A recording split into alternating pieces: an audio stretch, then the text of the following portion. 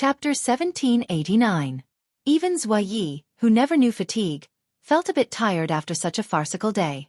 In order to defeat Earth Spirit Hall and make them return in defeat, Remilia had mustered up all her strength.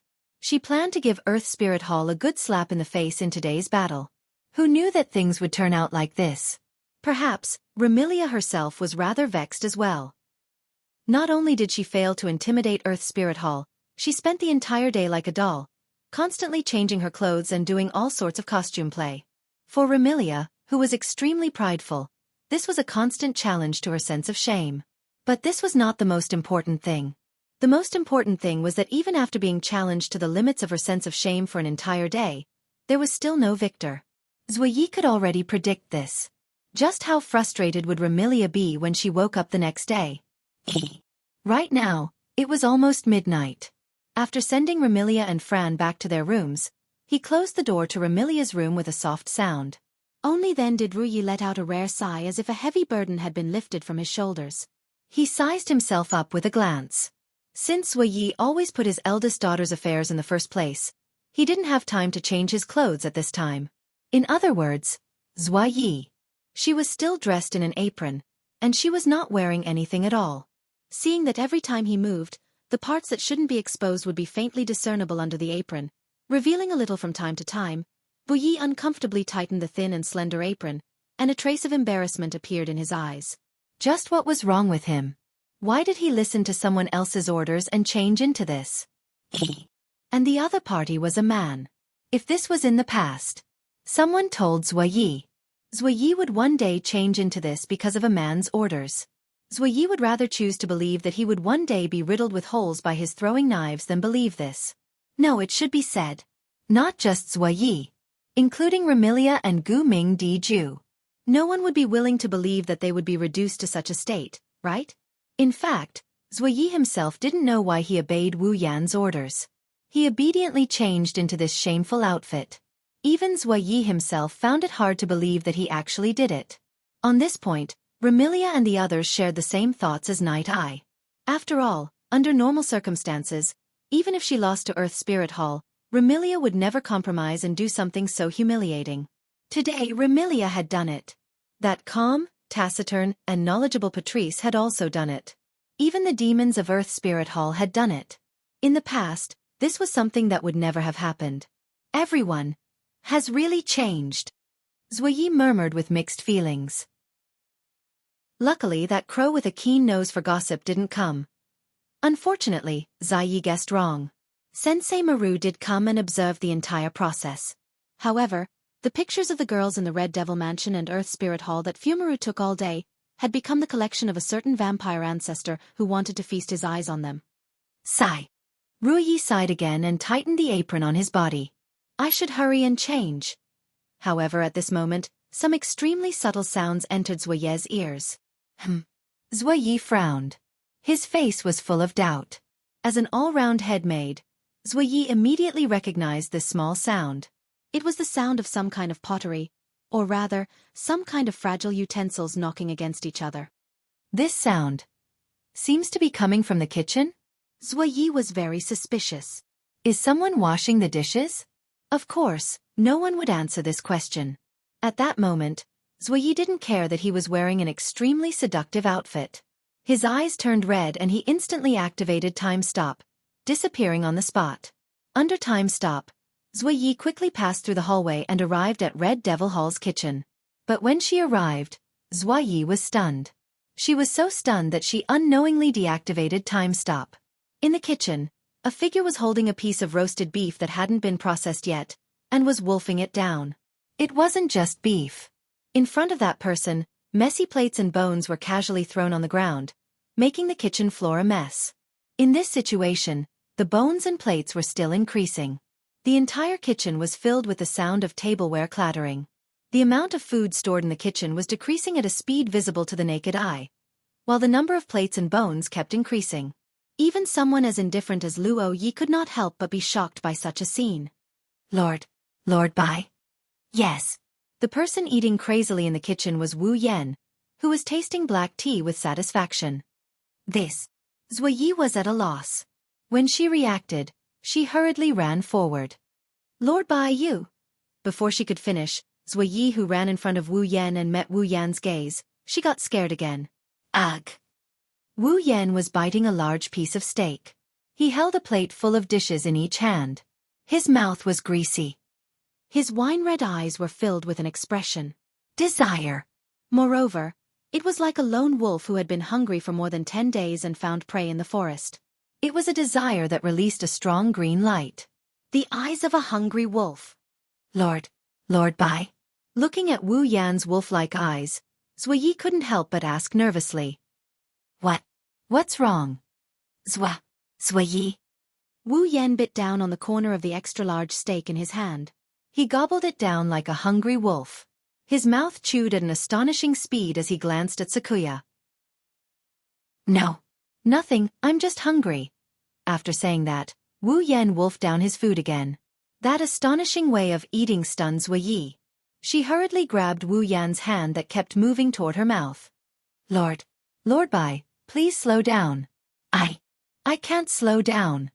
If Zui Yi stuttered because she was frightened by Wu Yan's eating manners, then Wu Yan stuttered because there was too much food in his mouth. Any slower. I'll starve to death. Zui Yi finally heard what Wu Yan was saying with his mouth stuffed with food.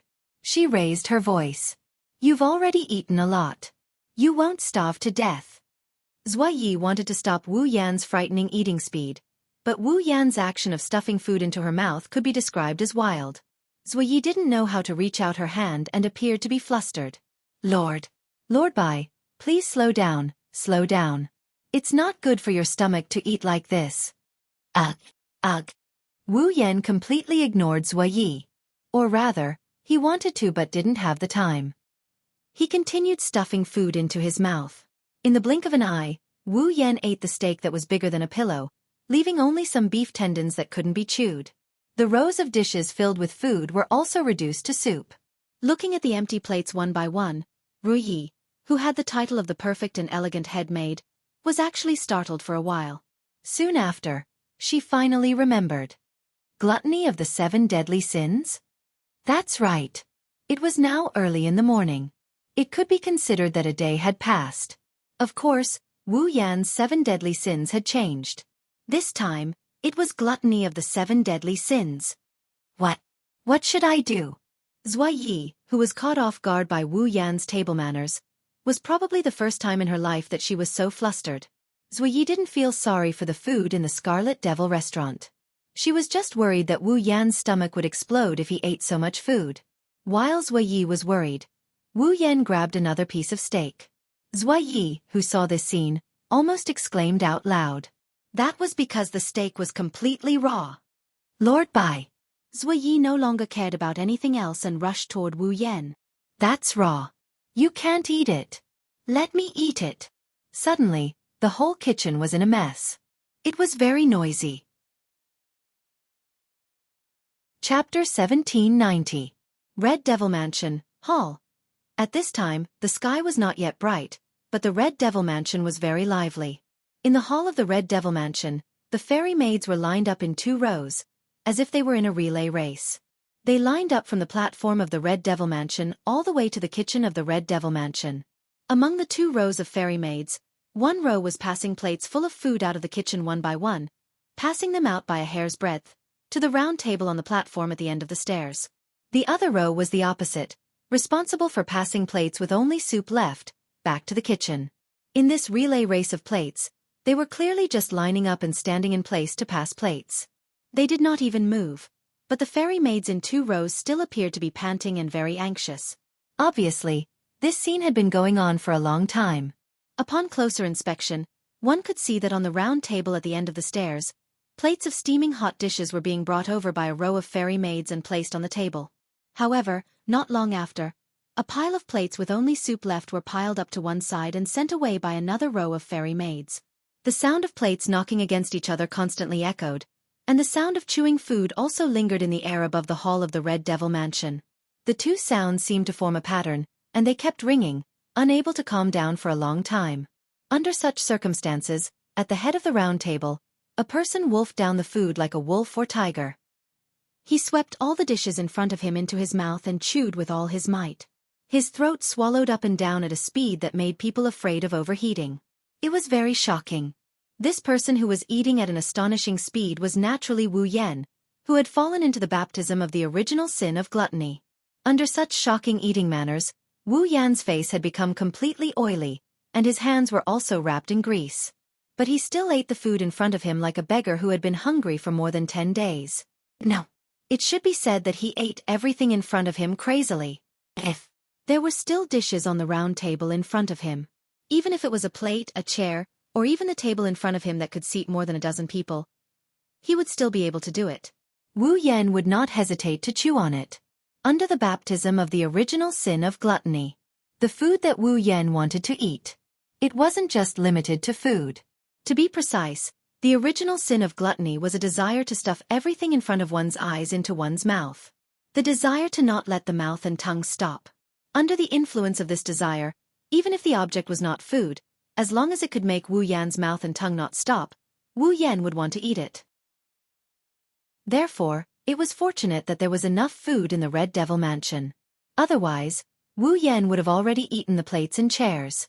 While Wu Yan ate like a maniac, the fairies and maids around him looked at him in horror. Not far away, a series of messy footsteps could be heard coming from the corridor.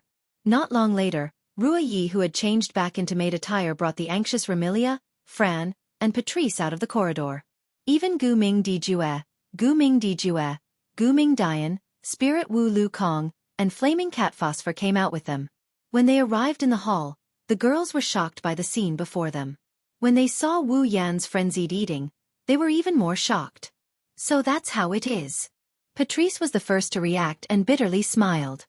Even Ruyi is so anxious. This situation is truly frightening. This is the original sin of gluttony? Gu Ming Dijue looked at the greasy face of Wu Yan and shook his head. The root of humanity's sin is truly terrifying. It's not just humans. As long as it's a living being with intelligence, it can't escape the restraints of the 7 sins. Patrice pressed down on the hat on her head.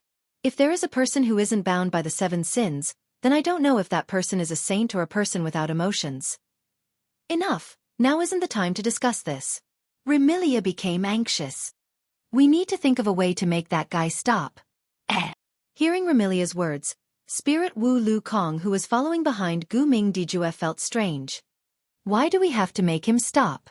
Can't we just let him eat if he wants to? Idiot! You really are an idiot. Flaming Cat Phosphor used a merciless tone to explain. The capacity of a human's stomach is limited. Even a normal monster is the same. Although I don't know if the man that caught Master's Eye is a human or a monster, but generally speaking, if he doesn't have any special abilities, his stomach will be filled to the brim with food. At that time, I'm afraid Bai's stomach will explode from all the food he ate. Remilia's voice became heavy. If that's the case, even if Bai has an immortal body, he won't feel good. But we can't stop him from eating, right? Gu Ming felt as if he had completely forgotten his own position. He had shifted his original position from fighting with Remilia to standing on the same side as Remilia. Gluttony doesn't sound like a big deal. It's just a craving for food. But if this craving is the root of the 7 sins, then it's too terrifying. Terrifying. Truly terrifying. Because under the influence of the original sin of gluttony, if they didn't let Wu Yan eat, or rather forcefully didn't let Wu Yan eat, then under that irresistible craving, Wu Yan would definitely do many crazy things. For example, he would destroy everything that stopped him from eating. For example, he would destroy everything that restrained him from eating. Furthermore, if he really couldn't eat, Wu Yan, who fell into an endless craving for food, would probably bite off his own tongue and swallow it into his stomach. Then, he would chew on everything that his mouth could touch. Even if that thing was a human. The sin of gluttony that had been raised to the extreme by the medicine of the Yonglin of 8 senses would turn Wu Yan into the most terrifying beast. He would eat everything in front of him and destroy everything that stood in his way. That would be much more terrifying than the arrogance, jealousy, rage, sloth, and greed from before. Therefore, they couldn't stop Wu Yan from eating, nor could they stop Wu Yan from eating. Now, Remilia and the others were in such a difficult situation. Brother! While Remilia, Gu Ming Dijue, and the other girls were in a difficult situation, Fran had come to Wu Yan's side at some point. She held a cup of water in her hand and brought it to Wu Yan. "Brother, drink some water, or you'll choke." Fran's words were filled with concern and worry, causing the craving in Wu Yan's heart that had not dissipated for a long time to ease slightly. His oily face squeezed out an ugly smile. "Thank you, Fran." With that, Wu Yan fiercely swallowed the cup of water that Fran had brought over.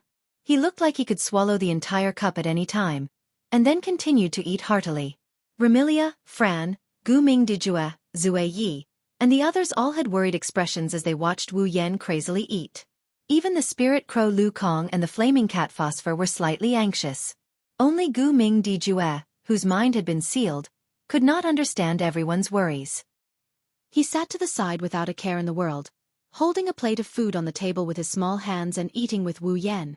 His face was filled with joy. In reality, Wu Yan knew better than Remilia and the others just how terrible his situation was. Although he really wanted to eat, Wu Yan's appetite did not increase with this desire. After eating so much in one go, his stomach was churning like a washing machine. The feeling of fullness in his abdomen attacked his nerves, causing Wu Yan great pain. Unfortunately, the desire to eat did not lessen at all, causing Wu Yan to become anxious. If he continued to eat like this, it would not be as simple as his stomach exploding and he would die from overeating. Wu Yan was most afraid that if he persisted in this state for an entire day, he would become anorexic the next day. At that time it would be really troublesome. What Wu Yan could think of, Remilia and Gu Mingdijue could naturally think of as well. At that moment, Remilia was the first to lose her cool. "No, we can't let him continue eating like this. But we can't stop him either." Gu Mingdijue, who had read Remilia's thoughts, stopped her from rushing forward. "Otherwise, Bai will definitely go crazy." "Then what should we do?" Remilia shouted angrily. "Do you have a way?" "This." Gu Mingdijue was speechless. Chapter 1791. While Remilia, Gu Mingdijue, and the other young ladies were at their wits' end and were getting anxious, Patrice walked out of the corridor leading to her library with an old magic book in her hand. Seeing this scene, Remilia, who was familiar with Patrice, asked in pleasant surprise, "Patrice, do you have a solution?" "It shouldn't be a problem." Patrice didn't give a confident answer.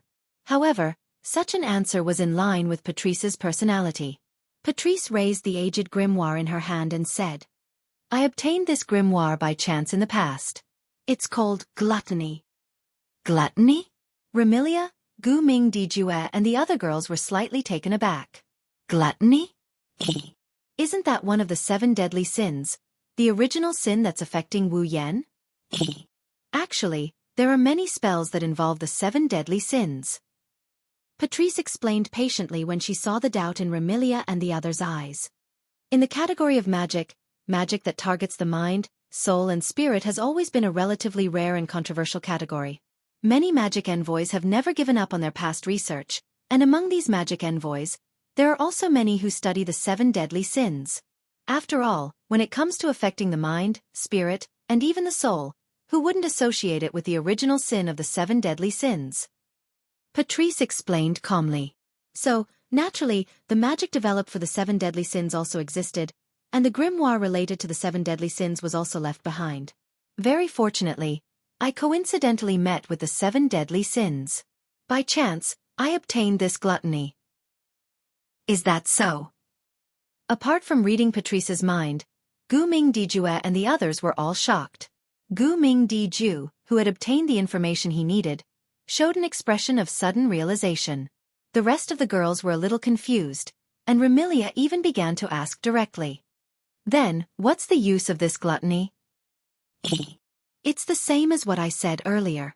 It can affect a person's mind, spirit, and even soul. It can draw out the sin in the depths of a person's heart. It's similar to the medicine used by the Moon People in the Forever Pavilion." Patrice placed the gluttony book in her hand and turned her eyes to the book. However, this gluttony can only draw out the original sin of gluttony from the depths of one's heart. But in terms of effect, it should be more effective than the medicine of the Moon People in the Forever Pavilion. Remilia, Gu Mingdijue, Zue Yi, Ling Wu Lukong, and Flaming Cat Phosphor could not help but glance at Wu Yan, who was still madly eating when they heard that. Their hearts chilled slightly. The effect was even stronger than that? Remilia, Gu Ming Di Ju, and the others didn't dare to imagine. But what we need to do is solve the problem of that guy's overeating. Remilia came to a realization. Why did you bring out this grimoire that can trigger the original sin of gluttony? Remy, generally speaking, magic that affects the mind, spirit, and even soul is hard to detect and control. If you're not careful, you might even fall into a state of being affected. Patrice's expression turned somewhat unnatural. Needless to say, Patrice recalled the time she tried to use the Book of Souls to plot against Wu Yan in the library. In the end, she suffered a backlash from the Book of Souls and suffered a loss. Therefore, generally speaking, a grimoire with related magic knowledge would more or less have a method to resolve the situation. Patrice suppressed the unnatural feeling in her heart and spoke. It's the same for this gluttony. Apart from recording the magic that causes the original sin of gluttony, there are also some magic spells that target it. I can use this gluttony to tamper with some of the side effects of the original sin of gluttony. Tamper? Remilia tilted her head in confusion. Simply put, as long as I use this grimoire named gluttony, I can borrow the effect of gluttony in the grimoire to decompose the food by 8 into pure magic residue and expel it out of the body. Patrice nodded. If that's the case, no matter how much White eats today, it will be instantly disintegrated into mana residue by the gluttony grimoire and expelled from the body. It's as if she didn't eat anything at all. Don't mention Remilia and Gu Ming Di Jue. Even Wu Yan, who can't stand the feeling of fullness in his stomach, is overjoyed. At this moment, the flaming cat behind Gu Ming Di Ju raised his hand like a primary school student who was about to ask a question. Isn't this too much of a roundabout way? Does this grimoire not have a method to directly eliminate the original sin of gluttony? Of course there is, Patrice said helplessly. It's just that, due to certain reasons, we can't let the Moon Man's medicine be affected. Otherwise the 5 sins would have been in vain. If he drank the medicine that could trigger the 7 deadly sins, he wouldn't be able to achieve his goal. So, we can only use this roundabout method. Leaving this sentence, Patrice didn't explain further. She turned around and shut her eyes. Boundless magical aura gushed out from her lovable body that was wrapped in loose pajamas. Like flowing water, the magical aura poured into the aged grimoire in her hand. Hum! The grimoire flickered with a faint radiance and floated up from Patrice's hand. Then, as though an invisible hand was flipping through the pages, the grimoire stopped at one of the pages. At the next moment, firefly-like light particles formed a dazzling Milky Way that flowed through the air and landed on Wu Yan's body. Enveloped by the light particles that looked like fireflies, Wu Yan, who is in the midst of his frenzied eating, could clearly feel the feeling of fullness that has been tormenting him for a long time. Slowly but surely, the feeling of fullness started to subside. As the feeling of fullness subsided, traces of mana started appearing in Wu Yan's body. It was the magic residue of the food that had been decomposed by the Book of Gluttony. Under the effect of gluttony, the mana residue slowly came out of Wu Yan's body like a black mist. Every bit of black mist that came out of Wu Yan's body reduced the bloated feeling in his stomach.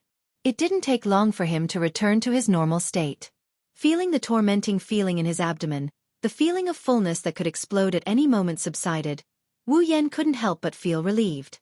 He continued to wolf down his food while sneering inside. How could he let the food that had tortured him for such a long time go to waste just like that? Wu Yan mobilized the mana within his body. Like a ferocious tiger, his mana pounced on the dregs that haven't dissipated yet. Like a furnace, he refined the dregs into pure mana and slowly absorbed it. Under these circumstances, the black mist coming out of Wu Yan's body slowly dissipated and didn't appear again. Seeing this, Remilia, Gu Ming, and the others were stunned. Patrice was also stunned for a moment before she cried out in surprise. He refined the dregs of magic power into pure magic power and absorbed it? It was natural for Patrice to be shocked. If mana was like gasoline that could ignite flames, then the residue of mana would be the carbon dioxide released by the burning gasoline. Who could refine carbon dioxide and turn it back into gasoline? Wu Yan was doing the same thing. Let alone Patrice. Perhaps no other magician in the past had ever done such a thing. That was why Patrice was so shocked. Of course, Patrice didn't know that Wu Yan cultivated the best magical power cultivation method. In addition, he had the body of a true ancestor that had the strongest magical powers among all races. That was why he was able to do something that went against the common sense of magic. Patrice didn't know that Wu Yan cultivated the best magical power cultivation method, but she knew that the true ancestor was the race with the strongest magical powers. She could guess the reason behind it and felt complicated. For the first time, Patrice started to ponder. Yakumo Bai, the true ancestor that should have disappeared in the river of history. Where did she come from? How did she come to be? No matter how one looked at it, he was a mysterious man. Chapter 1792. Time trickled by as Wu Yan continued to eat.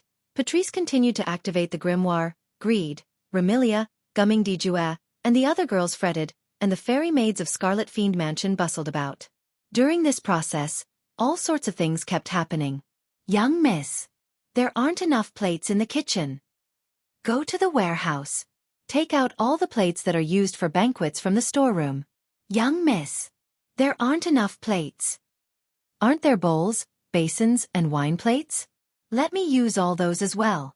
Young miss. A maid fell asleep from exhaustion. She won't die from not sleeping for a day. Since she's a fairy, endure it. Wake her up. Young miss. There isn't enough food in the kitchen. Hurry up and buy some. Young miss. The maid who came back can't enter. What? Young miss said she doesn't recognize the maid's face and won't let her in no matter what. China. Do you believe that I won't suck your blood dry? The fairy maid's anxious reports and Remilia's exasperated roars echoed throughout the Red Devil Mansion, causing the mansion to be in a noisy state for the entire day. It was even livelier than the banquet. Originally, these miscellaneous matters should be handled by the butler Wu Yan or the head maid Ruo Yi.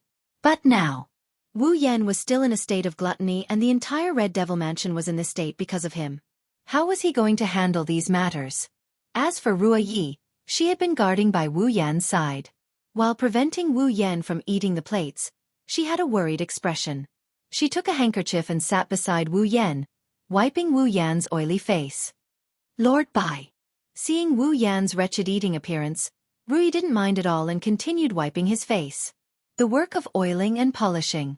Her gentle voice drifted into Wu Yan's ears as she carefully wiped off the greasy soup on Wu Yan's face. Slow down. Be careful not to choke. Luo Yi. Hearing Luo Ye's soft voice, Wu Yan was still eating and drinking. However, his movements also slowed down slightly. After vaguely responding to Zhua Yi, he continued to grab the dishes on the plate in front of him and started to chew on them. She couldn't help but stare at Wu Yan who was wolfing down the food. Zhe Ye's icy blue eyes softened. Perhaps it was because every woman had a trace of maternal instinct hidden in her heart. During this period of time, she had been taking care of Wu Yan, who kept causing trouble for others. While feeling helpless, it seemed that her feelings for Wu Yan had become more and more special. After all, if it was in the past, Zui Yi would never have this kind of gaze, even if it was the young lady he was loyal to.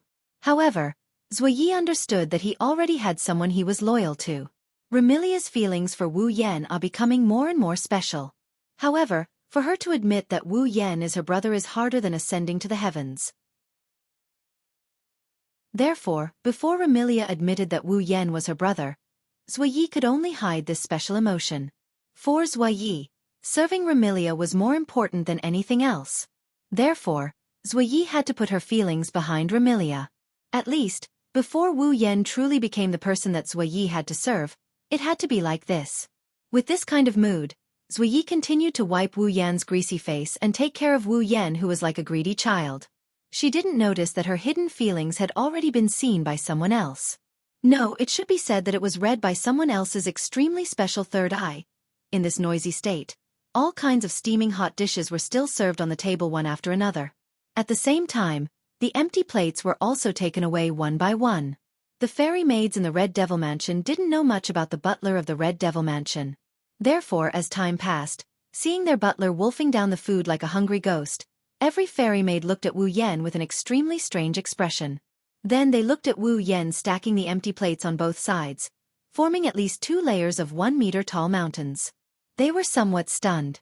For the first time, these fairy maids knew that their boss could eat so much. In the blink of an eye, it was already afternoon. Not long after, Wu Yan would welcome the original sin of gluttony.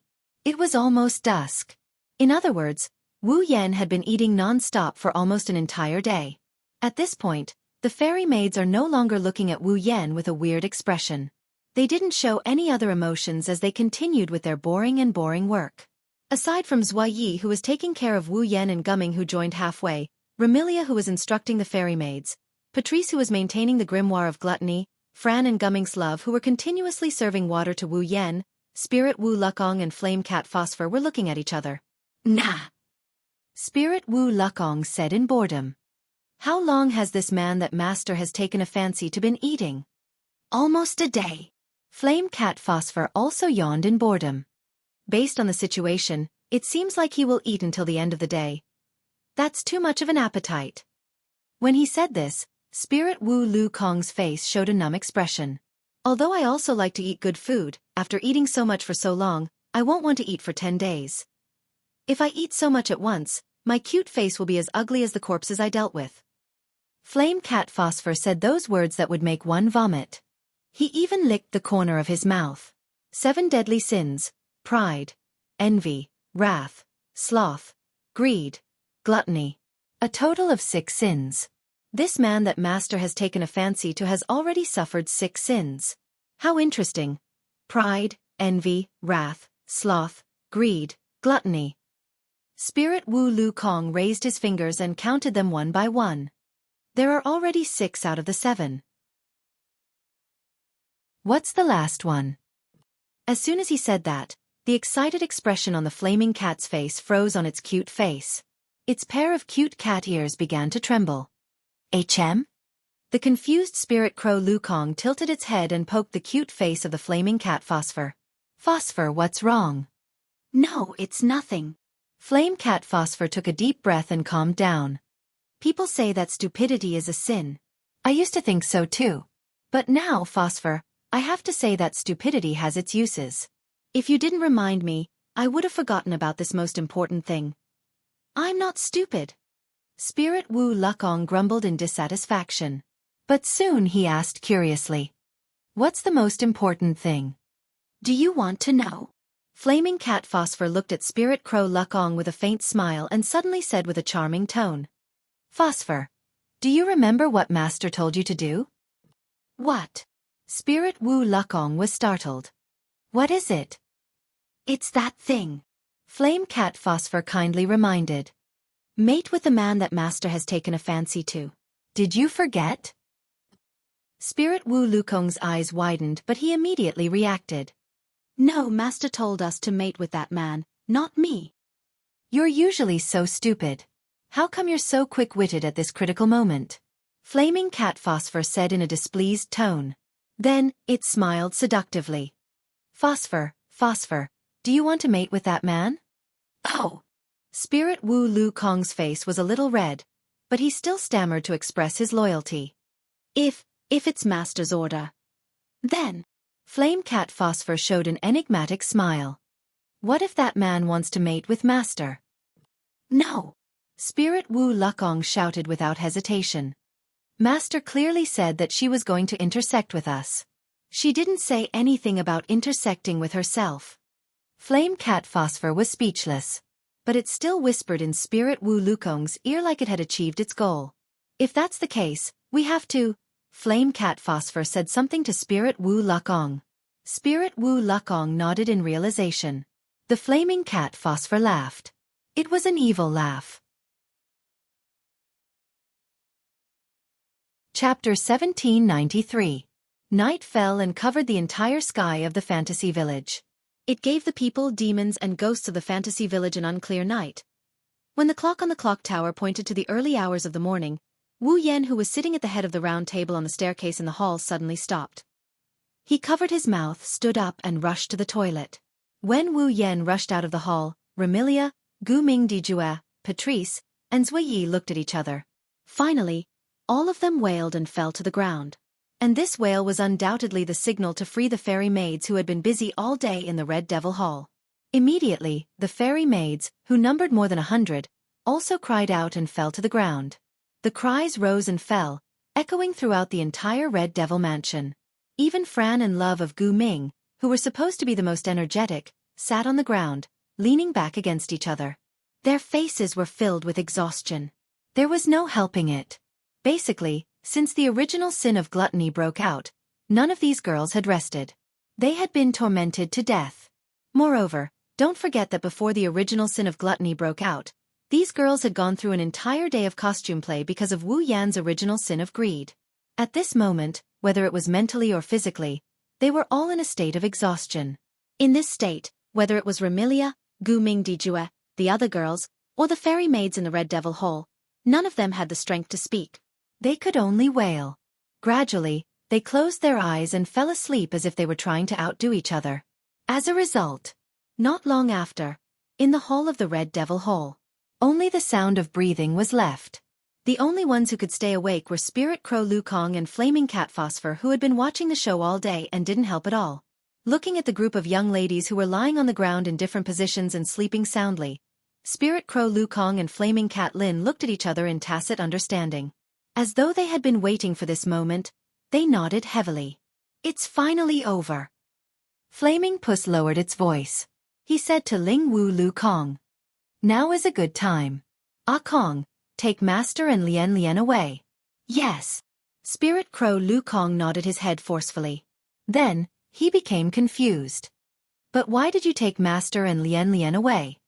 "You idiot!" Flaming Pussy Phosphor said in disappointment. "Didn't I tell you that it would be dangerous for Master and Lian Lian to stay here?" "That's right." Ling Wu Lu Kong suddenly understood. However, he immediately asked in confusion, "If that's the case, wouldn't the people of the Red Devil Mansion be in danger if we only take Master and Lian Lian away?" "That's why I said you're an idiot." Flaming Cat Phosphor sighed. "If you don't leave them here, you'll be in trouble." Later, the man that Master has taken a fancy to will definitely cause trouble. "What is it?" The Spirit Crow murmured to itself. "What is it?" "Forget it. I'm not going to explain it to you." The Flaming Puss snapped. "If you want to stay and copulate with the man that Master has taken a fancy to, I don't have any objections." Flaming Pussy Phosphor didn't care about Ling Wu Lu Kong anymore. He tiptoed towards Gu Ming Di Ju and Gu Ming Di Lian.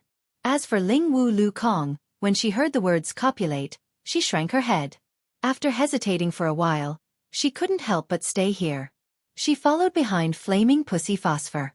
Then, Ling Wu Lu Kong and Flaming Pussy Phosphor picked up Gu Ming Di Ju.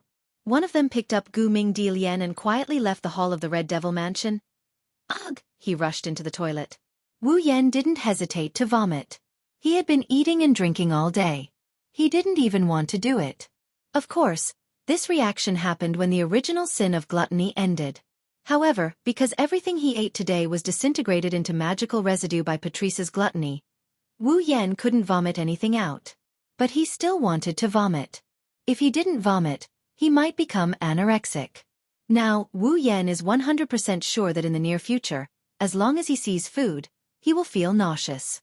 Even if he doesn't feel nauseous, he won't have any appetite. The hunger that had been tormenting him for the whole day had disappeared without a trace.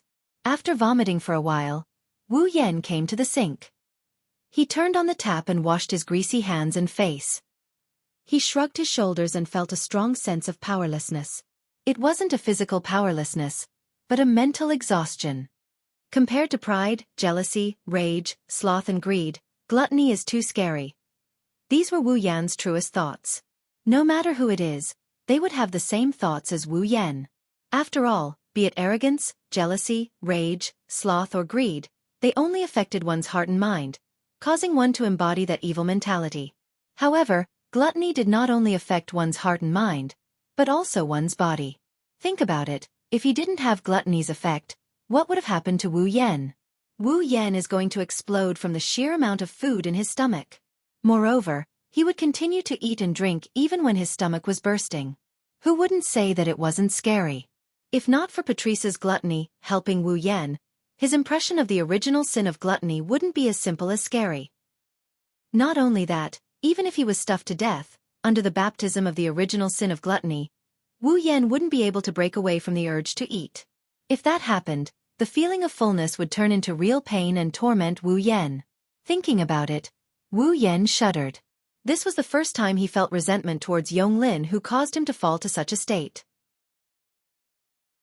In the end, I'll let it go if I can get what I want, but if I can't, I'll play a bullet comment game with that wretched Yonglin even if I have to activate the red jade mode.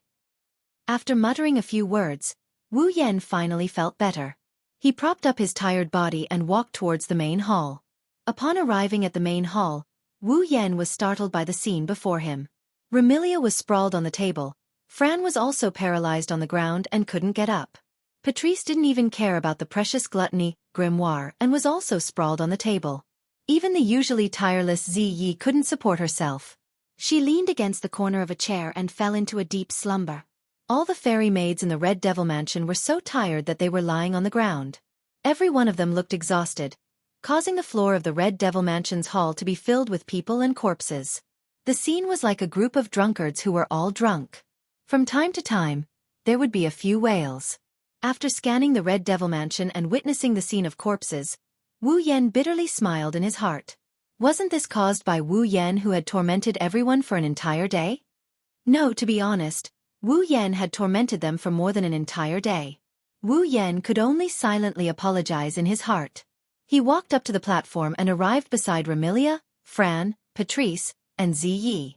Compared to the fairy maids who were casually sprawled on the ground, Remilia, Fran, Patrice, and Ziyi didn't appear sloppy even though they had collapsed. However, this still made Wu Yan scratch his cheek helplessly. Even Night Saber has fallen? With such a helpless mood, Wu Yan arrived beside Patrice, who was closest to him. He extended his hand and placed it on Patrice's waist. Originally, Wu Yan wanted to carry Patrice back to her room to rest.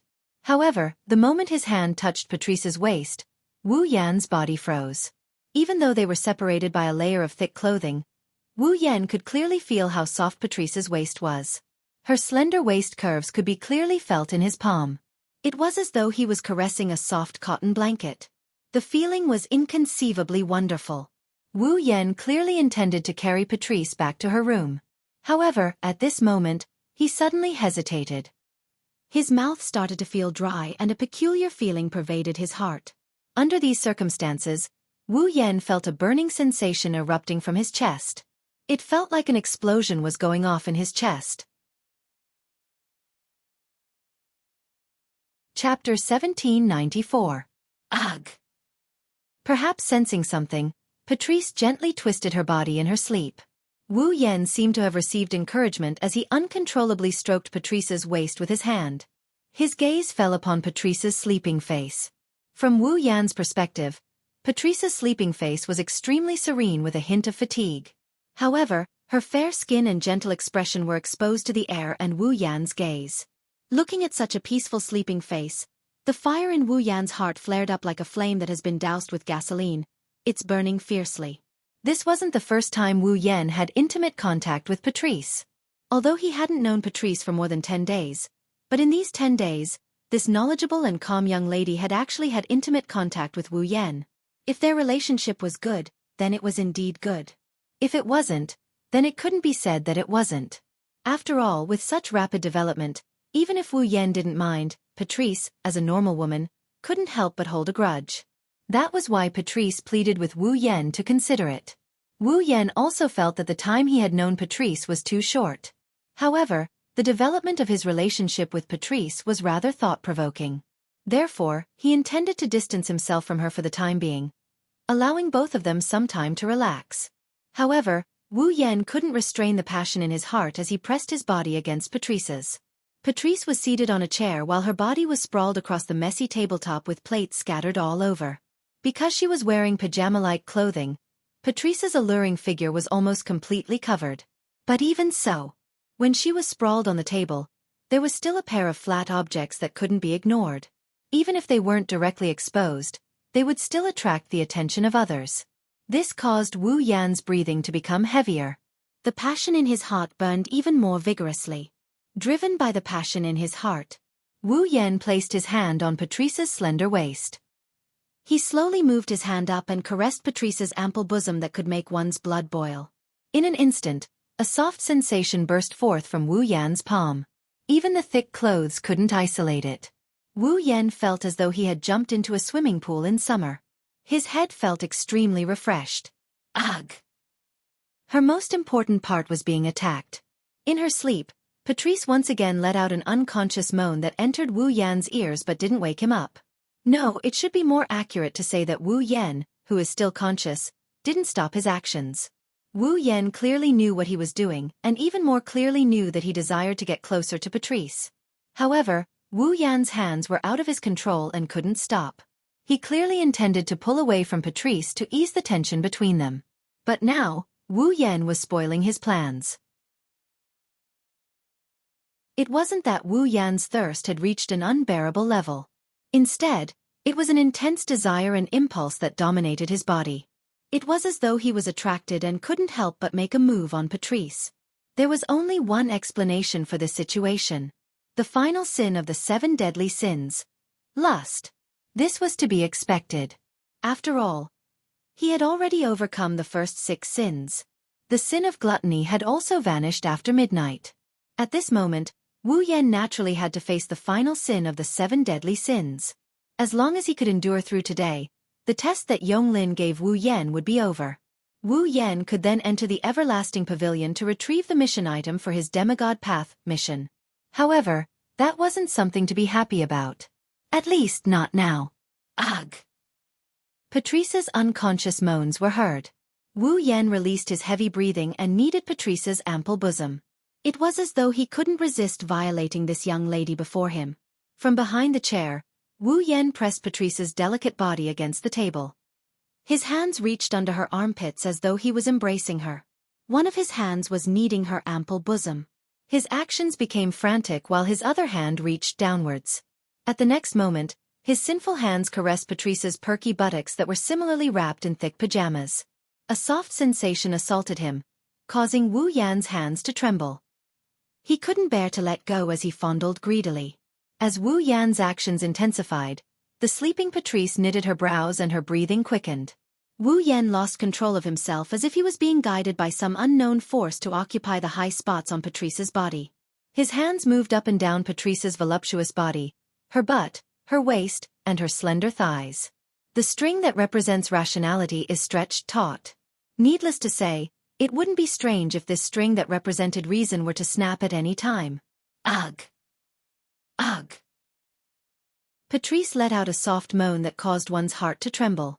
Her eyelids and lips trembled as a blush surfaced on her charming face. Hearing such moans, Wu Yan couldn't help but reach his hands into Patrice's thick clothes, yearning for closer contact. At this moment, Patrice couldn't continue sleeping. After knitting her brows tightly, her eyebrows trembled and she abruptly opened her eyes. Wah! What's wrong? As soon as she woke up, Patrice felt that something was wrong with her body. She turned around in a daze and saw Wu Yan panting heavily. Then, her body and expression stiffened and her eyes revealed a flustered expression. You! What are you? Patrice, who wanted to ask more questions, reacted before the words left her mouth and cried out in surprise. Could it be the last sin of the 7 deadly sins? Upon realizing this, not only was Patrice flustered, but her heart was also in a mess. If it was really the last sin of the 7 deadly sins, then Patrice felt that she was in big trouble. On the other hand, Wu Yan looked at Patrice's slightly parted lips. He leaned forward and kissed her on the lips. Wait! Ugh! Ugh! Before Patrice could beg for mercy, her delicate tongue was captured by Wu Yan's large tongue and tasted carefully. Ugh! Chirp! Tsk! Ugh!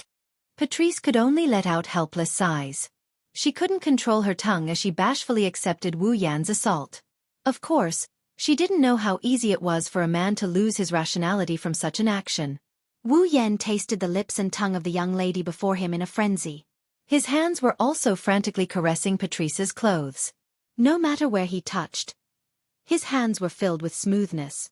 In addition to Patrice's seductive moans, Wu Yan finally couldn't endure it any longer. Ah! Following Patrice's purposely suppressed exclamation, a ripping sound reverberated throughout the Red Devil Mansion's hall. That was the sound of Patrice's heavy pajamas being violently torn apart by Wu Yan. You! What are you doing? Patrice was unable to conceal her panic. She clutched at her tattered clothes in an attempt to cover her exposed body as she curled up into a ball on the chair. Patrice. Wu Yan rested his chin on Patrice's shoulder and spoke with difficulty while breathing heavily. I'm afraid you can only tell me the answer to that question of yours now. Patrice's delicate body trembled violently as she clutched the tattered clothes on her body. Her eyes flickered with panic, bashfulness, and anger. But more than that, there was hesitation and struggle. Patrice knew that Wu Yan could no longer control himself. The final sin of the 7 deadly sins. This sin seemed to be a declaration that Patrice was running out of time. Patrice understood that she had to give an answer now. If you don't want to, then say it now. Wu Yan moved his chin back and he started kissing her smooth shoulder. While I can still control myself, give me an answer immediately. Otherwise, you won't have the chance to regret later. I. Patrice's eyes were filled with hesitation and struggle.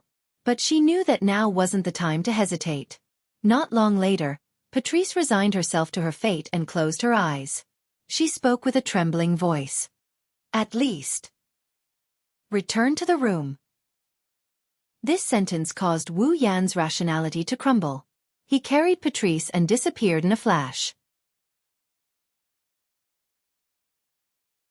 Chapter 1795. The Scarlet Devil Mansion had very few windows. At the very least, Remilia's room was windowless. When dawn arrived and the sunlight sprinkled down, it was hard for the residents of the Scarlet Devil Mansion to notice. However, the instant dawn arrived, Wu Yan gradually awoke from his sleep with a hazy feeling. Oh! As though sensing Wu Yan's awakening, a soft murmur resounded, drawing Wu Yan's attention to his front. Over there, a beautiful girl with long purple hair is lying on top of Wu Yan. She looked like she lost all her bones. She looked like she's paralyzed. Her slender thighs seemed to have lost all strength as they gently rested on Wu Yan's thighs. Her eyes were tightly shut as her lips were pressed against Wu Yan's body. Her sweet breaths hit Wu Yan's skin and brought about an itchy sensation. At this moment, Wu Yan's hands were holding onto Patrice's ample bosom, pinching it neither lightly nor heavily. His other hand was gently caressing Patrice's round buttocks, causing her to moan comfortably like a little kitten. It was truly adorable. Patrice's state clearly indicated what kind of devastation she went through last night. Under the urging of the last of the 7 deadly sins, Wu Yan pulled Patrice. The two of them fought for an unknown amount of time.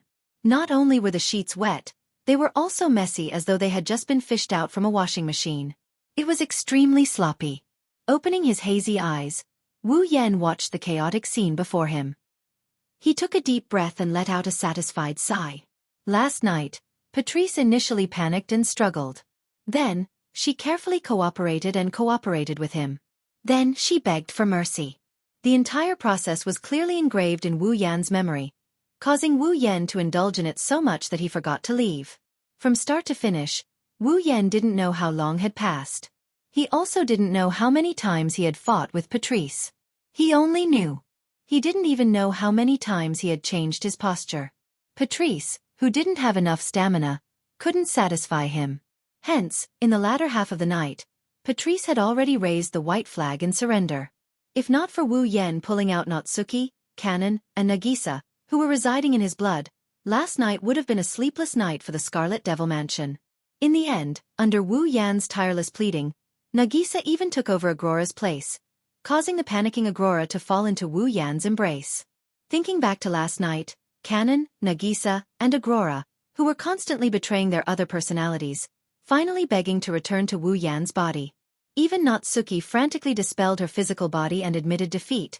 Wu Yan couldn't help but laugh in his heart. Therefore, only Patrice was left in a mess, sleeping in Wu Yan's embrace. Her plump bosom was undulating, and her body was covered in a thin layer of sweat. Her fair skin was flushed red like a rose. Her appearance was simply too beautiful. Hugging the unconscious Patrice and feeling her smooth skin, Wu Yan's dormant passion seemed to have awakened. Wu Yan bitterly smiled and retracted his hand with difficulty.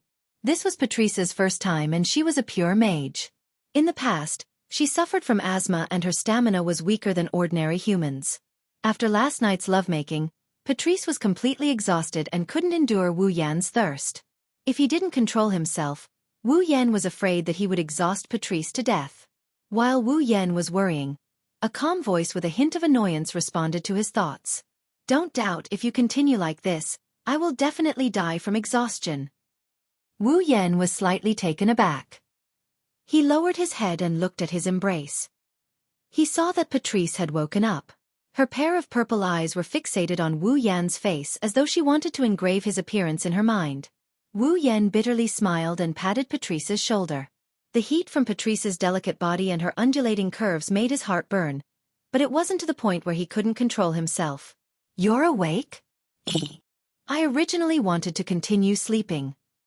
Patrice moved her body, but her body was limp and she couldn't muster any strength. She could only squint her eyes and speak in a languid voice. But if I don't get up and Remy and the others find out, it will be terrible. If they find out, so be it, Wu Yan said with a puzzled expression. Why are you being so secretive? You may be shameless, but I am. Perhaps because she was caught off guard and lost her virginity, the usually calm and composed Patrice couldn't speak in a pleasant tone. She struggled to sit up with her limp body. As she stood up, her round and full breasts rose and fell violently, causing Wu Yan's eyes to almost pop out. Don't look.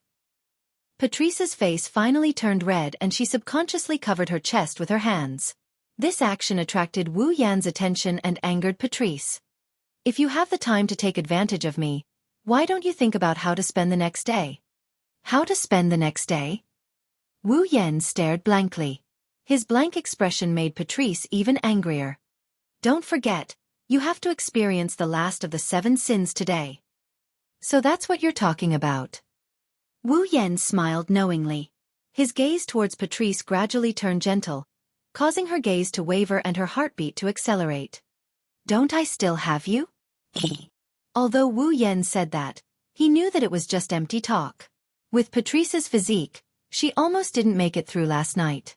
If it wasn't for Natsuki, Nagisa, Kanon, and Aurora, she definitely wouldn't have made it through so easily. Moreover, Wu Yan didn't know how to account for Patrice.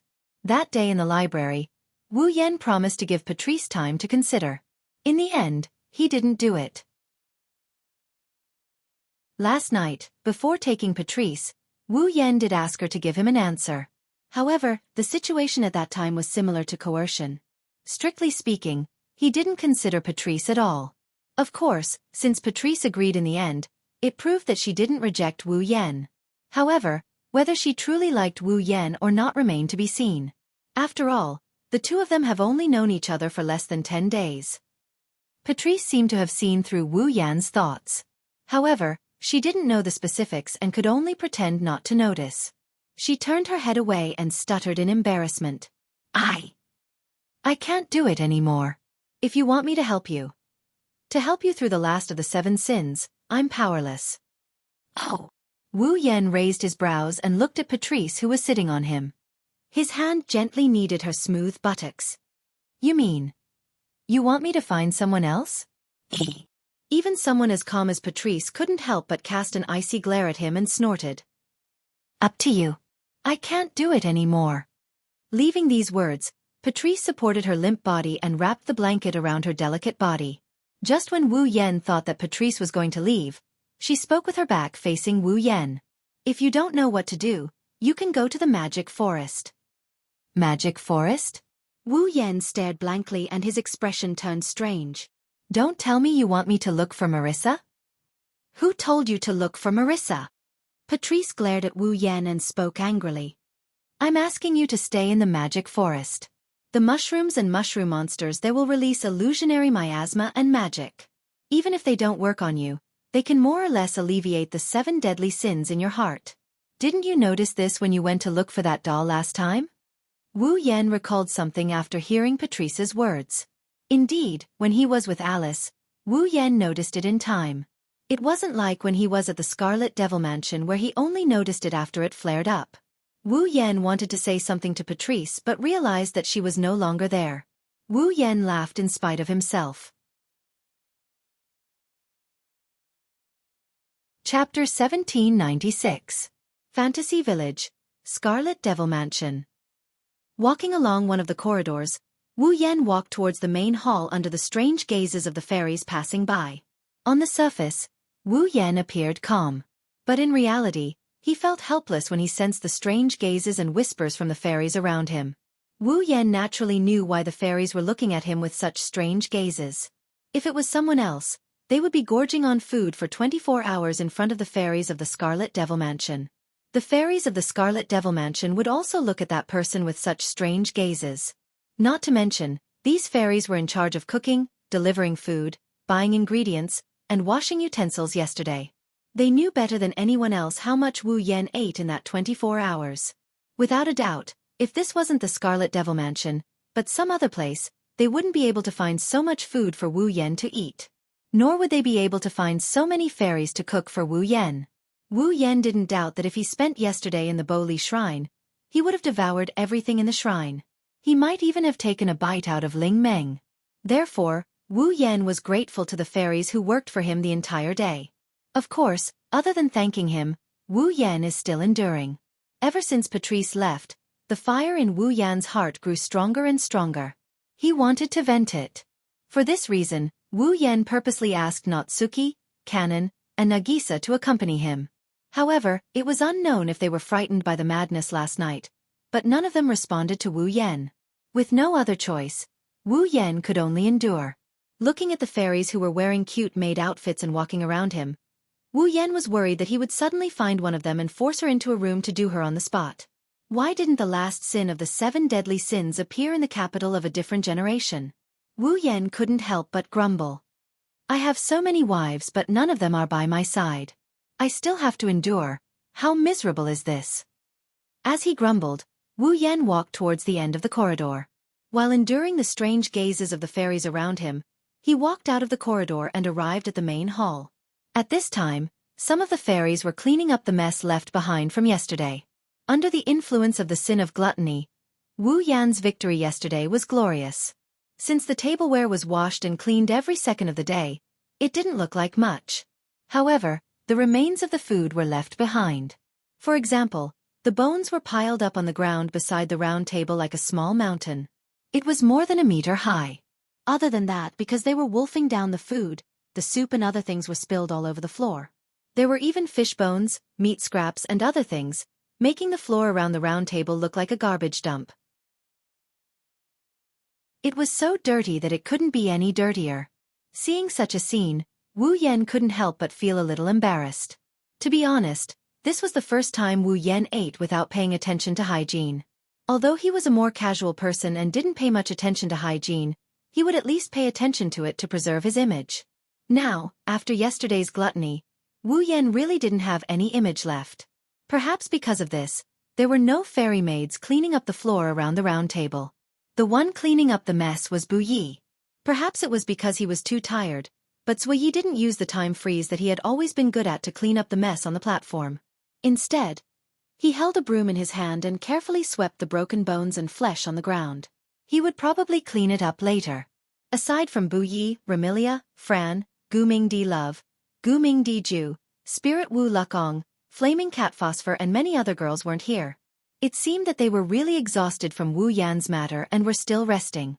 Looking at Sakuya who is cleaning up the mess on the platform, Wu Yan scratched his cheeks and said with a bit of embarrassment, "That. Is there anything I can help you with?" Hearing the voice, Bu Yi paused and turned around to look at Wu Yan. When she saw Wu Yan scratching his cheek embarrassedly, she couldn't help but chuckle.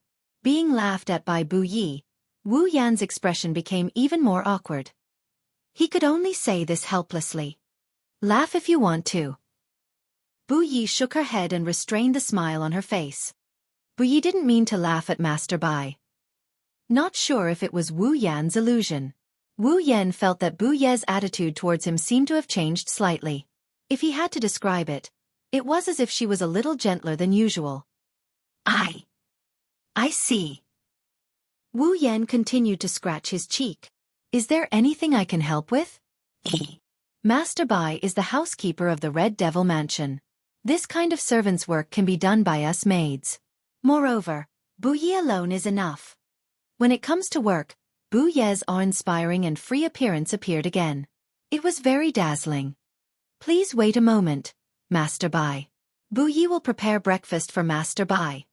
Hearing Bu Ye's words, Wu Yan's head shook vigorously like a rattle drum. No, no, no, no. Don't ever talk about food again. Please. Hearing this, Bu Yi couldn't help but smile. Then she seemed to think of something and looked at Wu Yan with a little worry and a little strange. Then, did Master Bai feel anything strange today? Strange. Wu Yan looked at Nuyi suspiciously. When he saw the worried and weird expression on her face, he understood what is going on. Because yesterday was too busy and chaotic, perhaps everyone forgot that Wu Yan still had the last of the 7 sins to experience, including Bu Yi. But now, Zui Yi should have remembered, and she should know what the last sin of the 7 sins is. That's why she looked at Wu Yan with such a weird expression. This undoubtedly made Wu Yan feel even more awkward and ashamed. However, he couldn't help but secretly look at Bu Yi. She was wearing the usual blue and white maid uniform. Her fair arms below her shoulders and smooth thighs below her knees were directly exposed to the air. This was Bu Ye's outfit. In terms of figure, Bu Yi naturally wasn't as good as Patrice. However, Wu Yan did have an intimate encounter with her before. Although he didn't see her body directly, he did feel the curves of her body. It might be an exaggeration to say that she's voluptuous, but her figure is definitely exquisite. At the very least, she still has some of the places that she should have. As for the figure, it was just a side effect. The most attractive part of Bu Yi was that she had an extremely delicate face and a temperament that others couldn't match. Perfect and chic. This description was the most essential summary of Bu Yi. Basically, no man wouldn't be tempted by such a perfect and chic head maid. Wu Yan, who was closer to Bu Yi and felt her charm, was even more so. Thus, in his heart, the fire that was bitterly suppressed began to burn fiercely in Wu Yan's eyes. Of course, Sakuya felt Wu Yan's burning gaze. At that moment, while feeling a little uncomfortable, Bu Yi said with a stern face, "It seems that Lord Bai will bring a lot of trouble to everyone today." This sentence made Wu Yan sober up a little. He looked at Bu Ye's eyes that were looking directly at him. The worry and strangeness were still there. In addition, there was also a bit of vigilance. Wu Yan couldn't help but pinch himself. "I will go out later." What he meant was that he would go out today and wouldn't bring trouble to the people of the Red Devil Mansion. Little did he know that what Bu Yi was most worried about was that Wu Yan would run out. "Lord Bai," Bu Yi said as if she was trying to persuade him, "you'd better not go anywhere today. Otherwise, you will definitely cause more trouble." "That's true." Wu Yan glanced at Bu Yi with a faint smile. Then, "Bu Yi, will you accompany me today?" "Me?" Bu Yi was stunned for a moment. Then she blushed and turned her head away. "Bu Yi is just a servant. Lord Bai, please don't make fun of me." After saying that, Bu Yi took the cleaning tools and left the scene. Her figure was a little embarrassed, which made Wu Yan laugh in his heart. R1152 Varwo Sode config equals SID 23130 AID 1036. Chapter 1797. Fantasy Paradise. Magic Forest. Kachi Kachi Kachi rhythmically stepped on the ground full of leaves and branches. Walking in the forest that is as humid as a tropical rainforest, Wu Yan took a deep breath. This kind of action was actually very unwise. As long as one was in the fantasy village, one would know that the air of the magic forest was filled with many spores and miasma released by the mushroom monsters that could cause people to fall into hallucinations. If an ordinary person inhaled it, not only would they suffer from hallucinations, but in serious cases, they would even become delirious. Was it wise to take a deep breath in the magic forest, where the air was filled with spores and miasma, a wise move? If this action was carried out too many times, not to mention ordinary humans, even ordinary monsters, fairies, and spirits would fall into hallucinations and be unable to extricate themselves. Of course, Wu Yan is no ordinary human, nor is he an ordinary yokai. In terms of strength, level, and bloodline, Wu Yan is the best of the best. Even in genjutsu, he is blessed by the gods. Spores and miasma won't make him fall into a hallucination. However, Patrice wasn't wrong. The illusionary spores and miasma inside the magic forest can't affect Wu Yan. But, it's like some kind of chemical that can calm down the restless sins in his heart. However, It wasn't as if it was calmed down. Even though he was taking deep breaths in Magic Forest, Wu Yan's desire for the opposite sex was still throbbing. He was constantly thinking about the curvaceous bodies of the beautiful young ladies he knew. The effects of the spores and miasma in Magic Forest that could induce hallucinations could only be diluted. It's like diluting his desire for the opposite sex. It can only soothe his impulsive and passionate desire for the opposite sex. Of course. If that's all, it would be a great help to Wu Yan.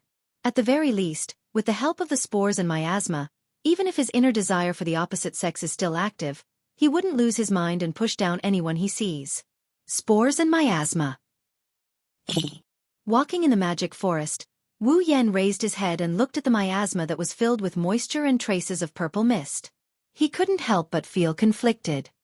Forget about the miasma, but the spores and whatnot, even if it doesn't affect me, it's still a little disgusting.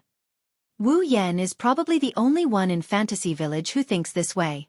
After all, unlike the outside world, there were humans living in Fantasy Paradise. Their common sense was completely different from the common sense of the outside world. In the hearts of the humans in Fantasy Paradise, not to mention absorbing spores, if any monster's flesh could cure their illness, they definitely wouldn't mind taking a bite. This was the difference between Fantasy Paradise and the outside world, the fundamental difference in concept. Wu Yan is different from them. He's a bit resistant to absorbing spores and stuff like that. It's even more impossible for him to eat the flesh of some yokai, but now's not the time to be fussing over such trivial matters. Compared with the behavior of pushing down anyone he saw, it was much better to be a little disgusting. Wu Yan didn't want to get the title of Fantasy Paradise Bulldozer or Perverted Vampire Ancestor when he returned to normal tomorrow. Forget it. Thinking of this, Wu Yan was also a little relieved. Anyway, the spores and miasma in Magic Forest have the effect of increasing magic power, even if the increase is not as good as sitting down and meditating for a while. At least it's better than not getting anything at all. Or rather, even if he absorbed spores and miasma in Magic Forest for an entire day, the amount of magic power that Wu Yan could get was not as good as sitting down and meditating for a while. It couldn't be helped. Wu Yan's magic power was too large and very pure. It was far from being comparable to ordinary magic power. In addition, Wu Yan also used the body of a true ancestor and the top magic power cultivation method to cultivate his magic power. The amount of magic power that he cultivated was not small. Therefore, absorbing the spores and miasma in Magic Forest may be a good shortcut for an ordinary mage to improve their magic power. But for Wu Yan, it was a bit useless. Even Marissa and Alice, who lived here all year round, could not get magic power improvement, let alone Wu Yan. The effect was almost negligible. Sigh. With a sigh, Wu Yan grabbed his hair. I have to stay here all day. Where should I go? In the Magic Forest, Wu Yan is not without a place to go. Marissa lived in the Forest of Magic, and so did Alice. Visiting Marissa and Alice should be a good way to pass the time. If it was in the past. Haha. Wu Yan smiled bitterly. If I go visit Marissa and Alice now, it will cause all kinds of trouble, right? Such as pushing them down, or pushing them down, or pushing them down. Sigh. Sighing again, Wu Yan folded his arms. Maybe I should go walk around or find a place to sleep. Unfortunately, Wu Yan was destined to go against his wishes. Just as he finished talking to himself, a kind voice came from behind Wu Yan. It sounded like someone was trying to give him advice. If you don't know where to go, I can recommend you a good place. Wah! The sudden voice startled Wu Yan, who was still talking to himself. He screamed reflexively. Ah! Wu Yan's shout seemed to have startled the other party. Then, a cute squeal rang out, attracting Wu Yan's attention. Behind Wu Yan's back, a cute girl is suspended in mid-air while maintaining a screaming posture. She was wearing a very ordinary white shirt and a black pleated skirt. She had shoulder-length black hair and a red hexagonal hat on her head. She had a pair of raven wings on her back. The person who came was Takamaru, one whom he met not long ago. It's you? Wu Yan was surprised. Paparazzi-wen?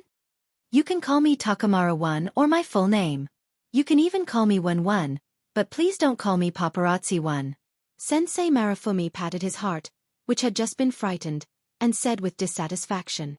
I'm a responsible reporter, not a paparazzi. Okay, paparazzi 1. Got it, paparazzi 1. Wu Yan nodded and touched his chin. But, I didn't expect you to make such a cute sound. Is this still the paparazzi I know? I said I'm not paparazzi 1. A look of anger and embarrassment appeared on Saimaru's face. It seemed that he was a little embarrassed for making such a cute sound. Also, strictly speaking, before today, we didn't know each other. No, it should be said that we only know each other's names. Don't talk as if you know me very well. Am I not cute? Hearing Takamaru Wen's words, Wu Yan looked at Takamaru Wen who was floating in front of him. It had to be said that Saimaru Fumi was indeed very cute. His figure was not tall, nor was it plump, but the places that should be big were big, and the places that should be small were small. He had a standard figure, and was a bit better than Sakuya. Noticing this, Wu Yan's heart started to stir. He couldn't help but gulp down his saliva. Seeing this scene, marksman Marifumi first flew a short distance back vigilantly before chuckling. Looks like my charm hasn't decreased. Although I'm attracted to the butler of the Scarlet Devil Mansion who is in the 7th sin. Hearing this, Wu Yan suppressed the fire in his heart and smiled helplessly and confusedly. So, you know all about it? Humph. Takamaru Wen proudly puffed out his chest and put his hands on his waist. You can't find anything in the fantasy village that I don't know.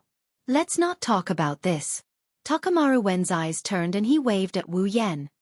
Hey, butler over there, you don't know where to go, right?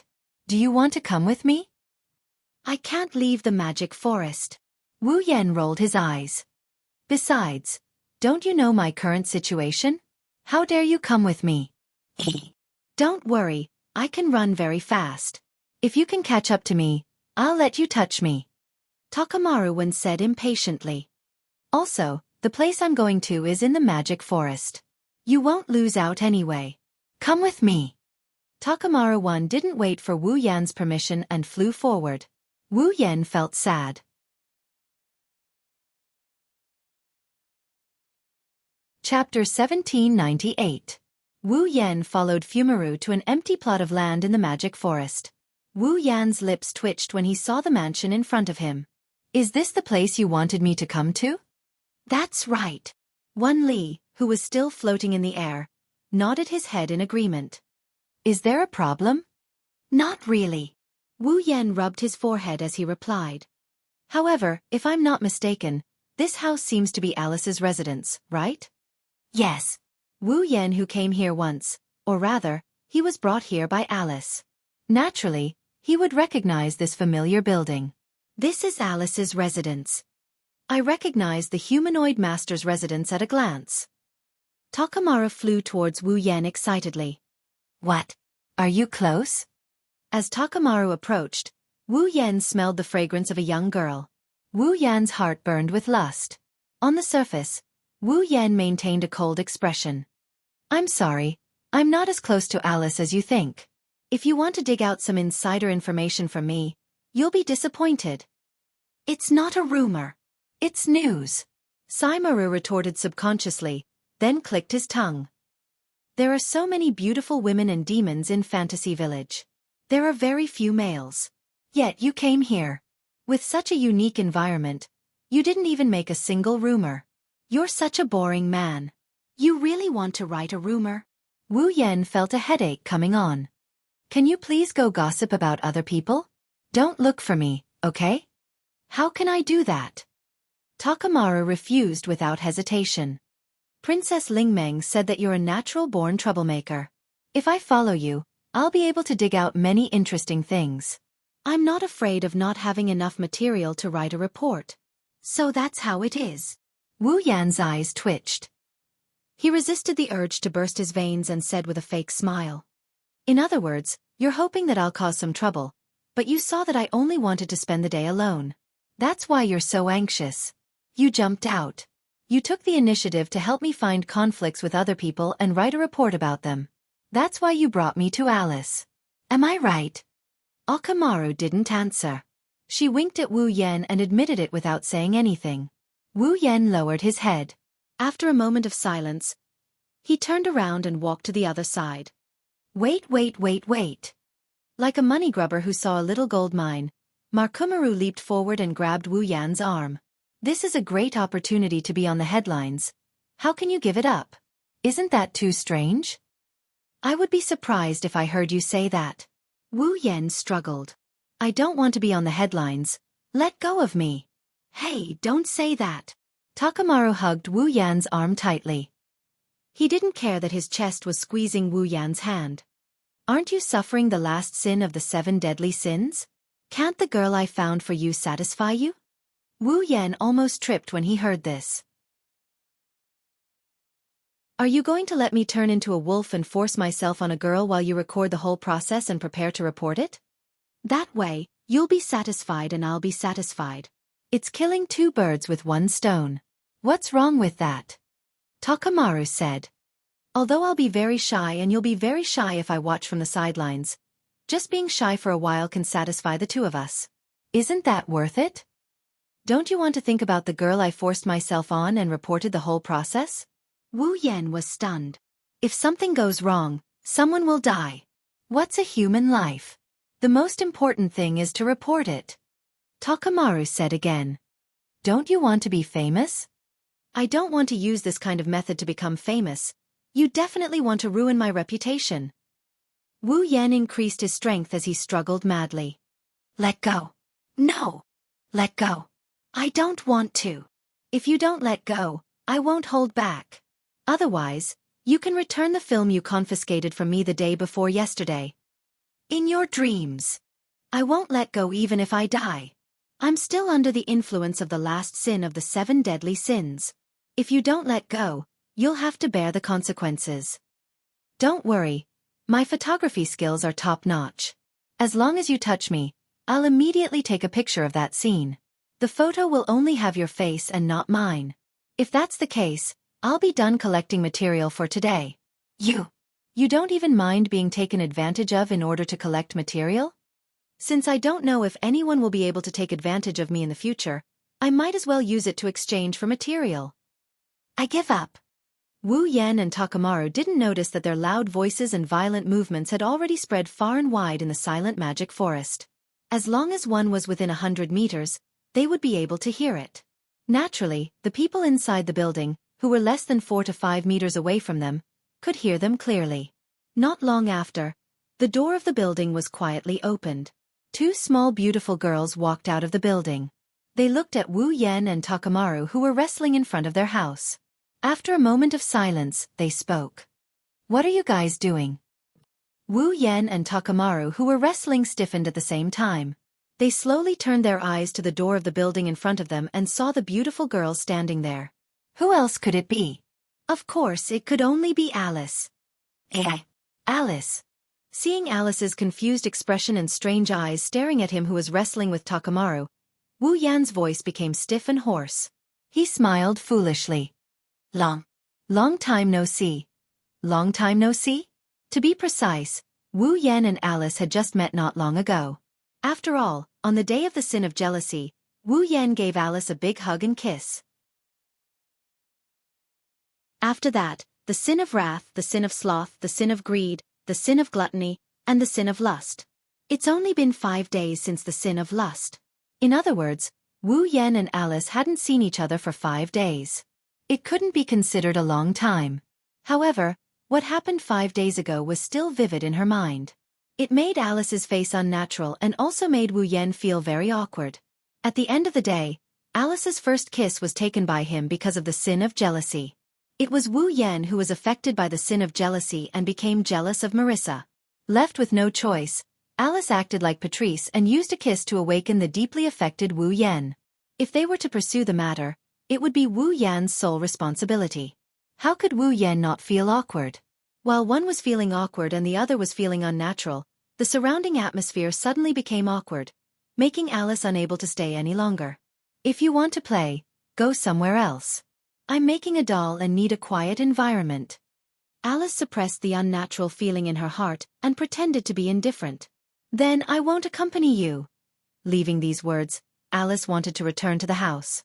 At this moment, Hitomaru rolled his eyes and yelled out before Alice entered the room. Come on, let's go. Wait. Alice. Yakumo Haku has something to say to you.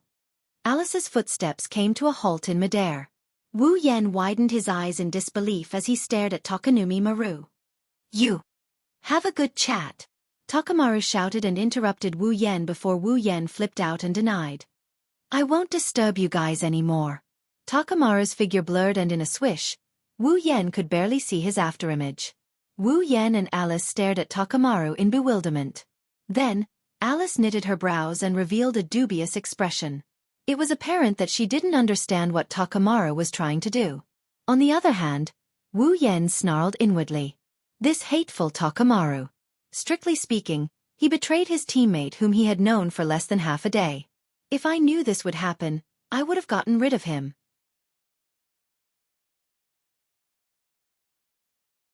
Chapter 1799. Wu Yen and Alice stood in the forest with trees and miasma as the background. They looked at each other in silence and quickly turned their heads away, making the atmosphere more and more awkward. This was especially so for Alice. As a standard victim, she looked at the man standing in front of her, scratching his cheeks awkwardly. They had only known each other for less than 10 days, but he had taken away her first kiss. The look in her eyes was surprisingly complicated. If possible, Alice really didn't want to see Wu Yen again. There was no other reason other than Alice didn't know how to face this man. After all, Alice has a Yuri plot and likes girls. Now that she gave her first kiss to a guy, the complicated feelings in her heart couldn't be any more complicated. In addition, after what happened, she couldn't face Wu Yen properly. Thus, Alice could only think of such thoughts as if she was trying to escape. Alice didn't realize that if she really didn't want to see Wu Yen anymore, why did she stay put and wait for him to speak in this awkward atmosphere when Akamaru only said, "He has something to say to you"? Thus, it could only be said that Alice's heart was extremely complicated at this very moment. In such an awkward atmosphere, Wu Yen didn't dare to look at Alice directly, and Alice didn't dare to look at Wu Yan's eyes. There was a strange silence between the two of them. If there was a third party, they would be quite embarrassed. It didn't take long for Alice to break the strange silence. She couldn't stand the atmosphere any longer and took the lead to break the silence. What do you want to say? This. Wu Yen was quite speechless. He scratched his cheeks in a panic, his body turned around, and his heart was filled with hatred. Facing Alice is already embarrassing enough for Wu Yen, but the paparazzi actually brought him here to meet Alice directly. He even went as far as to create such an awkward situation. If possible, Wu Yen would really like to take care of Sensei Maru. But it wasn't the time to think about whether to kill the paparazzi or not. First, he had to think about the conversation with Alice. Driven by such thoughts, Wu Yen touched his head and laughed foolishly. He said something stupid. Today's weather is good. Whoosh. A gust of cold wind blew through the forest. It took away some of the miasma. It brought new miasma, but at the same time, the atmosphere changed from awkward to heavy. Alice was speechless as she looked at Wu Yen, who looked like he wanted to slap himself. She said such a sentence. I really am an idiot to feel like I can't face you. Ugh! Wu Yen didn't know what to say. Is that what you want to say? Alice looked at Wu Yen with a trace of anger in her eyes. Then, I hear you, I will remember. After saying that, Alice turned around again, wanting to return to her home. Wait! Seeing Alice turn around and leave, Wu Yen almost subconsciously stepped forward and pulled Alice's hand. At that moment, Wu Yen could clearly feel Alice's hand trembling violently as if she got electrocuted. Or perhaps, it's more accurate to say that she's panicking. She started struggling with all her might. Let go. Taking in Alice's panicked face and overreaction, Wu Yen understood what was going on. When Alice was facing him, she definitely wasn't as calm as she looked on the surface. Realizing this, Wu Yan's awkwardness disappeared. Instead, he calmed down and looked at Alice's beautiful eyes. Isn't your reaction a bit too big? No. Alice tried to calm down, but her hand that was pulled by Wu Yen was still struggling hard. I just don't want to be pulled by you. Quickly let go. However, not only did Wu Yen not let go of Alice's hand, but he also held it tightly. Originally, there was no problem letting go of you, but your overreaction made me very puzzled. So, first answer my question, then I will consider whether to let go or not. You. Alice was anxious, but with her casual and indifferent character, she couldn't find the words to scold him. She could only force herself to reduce her reaction, but her hand was still trembling, showing the panic and nervousness in her heart. Okay, now let go of me. Hearing Alice's deliberately indifferent and calm speech, Wu Yan also knew that he couldn't go too far. However, when he felt that the touch of Alice's hand was smooth and unceasing, Wu Yan's heart was slightly warm. He couldn't help but hold Alice's hand and gently knead it. You. Alice's heart suddenly jumped, and her heartbeat suddenly accelerated. Looking at Wu Yan, who was constantly kneading her hand and taking advantage of her, even if Alice's character was indifferent, she couldn't help but want to get angry. However, before she was about to get angry, Alice noticed. In Wu Yan's pair of wine-red eyes, the deep color had been replaced by the fiery temperature. His eyes were incomparably hot, and even faintly carried a trace of madness. That look made Alice slightly stunned for a moment, and she asked such a question. You can't be the same as before, suffering the root of the 7 deadly sins, right? Wu Yan, who was playing with Alice's small hand, didn't answer, but he subconsciously reacted and casually nodded, allowing Alice to straighten out her thoughts in an instant. In a short period of time, she also knew which of the 7 deadly sins Wu Yan was suffering now. However, sometimes knowing too much was not a good thing. Today's situation proved this point. At least, after knowing which of the 7 deadly sins Wu Yan was suffering, Alice, who was completely panicked, and used all her strength to struggle. You. Let go of me. Don't move. Alice's fierce resistance was met with Wu Yan's reprimanding words. Keep it like this, otherwise, it'll be too late for you to regret it later. Alice almost reflexively stopped her struggle. She bit down on her teeth. What do you mean? Although it's a bit shameless to say this if possible, it's better to keep it like this. Wu Yan replied with a bitter smile as he played with Alice's slender and soft hand. I'm longing to touch you. It's okay now, I'm just touching your hand. But if you take your hand back, I'll want to continue touching you. At that time, I won't know where I'm touching. Hearing this, Alice almost fainted. The two of them had only known each other for less than 10 days, so short that it was a bit difficult to even establish a friendship. Why did she have to let him take her first kiss, and now she had to let him touch her? Alice was already starting to regret. She regretted coming out to see what was going on when she heard the sound. If she didn't come out, she wouldn't have encountered such a situation. Fortunately, if it was just touching her hand, Alice could accept it. You. Alice's tone became helpless. How long do you plan to touch me? I don't know. Wu Yan played with Alice's slender hand as if he was playing with a piece of jade, excitedly kneading and caressing it. Maybe I'll have to wait until after today. Alice didn't know how to express her feelings. Looking at Wu Yan, who was obsessed with caressing her hand, a complicated emotion appeared in her beautiful eyes once again, and after a long time she sighed. I regret going to the Scarlet Devil Mansion's banquet. Why? Because if I didn't go, I would never have known you. This time, it was Wu Yan's turn to be speechless. He also couldn't find the words to refute her words.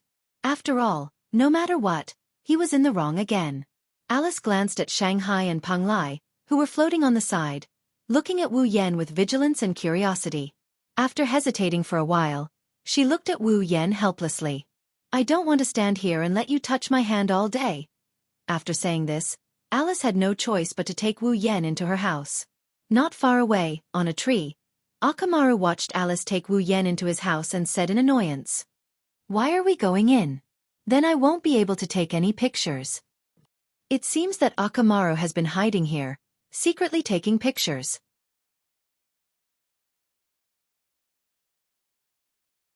Chapter 1800. Magic Forest, Alice's residence. Sitting in the middle of her room, fiddling with an old but exquisite doll, Alice's expression was full of helplessness. It was obviously her favorite doll. In the past, when making such an exquisite doll, Alice's attention would be very focused. Even if Marissa came, she wouldn't be able to take her eyes off the doll in her hand. But today, for the first time ever, Alice couldn't concentrate on something as intricate as making a doll. However, Alice couldn't be blamed for that. No matter who it was, when they wanted to do something, one's hand was constantly being rubbed by someone else, they wouldn't be able to concentrate. Even Alice was the same. Turning her head slightly, Alice looked at Wu Yan, who was sitting next to her, constantly playing with her hand. She felt as if she had lost all her strength, and her tone revealed a trace of anger. "How long do you plan to touch it?" Wu Yan didn't even lift his head as he continued playing with Alice's hand. As if he was disturbed by someone, he impatiently opened his mouth and said, "Even if you ask me, I don't know how to answer you. So, don't put your attention on this, just do your own thing." "I also want to do my own thing." Alice's voice was slightly raised. "But with you like this, how do you expect me to concentrate?" "I told you, even if you ask me, I don't know what answer I should give you." Wu Yan replied to Alice in an incoherent manner. "Otherwise, what can you think of?" Alice was stunned, and for a long time, she didn't say a word. Looking at Alice like this, Wu Yan didn't say anything on the surface, but he wanted to hold his belly and laugh. To be honest, Wu Yan really didn't expect that a trip to Magic Forest would result in such an embarrassing side of Alice. He also didn't expect that after the two of them met, things would develop like this. But Wu Yan really couldn't do anything about it. Under the influence of the sin of lust, Wu Yan really didn't want to let go of Alice's hand, not even for a moment. Of course, even without the influence of the 7 deadly sins, Wu Yan would not be willing to let go of Alice's hand. Although it was just a touch of her hand, it was enough to make Wu Yan yearn for it. Alice's hand was very soft. Even though she often played with those dolls, her palms were not rough at all, let alone calluses. After touching for so long, Wu Yan really did not find any calluses on Alice's hands. Alice's skin was also very smooth. It was as if it was wrapped in a layer of pearls, smooth to the touch, and extremely wonderful to the touch. It was precisely because of this factor that even without the influence of the 7 deadly sins, Wu Yan did not dare to admit that he did not wish to caress such a jade hand. The 7 deadly sins only infinitely magnified the desire in his heart. It had to be said that the 7 deadly sins were indeed the most fundamental evil in people's hearts, and it was unstoppable. Therefore, what Wu Yan said before was indeed true. He longed to be close to Alice. Therefore, Wu Yan loved Alice's hand so much that he could not let go. If Alice took her hand back, then the burning desire to be close to Alice would make Wu Yan bear the sin of lust and violate Alice. Therefore, if touching her hand could stop this desire, what else was there to be dissatisfied with? However, Alice was 100, 1,000, or even 10,000 times unwilling. Forget it! In the end, Alice seemed to have given up and put the unfinished doll in her hand on the ground. "There is no way to make a doll like this, I can only do it another day." Wu Yan glanced at the doll on the ground and he asked her in a casual manner, "Why don't you make a doll that looks like a real person?" "A doll that looks like a real person?" Alice paused for a moment and then shook her head. "Because there is no need." Wu Yan asked doubtfully. "Why is there no need?" "My method of fighting seems to be manipulating the puppets, but in truth, manipulating the puppets to fight is just a bonus. My initial plan was to have these puppets self-destruct when fighting with the enemy. The self-destruct spells I set up in the puppets are about the same in terms of power." Alice explained softly.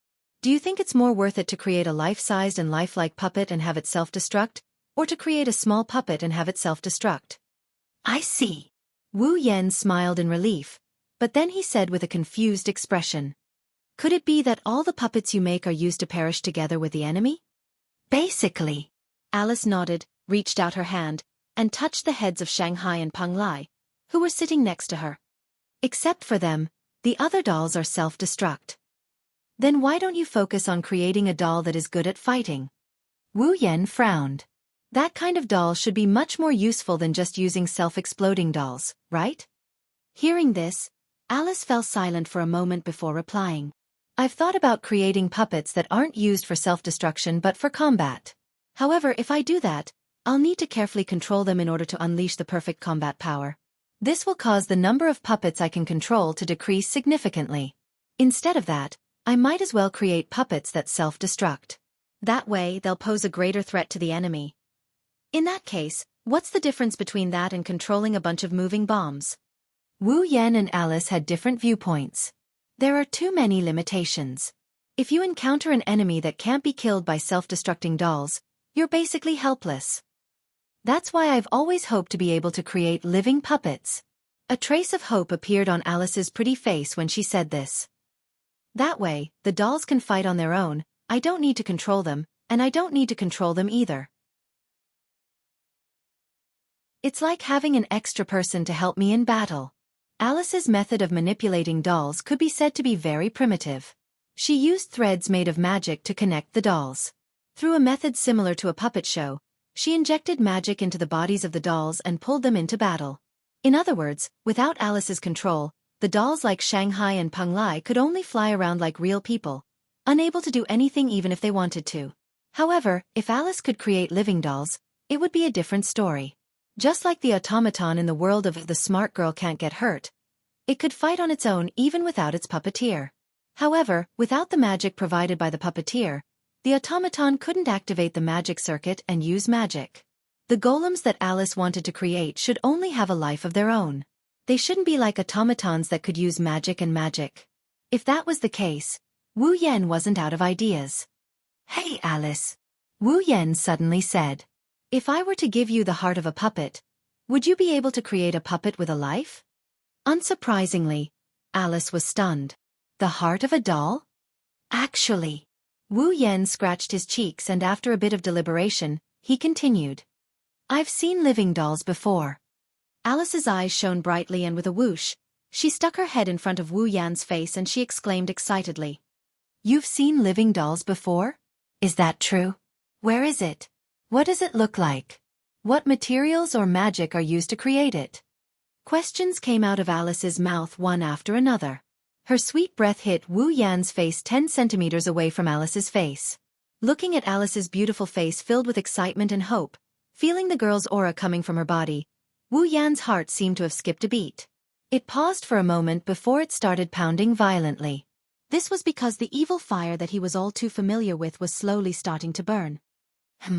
Alice didn't seem to notice. She tilted her head. Her cute appearance finally broke Wu Yan's string of reason.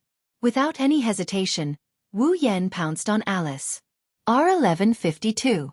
var wozoad config equals SID 23130 AID 1036.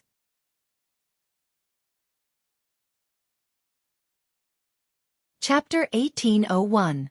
Ah! Caught off guard, Alice couldn't react in time and with a cry of surprise, she got pushed down by Wu Yan who pounced on her and pinned her to the ground. As Alice fell to the ground, the blue sleeveless dress that is neither too thin nor too thick, draped over her body like a shawl, perfectly accentuated the curves of her body. Wu Yan's line of sight was snatched away by the sight of it. At this moment, Wu Yan realized that even though Alice's figure wasn't as voluptuous as Patrice's, her curves were extremely enchanting as though they were specially drawn by an artist. Her curves had reached the point where any slight increase or decrease would destroy her beauty. If one were to use a word to describe it, that would be perfection. Moreover, even though Alice's figure wasn't as good as Patrice's, it wasn't bad either. At the very least, Wu Yan felt a soft object pressing against him the moment he pressed down on Alice. Just like what was mentioned in the Lost Bamboo Forest, Alice belonged to the type who appeared thin with clothes on. In fact, her figure was much better than it appeared from the outside. Wu Yan's eyes showed a trace of surprise, a trace of passion, and a trace of infatuation. Even his breathing became irregular. You! On the other side, Alice was stunned by this sudden situation. When she returned to her senses, she lifted her head and caught sight of the frenzied gaze in Wu Yan's eyes. Deep uneasiness surged in her heart and she revealed a panicked expression. You! What are you trying to do? Wu Yan didn't answer. Instead, his eyes burned with burning passion and Alice's mind was in a mess. Before Alice could say anything else, Wu Yan's hand suddenly reached out and grabbed the softness hidden under the dress. Ah! Alice screamed in shock. Her voice was filled with panic and uneasiness. However, it carried an undetectable gentleness that slowed down Wu Yan's hand and almost made his bones go soft. Alice finally understood what kind of situation she was in, and her mind instantly went blank. Apparently, Alice didn't expect this at all. It was just a moment. To think that the man in front of her had touched her most important part. Her round and supple breasts entered Wu Yan's palms through her clothes. That soft sensation made Wu Yan's heart burn even hotter. Instinctively, He gripped the place where that wonderful sensation came from. He fondled and kneaded to his heart's content. Ugh, you. Alice let out a muffled grunt. Her already blank mind had completely fallen into a state similar to that of a sluggish state. That was only natural. One had to know that even Alice herself rarely touched her pair of soft breasts. But now, the man in front of her was wantonly rubbing the part of her body that even Alice herself rarely touched. That shameful and strange numbness struck Alice's nerves like an electric current. How could Alice react to it? Alice could only stare blankly in a state of near panic. Then, she began to struggle. No, don't. Alice's panicked pleas for mercy didn't dissuade Wu Yan. On the contrary, Wu Yan seemed to be encouraged by her pleas as he pressed down on Alice's soft body and suppressed Alice's struggles. The strength of his hands increased as he kneaded Alice's body into various shapes. Don't. Ugh. Alice's heart is in complete chaos. Her eyes started to water up and her cheeks started to flush. Maybe it's because she's too shy or just too embarrassed. Her body is being toyed with by Wu Yan like this. That feeling she's never felt before made her heart flutter. If it was another person, Alice would definitely not hesitate to kill the person who violated her.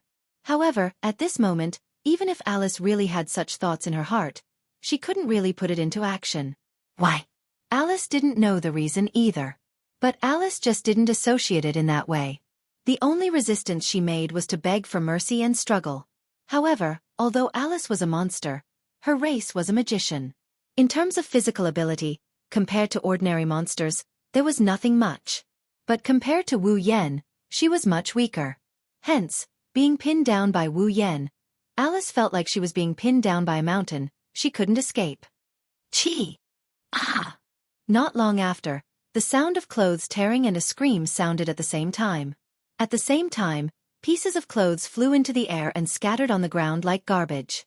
Then, Wu Yan, who was in a frenzy, stopped his movements and didn't respond. He had already been completely captivated by the beautiful scene in front of him, and had also been robbed of all his ability to move. What appeared in front of Wu Yan was a Snow White. Smooth as snow white to the point that it was almost transparent. Snow White and charming, exquisite and proud jade body. Slender and straight, shining with a sparkling luster. White, tender, round, and attractive buttocks. And abnormally firm, full breasts that contained infinite charm. All of these were enough to make a man go crazy. Including Wu Yan. His gaze fell on Alice's flustered, frightened, and uneasy face. Wu Yan slowly lowered his head and gently touched Alice's lips. Then, following her chin, he slid down and kissed her little by little. Beautiful swan-like neck. Sparkling and dazzling smooth skin. Exquisite collarbones like wings. Her shoulders were smooth and slender. Wu Yan lingered on this beautiful and delicate body, leaving his own light kisses one by one. Finally, he stopped at the pair of high white and sparkling full breasts. Alice was still struggling, but her strength was getting weaker and weaker. It wasn't because Alice didn't want to struggle, but even if her mind was blank and her heart was in chaos, Alice still knew that such a struggle was completely futile. Therefore, Alice could only open her eyes and stare blankly at the ceiling. The depths of her eyes weren't dull and lifeless. Instead, there was a trace of moisture in them, and they were trembling violently, as if they had been startled by great waves. The heavens pitied her.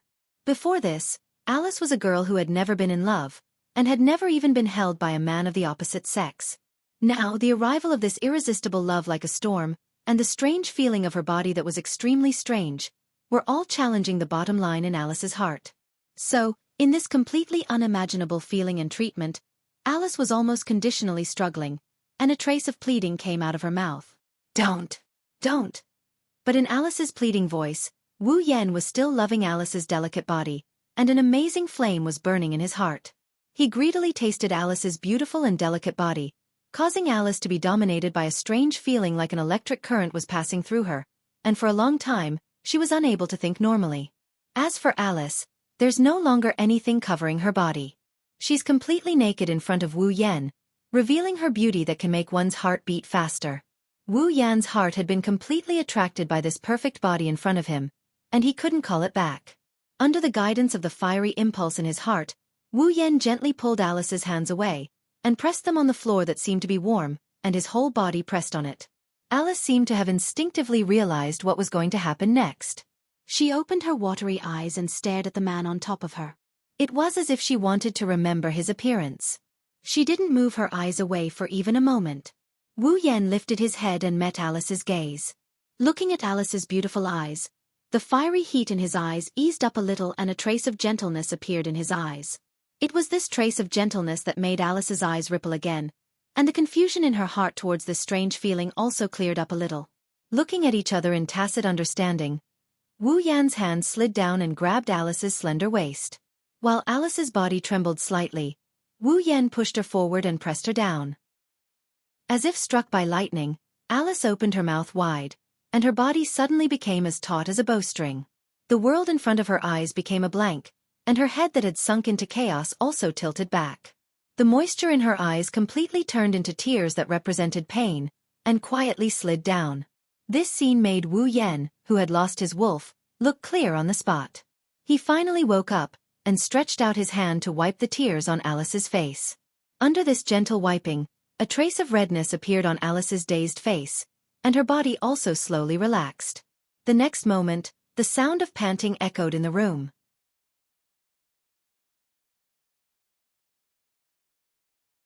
Chapter 1802. Fantasy Town, Magic Forest. The silent forest was still misty, filled with a dizzying miasma, causing this rather beautiful forest to have no trace of life, as if it was a dead land. Bang! At a certain moment, a loud explosion suddenly rang out in this incomparably silent forest, startling many mushroom-looking monsters that were stealthily hiding in the forest. Like startled birds, they scattered in all directions. If one took a closer look, many mushroom-shaped monsters actually saw it. In one of the corners of the magic forest, after the loud bang, a light smoke diffused from there and floated into the sky. That place was where Alice's residence was located. If someone was nearby, they would definitely be able to see that a hole had exploded on the roof of Alice's residence. The smoke was rising from this hole. While the smoke was rising, two streams of light flew out from the inside. One was up and the other was down. Like shooting stars chasing each other, they flew into the sky through the medium-sized hole. Whoosh! Before the two streams of light flew out of the smoke and fog and were exposed to the air, a burst of air-breaking sound resounded.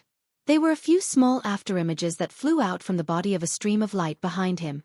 The afterimages cut through the rising smoke like a sickle at extreme speed, sweeping out like lightning. With a burst of air-breaking sound, they cut through the air and caught up with the stream of light flying in front of them. The next moment, the afterimages that caught up with the stream of light flashed with a rich magic light and suddenly exploded. Bang! A thunderous sound reverberated once again, accompanied by dense flames and smoke. It was like an atomic bomb had exploded, slowly rising into the air in the shape of a mushroom. Immediately after, the stream of light that was covered in flames and dust flew out from within. It showed its original state. A figure in a sorry state. A figure that seemed to be very panicked. At the same time below, another stream of light also showed its original form. A beautiful and delicate girl flew out from it. She came to the opposite of the figure in a sorry state. Small, exquisite figures floated around him.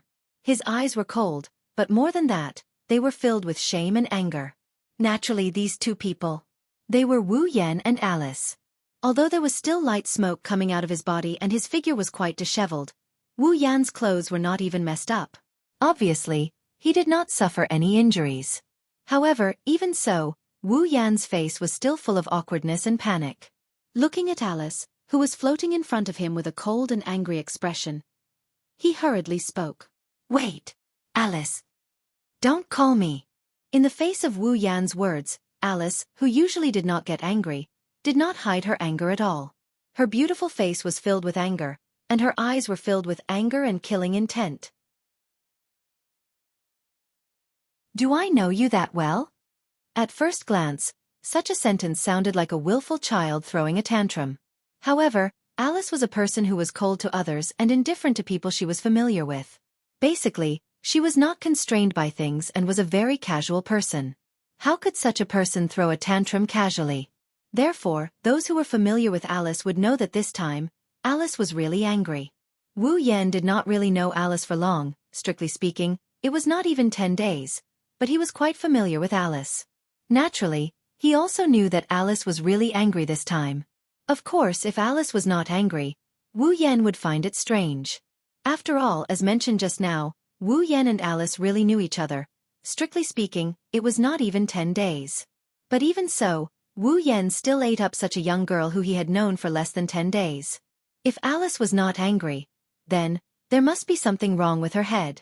Knowing that he was in the wrong, Wu Yan could only smile bitterly and raise his hand as if surrendering. I know you are very angry, but at least give me a chance to explain. Explain? Alice took a deep breath, as if she was trying to suppress the anger in her heart, said in a cold voice. Is there anything else that can be explained? You obviously know. Wu Yan could not help but take a step forward. I did not do that on purpose. Exclamation point. Alice clenched her teeth and stared at Wu Yan. So, just because you did not do it on purpose, I have to let it go? Wu Yan choked and was speechless. Indeed, no matter how you look at it, Alice is just a victim. Even though Wu Yan didn't do it on purpose, not only did he not lose out, he even took advantage of the situation. She even forced herself to calm down and listen to him. That's something worthy of burning incense and praying to Buddha. I know you are very angry now, but it has already happened. Even if you really kill me, you can't erase what has already happened. Wu Yan's face was full of worry. Give me a chance to make it up to you. I will take responsibility, okay? Hearing this, Alice was not happy at all. Instead, she was very angry. Who wants you to take responsibility? After saying that, Alice spread out her hands like a young girl in the middle of a dance. Threads of magic power danced from her 10 fingers. The exquisite little people hovering around Alice immediately raised the long spears in their hands. Like soldiers in a battle formation, they got into a formation and charged forward. However, the little people did not directly charge in front of Wu Yan, but as if they were running, they charged out a distance and then stabbed forward with the long spears in their hands. Dong! Suddenly, a shock wave burst out from the little people who were in formation and stabbed forward with the long spears in their hands. Like a huge cannonball, it shook the air and blasted forward.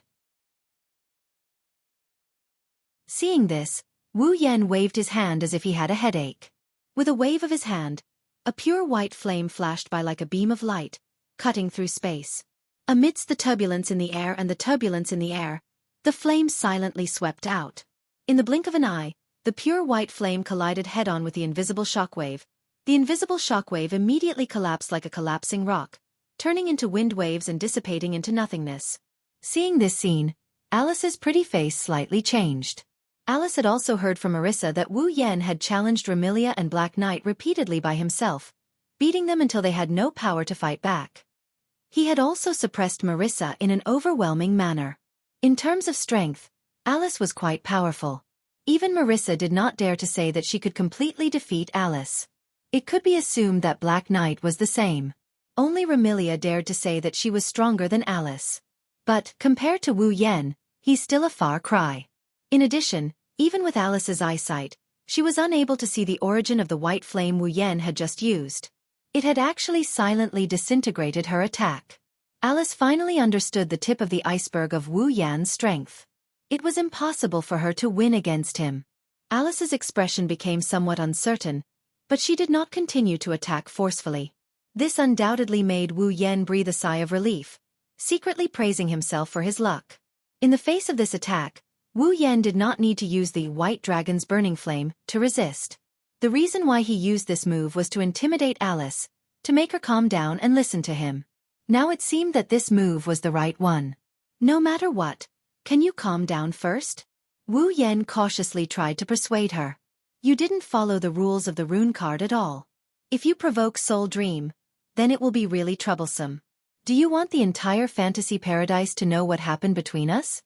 Hearing this, the uncertainty in Alice's eyes became more intense. She stared at Wu Yan's eyes, her expression constantly changing, making Wu Yan's heart also rise. There was no other way. Who told him to be in the wrong? Although he said that he did not do it on purpose, the matter was still done by him. Moreover, the factor that caused him to not do it on purpose, that is, the medicine of the 8 Will Yonglin, was also something that Wu Yan willingly drank. He had no way to convince himself that he was innocent. That's why, if possible, Wu Yan really hopes that Alice can forgive him. That would be for the best. Just as Alice was still hesitating, a voice filled with surprise rang out from not far away and entered the ears of the two of them. What happened?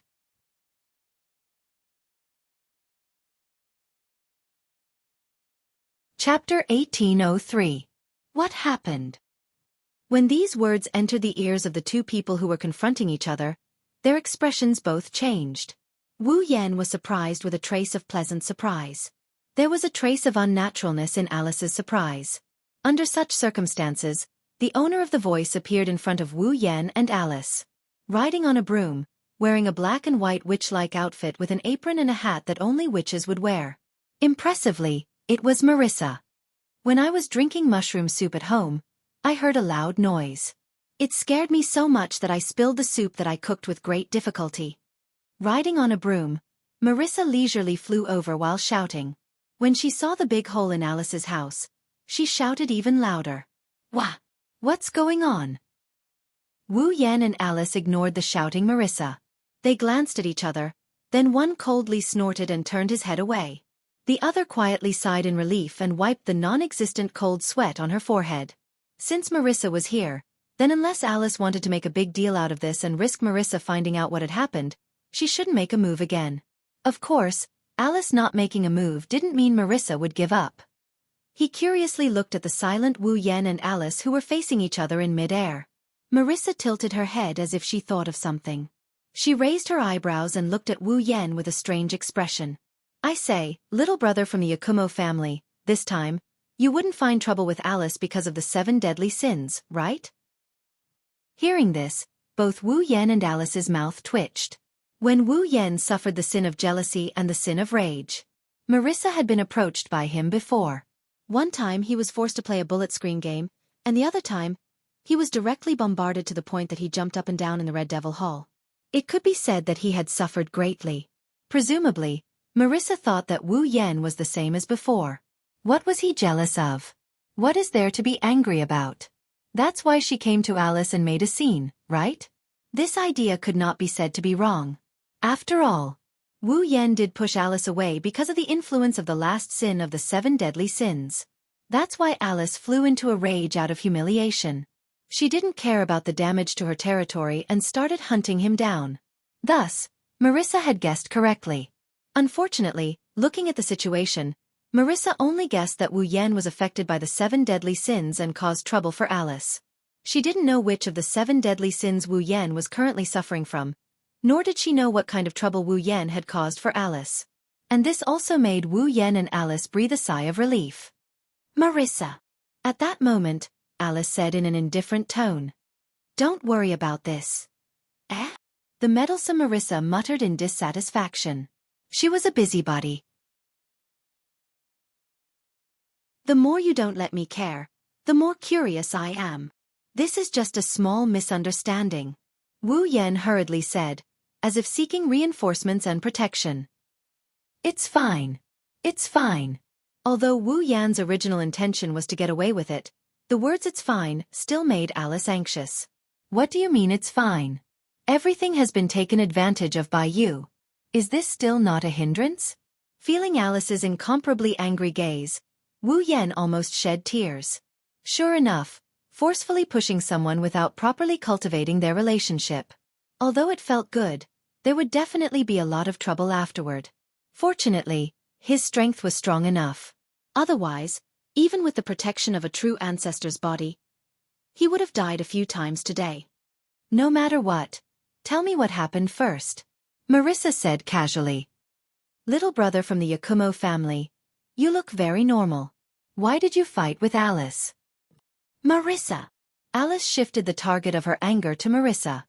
Didn't I tell you to stay out of this matter? That's why the more you don't let me care, the more curious I am, Marissa shouted with a face full of dissatisfaction. Moreover, she was eager to give it a try. Alice, if that little brother from the Yakumo family bullies you, tell me quickly. Let's join hands and give him a blow. I don't believe we can't beat him together. I say, Black-White Lord. This time, it was Wu Yan's turn to be dissatisfied. Are you here to mediate or to fight? Is there even a need to say it? Marissa nodded as if it was a matter of course. However, she said something that almost made Wu Yan fall to the ground. Mediating is so boring. Fighting is more fun. Hee hee. Wu Yan put on a fake smile. If it wasn't for Puki and Alice's mediating, you wouldn't have been able to escape from me last time, Black White Lord. Last time was last time. This time, I'm going all out. I won't lose again. Marissa directly choked and shouted unconvinced. If you don't believe me, let's do it again right now. Hearing Marissa saying one blow after another, Alice's face became darker and darker. Even more intense anger appeared in her eyes. Clearly, Marissa's words made Alice think of the scene where she was forcefully pushed down. Sha. Alice's voice rose a few notches. Anyone could hear the thick anger contained in her voice, causing Marissa to be petrified on the spot. Her head also shrunk back. Alice looked at the man and woman in front of her who occupied different but equally special positions in her heart. Her silent appearance caused Wu Yan and Marissa's heartbeat to accelerate at the same time. After a long time, Alice faintly sighed. Her gaze paused on Wu Yan for a long time until Wu Yan's expression became somewhat uncomfortable. Only then did she bring the puppets around her and descended into the large hole in the roof of her house. Wu Yan and Marissa silently watched Alice return to her house. They looked at each other. For a moment, they didn't know what to say. Hey, lil bro from the Yakumo family. As it turns out, Marissa can't keep her silence. She rode her broom and wobbled over to Wu Yan's side as she asked him out of curiosity. What did you do to Alice to make her so angry today? Marissa was a person who often did stupid things. Although Alice's personality was relatively indifferent and casual, how could she not be angry with her ability to be black and white? However, Marissa was certain that she had never seen Alice so angry before. Therefore, Marissa was very curious. Very curious to the point of gossiping. Just tell me, I won't tell anyone. Believe you? Wu Yan glanced at Marissa. That's not true. With that, Wu Yan pressed down on Marissa, who still wanted to say something, and used a spatial transfer magic to send her away. As for where she was sent to, that wasn't Wu Yan's concern. In any case, she must be in Fantasyland. Looking down at the mansion that was still emitting smoke, Wu Yan hesitated for a moment. In the end, he didn't summon the courage to go down. For now, I'll let Alice calm down. I'll come back in a few days. As soon as he said that, a voice echoed beside Wu Yan. Is that really okay? Wu Yan's anger rose when he heard this voice. He didn't hesitate. He didn't even look at the source of the voice. He reached out his hand and grabbed something beside him. Hey! Wu Yan's speed was very fast. Even Remilia might not be able to react in time. However, the owner of the voice reacted and quickly turned around and flew away. Paparazzi Wan. Failing to land a hit, Wu Yan yelled as he chased after her relentlessly. It's all because of you that I ended up like this. How dare you appear in front of me? Hey, you're going too far. Shutoshi Maruan nimbly flapped his wings, causing black feathers to flutter down. He dodged Wu Yan's pursuit and laughed out loud. I only brought you here. You were the one who did everything after that. Also, if I hadn't called Marissa over, you would have been chased around by Alice already. Hearing this, Wu Yan's anger flared up even more. Sure enough, not only did this paparazzi cause my tragedy, he was also peeping from the side. Could it be that he was also there when I did that with Alice? And he even took pictures? Thinking of this, Wu Yan couldn't remain calm. Stop right there. Hee hee. Immediately, a chase unfolded in the sky above the magic forest.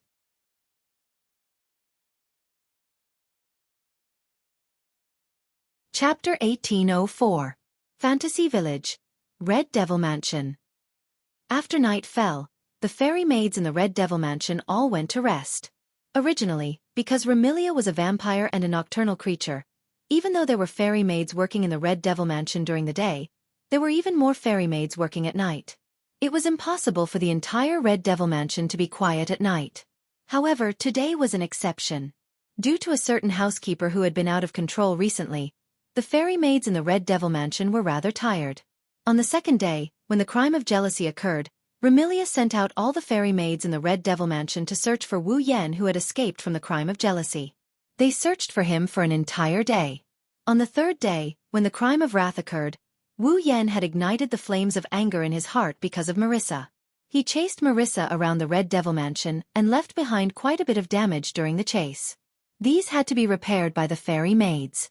On the fifth day, when the crime of greed occurred, Wu Yan had provoked the people of Earth Spirit Hall. As a result, Remilia sent all the fairy maids in the Red Devil Mansion to set up a formation and put on an act for quite a while. But that was nothing. What really made these fairy maids so tired was when the crime of gluttony happened yesterday. On that day, these fairy maids were really exhausted. And then there was the next day. They still had to clean up the mess today. Tonight, they were all kneeling. Fortunately, Remilia was also extremely tired and had yet to wake up. It seemed that she would have to rest until tomorrow morning. Therefore, the fairy maids on duty at night were given leave to rest. Of course, there was definitely no time for rest in a certain sect. If one were to ask why, the reason was very simple. There were many fairy maids in the Red Devil Mansion, but there was only one door. If Hong Meiling was allowed to rest, who would guard the door? And this. It was also because Hong Meiling had never had a holiday. She worked hard at the door of the Red Devil Mansion without complaint. Without time to rest, she could only slack off and sleep. I have to say, China is really miserable. At this moment, in the hall of the Red Devil Mansion, only Ziyi was there. Just like in the morning, he was still holding a broom in his hand and sweeping the stairs. However, on the platform, the mess that could still be seen in the morning had disappeared. The bones, soup, and meat dregs had all been cleaned up. It was as smooth and beautiful as before, not as sloppy as it was in the morning. However, even so, Bu Yi still held the broom and swept every corner of the platform over and over again. His eyes were a little lax and he seemed to be absent-minded. Looking at the time for the umpteenth time, Ziyi murmured softly while sweeping the floor. I wonder how Lord Bai is doing. Today was the last day of the 7 deadly sins. In other words, after today, the 7 deadly sins on Wu Yan's body would all recede, allowing Wu Yan to return to normal. However, Ziyi didn't seem too happy. Instead, his face was full of worry. After all, today was the last sin of the 7 deadly sins. To others it was really the most dangerous sin. If arrogance made Wu Yan's attitude bad, jealousy made Wu Yan narrow-minded, anger made Wu Yan restless, laziness made Wu Yan let go of everything, greed made Wu Yan insidious, gluttony made Wu Yan suffer. Then, lust made the people around Wu Yan suffer. Therefore, Ziyi was really worried about Wu Yan going to the magic forest alone without anyone accompanying him. He was worried that Wu Yan would be impulsive and commit an unforgivable crime. There was no other way. There was nothing much in Fantasy Village except for cute and beautiful girls. If Wu Yan couldn't control himself well, then it was very likely that he would cause more trouble than the previous 6 deadly sins, or even cause a fatal disaster. Ziyi couldn't help but worry. And the facts proved that Ziyi's worries weren't superfluous. Although Wu Yan could use the hallucinogenic spores and miasma to alleviate the root of the sin in his heart due to Patrice's suggestion, he didn't become a real bulldozer that would incur the wrath of the heavens. Wu Yan got himself into a bit of trouble with the appearance of the kamikaze Maru. Ziyi, who didn't know about all this, could only suppress the worry in his heart and continue to scan the platform to waste time. There wasn't much time left before midnight arrived and the day was over. It seemed that Ziyi planned to wait here until Wu Yan returned. To Sakuya's surprise, before the wee hours of the morning, the door of Scarlet Devil Mansion was opened. Wu Yan shrugged his shoulders as he walked in from the outside looking very tired. Lord Bai? Ziyi was slightly surprised. He placed the broom in his hand to the side and disappeared in a flash. When he reappeared, he was already in front of Wu Yan. Hi Sama. Ziyi looked at Wu Yan. She asked with a concerned tone. You look very tired. Also, why did you come back early? Wu Yan lifted his head and looked at Sakuya. He took in Sakuya's concerned expression into his field of vision. He suddenly reached out and hugged Sakuya, who is standing in front of him. Ruiye's body clearly stiffened. Her soft body instantly became stiffer than a rock, and a rare blush appeared on her pretty face. She looked around in a panic, and only when she saw that no one was present did she involuntarily let out a sigh of relief. Lord Bai. Don't talk. Wu Yan leaned his chin on Zuoye's shoulder and closed his eyes. Don't worry. Although it's not midnight yet, I'm too tired to move my hands. So, can you stay like this and not move? Hearing this, Zuoye's eyes showed a trace of hesitation. However, this trace of hesitation didn't last long. After a few seconds, she became calm again. Zuoye also calmed down. She reached out and gently hugged Wu Yan. This wasn't the first time Zuoye did this. On the first day of Wu Yan's 7 deadly sins, when he suffered the sin of pride, Zuoye also hugged Wu Yan in the same posture. He resisted the sin of pride and almost fainted because of the mental burden. Now, Wu Yan's 7 deadly sins was on the last day. Seeing that dawn was about to arrive, Zuoye hugged Wu Yan in the same posture again. Zuoye couldn't help but wonder if fate was trying to pull the strings between him and Yakumo Bai. Using this posture to announce the beginning of the 7 deadly sins, it also ushered in the end of the 7 deadly sins. It had to be said that even if it was a coincidence, Zuoye felt that it was very meaningful. With this thought in mind, Zuoye hugged Wu Yan tighter and tighter. It was as if she was worried that the warm embrace would disappear. Feeling Zuoye's strength, Wu Yan took a deep breath and said in a voice as soft as a mosquito, "The smell on Zuoye's body is really nice." Zuoye's beautiful face was inevitably dotted with a little blush. It was very cute. However, in the next moment, Wu Yan's other words made Zuoye's heart tremble. "I realize that I seem to like you a little. Tell me, what should I do?" Zuoye's heart suddenly trembled. Her pair of eyes slightly widened. What does this mean? Is this a confession? I. Zuoye's expression changed frequently. Sometimes it was shy, sometimes it was angry, sometimes it was ashamed, and sometimes it was timid. The emotions she revealed were almost as rich as her previous life. In the end, there was only the usual calmness on Zuoye's face. She sighed and said blankly, "Actually, Zuoye doesn't know what kind of feelings I have for Lord Bai." Hearing this, Wu Yan smiled. His smile was very joyful. Zuoye, who thought that Wu Yan was laughing out of anger because she did not respond, actually felt timid. That Lord Bai. To be able to make the perfect and elegant head maid go from being enemies when they first met to not even knowing if she likes me in less than 10 days. Before Zuoye could say anything, Wu Yan interrupted her with a smile. "I should be honored, right?" With one sentence, the timidity and confusion in Zuoye's heart was swept away. A gentle expression appeared on her face. "There is a secret that I have never told anyone after coming to Fantasy Village," Wu Yan said in a very gentle voice in Zuoye's ear. "My real name is Wu Yan." Wu Yan. Zuoye repeated this name over and over again. She engraved it deeply into her memory and heart. In the vast hall, a man and a woman hugged each other. They did not separate until the clock struck midnight.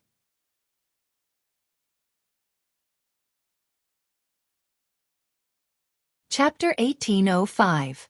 Oh, today, it was rare for Wu Yan to wake up early. Not only was he neatly dressed, but he was also stretching with a satisfied expression on his face. This was not only because he had a good sleep last night, but also because he was very relaxed mentally. 7 days ago, on the morning when the 7 sins first started to take effect, Wu Yan did not notice any changes in his body. However, when he noticed that the sin of pride was affecting him, his own nature clashed with the sin of pride. As a result, Wu Yan had a splitting headache. Since then, Wu Yan could feel that his head was very heavy almost every day, as if something was constantly pressing on it. It was very uncomfortable. Of course, this was not because of the sin of the 7 sins, but because he knew his own situation. It was somewhat similar to a psychological effect. Now that 7 days have passed, the 7 deadly sins is officially over. Whether it's a psychological effect or the influence of the root of the 7 deadly sins, Wu Yan felt very relaxed.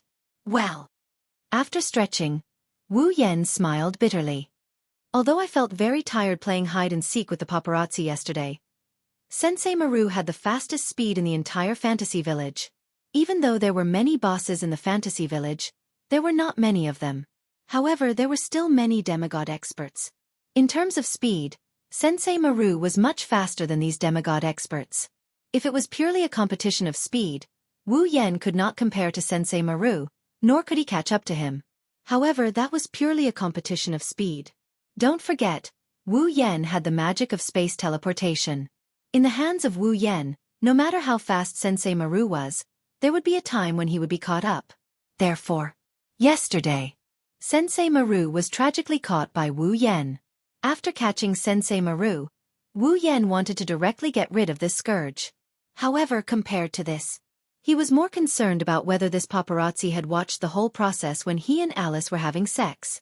As a result, after a round of interrogation, Sensei Maru told the truth. Basically, before Wu Yan arrived at Alice's mansion, Akamaru had been hiding outside Alice's mansion and peeking at her. However, after Wu Yan pounced on Alice, Sensei Maru took a picture of this crucial moment. Then, he was embarrassed and left. In other words, although Sensei Maru did not watch the whole process, he did not save Alice, who was being forcefully pushed, causing Alice to lose her first time in broad daylight. Sensei Maru's explanation was that in that situation, if she broke in and saved Alice, it would be fine. But if she could not save Alice, it was very likely that she would even herself. This idea could not be said to be incorrect. But don't forget, the reason why Alice ended up like that was because Sensei Maru brought Wu Yan to her house. Otherwise, Alice would not have been forcefully pushed. Wu Yan is infuriated by the fact that Akamaru chose to save his own skin, and even managed to take a photo of the most important part of the situation. Then, Wu Yan tied Sensei Maru to one of the trees in the magic forest. Ignoring Sensei Maru's miserable cries, he confiscated the film again. As for the fatigue, it was because he had played hide-and-seek with Sensei Maru for the whole day. Anyway, the 7 sins are finally over. Wu Yan patted his cheeks and cheered himself up. Later, I will go to Yongyong Pavilion and ask Yonglin to fulfill her promise. After that, Wu Yan took the coat hanging on the hanger and slowly put it on as he walked out of the room. Arriving at the Red Devil Mansion's main hall, Wu Yan saw an unbelievable scene. Remilia was not sitting at the head of the round table. Instead, she sat to the side and looked at him with an unfriendly expression. Across from Remilia, Gu Mingdiju sat there. He did not seem to be doing anything wrong. It was not elegant, but it was not rude either. He raised his teacup and sipped his black tea. Ling Wu Lu Kong and Flaming Mao Lin were standing side by side behind Gu Mingdiju. A cart had appeared in front of Flaming Mao Lin. On the cart, Gu Mingdiju was sleeping soundly with her fingers sucked in her mouth. She looked very cute. The 4 from Earth Spirit Hall were all present. As for the members of the Red Devil Hall, other than Remilia, who was looking at Gu Ming with an unfriendly expression, there was only San Yi, who was standing at the side with a tray in his hand, standing there in an awe-inspiring manner. Thinking about it, Fran should be the same as Gu Mingdiju's love. As for Patrice, she should still be recuperating. After all, Patrice's stamina was not very good. This was the first time she had been tormented by Wu Yan for an entire night. It was already a good result that she did not suffer from asthma. Thus, the scene was unbelievable. It was unknown if Wu Yan's arrival had attracted the attention of the people present. Almost at the same time when Wu Yan appeared, many girls who were silently confronting each other turned their heads and looked at Wu Yan with different emotions in their eyes. Remilia first sized up Wu Yan. When she saw that there was nothing wrong with Wu Yan, her expression relaxed. Gu Mingdiju was purely pleasantly surprised. He even had a trace of expectation, as if he had seen a friend he had not seen in a long time. Spirit Crow Lukong and Flame Cat's expressions were rather strange. They seemed to be in disbelief and curiosity. Their gazes were constantly sizing up Wu Yan as if they wanted to see if there was anything wrong with Wu Yan's body. It was very suspicious. As for Rua Yi, she stared at Wu Yan, who walked in. Her eyes were slightly moved. Under the gazes of the girls, Wu Yan scratched his face. Under the gazes of the girls, he walked out of the corridor and arrived at the platform. That. Gu Mingdiju was the first to speak. Are you all right? How do you feel? Remilia also spoke up, unwilling to be outdone. Today should be the day when the 7 sins end. Do you feel anything wrong? Hearing the difference in tone between the two girls but the same concern, Wu Yan couldn't help but reveal a smile on his face. Don't worry, I feel very good. The effect of the 8 senses Yonglin's medicine has indeed ended on time. There are no accidents. Don't worry. Hearing this, Remilia and Gu Mingdiju did not seem to believe him. They looked at Wu Yan suspiciously, which made Wu Yan smile helplessly. At the same time, another intense gaze was cast on Wu Yan. Wu Yan turned his head in confusion. Then, he met Ruye's eyes that were filled with concern, sizing him up, and a trace of doubt. In response, Wu Yan just blinked and gave Ruye a lecherous smile, which made Ru blush. Obviously, from Wu Yan's wretched smile, Ruye remembered what happened last night. It was not a big deal. The two of them had been hugging each other for more than an hour. Zuoyi had never had such intimate contact with a member of the opposite sex before, nor had he encountered such a thing. Naturally, Zuoyi felt that it was inconceivable for him to hug a member of the opposite sex in the hall for over an hour without saying a word. It also made Zuoyi feel rather ashamed. Remilia, who did not know all this, but observed Wu Yan and Ruoyi flirting with each other. She frowned. Sure enough, there is still something strange. It seems that even Ruoyi was affected. Hearing Remilia's words, Ruoyi was embarrassed. Only Wu Yan shrugged at Remilia. Okay, there is nothing strange about me. Ruoyi is not. Remilia's face was still full of doubt, but she didn't continue asking. She nodded nonchalantly and fell silent. Seeing this, Wu Yan turned his head and looked at Gu Ming Dijue, who was looking at him. He smiled apologetically. I'm sorry to have caused you trouble these 2 days. No, it's nothing. Gu Ming Dijue seemed to be slowly letting go of his restraint. His body was like that of a teenage girl, but a mature smile bloomed on his delicate face. Actually, I think it's quite interesting. Really? Wu Yan shook his head, not knowing whether to laugh or cry. Gu Ming Dijue also smiled and looked at Wu Yan closely. By June, the battle that day did not seem to have a winner.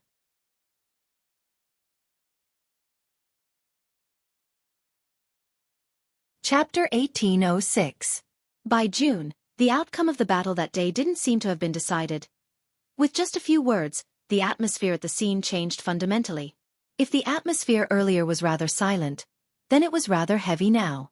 Just like Wu Yan, Remilia, Wu Yi, Wu Lukong, Flaming Cat Phosphor, and the other girls all stared at Wu Yan, causing the heavy atmosphere to become a little tense. Gu Ming's meaning was very clear. He wanted Wu Yan to give a list of the winners of the battle that day. When the 7 deadly sins were still in effect, Gu Ming did not have the chance to raise this question. However, now that the effects of the 7 deadly sins were over, Gu Ming could not wait to raise it. Needless to say, Gu Ming was definitely looking forward to it. He was looking forward to Wu Yan choosing Earth Spirit Hall and living there with him. Other than Gu Ming, Wu Lukong and Flaming Cat Phosphor were also looking forward to it. This was not because Wu Lukong and Flaming Cat Phosphor were looking forward to Wu Yan living in Earth Spirit Hall. They were just thinking for their master. Gu Ming was lonely. And this loneliness, other than Gu Ming's love that was sealed in his heart and could not feel, Wu Lukong and Flaming Cat Phosphor were Gu Ming's 2 personal pets who understood it the best. Wu Lukong and Flaming Cat Phosphor could clearly feel that ever since they met Wu Yan. Gu Ming was very happy when he came to the Red Fiend Mansion and went through the process of the so-called battle. Indeed, these 2 days, Gu Ming Diju was indeed very happy. On the first day at the Red Fiend Mansion, Gu Ming only kept changing his clothes in an attempt to win Wu Yan's favor. On the second day, because of the original sin of gluttony, he took care of Wu Yan for an entire day. It looked very tiring. However, Wu Lukong and Flaming Cat Phosphor understood. Gu Ming's Diju had actually been enjoying himself. In the past, he could only stay in Earth Spirit Hall. Compared to the days of reading books alone, Gu Ming was very happy even though these 2 days were very tiring. Therefore, Gu Ming Diju was also looking forward to inviting Wu Yan to stay in Earth Spirit Hall. To accompany him. Spirit Crow Lukong and Flaming Cat Phosphor knew that their master had high expectations for them. Only then would he look at Wu Yan with the same expectant gaze.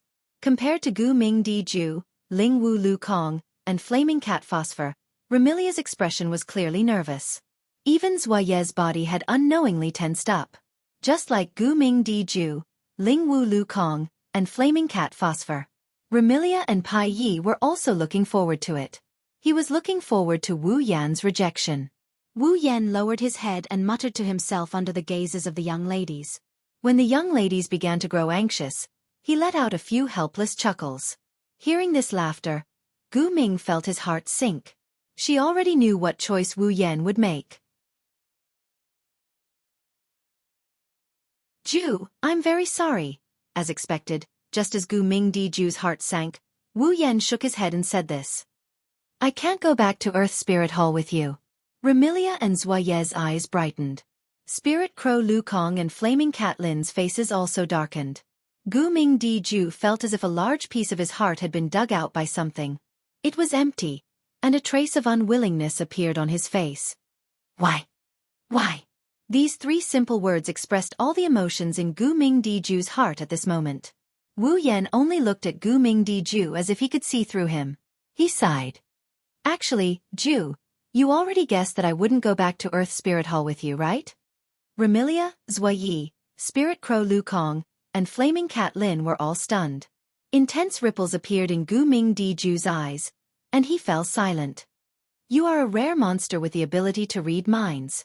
Although you can't read my thoughts, I believe that even the monster sage Yakumo Yukari can't compare to you in terms of understanding the human heart. Wu Yan's voice was powerful and resonated into everyone's ears. Therefore, Ju, even if you can't read my heart, I don't believe that you can't see who my heart is with. Hearing this, Remilia and the other young ladies more or less understood the situation. That's right. With Gu Mingdiju's understanding of the human heart, how could he not see that Wu Yan already had all sorts of unforgettable feelings for the girls in the Red Devil Hall?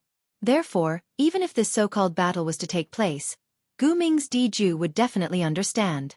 No matter what, Wu Yan wouldn't choose to abandon the Red Devil Hall and go back to Earth Spirit Hall with him.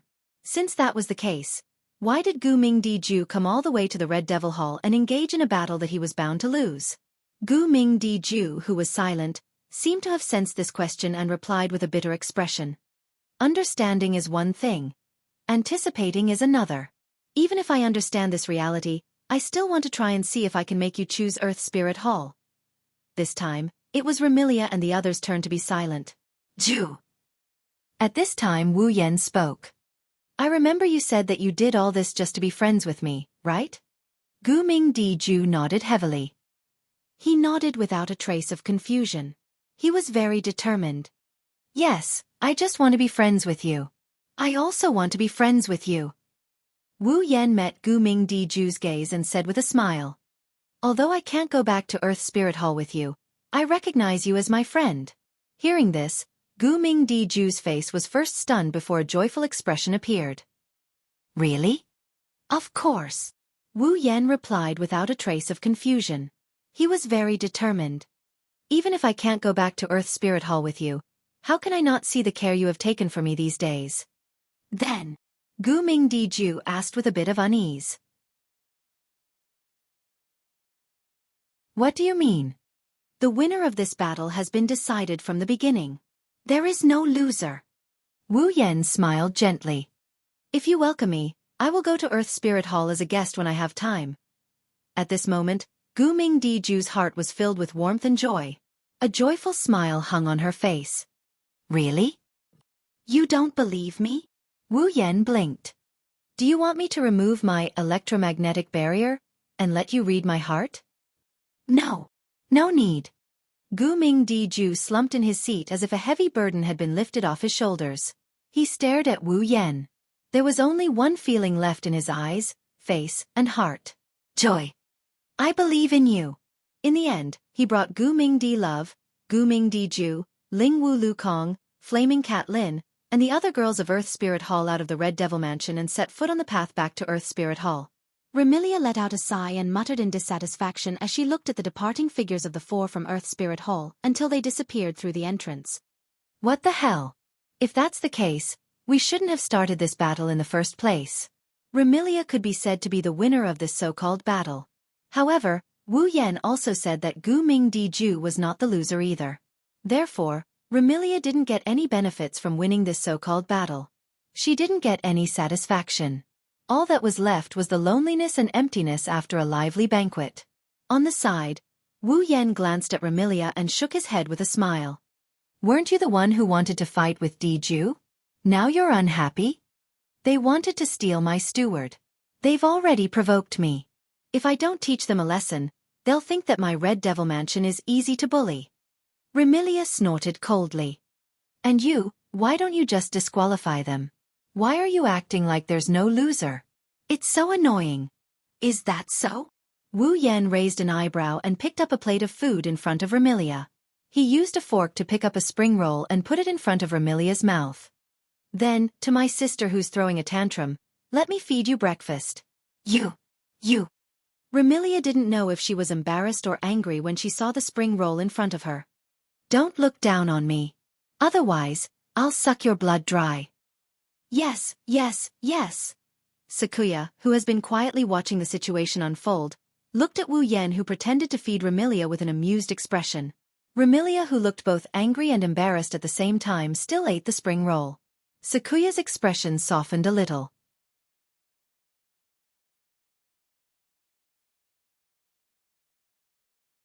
Chapter 1807. Fantasy Village, Lost Bamboo Forest. In the misty bamboo forest, it was as if there was no way for life to spread within it, giving people a lifeless feeling.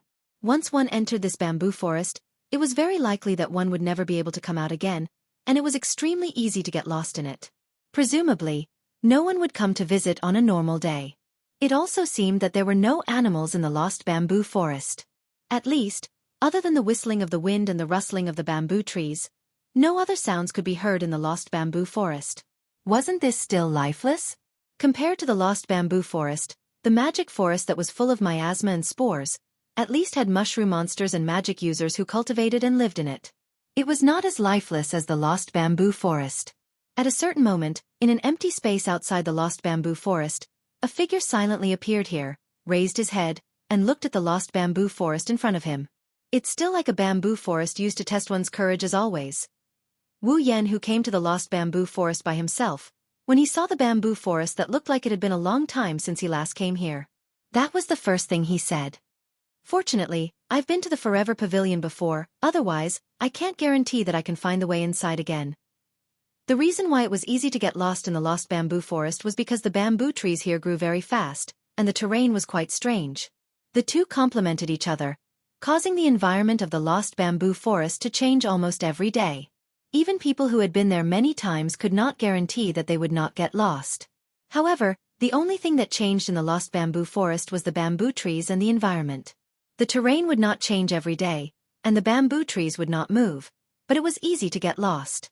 Therefore, even if the path in the lost bamboo forest was changed, the Forever Pavilion would always be in the same place. It would not run or jump.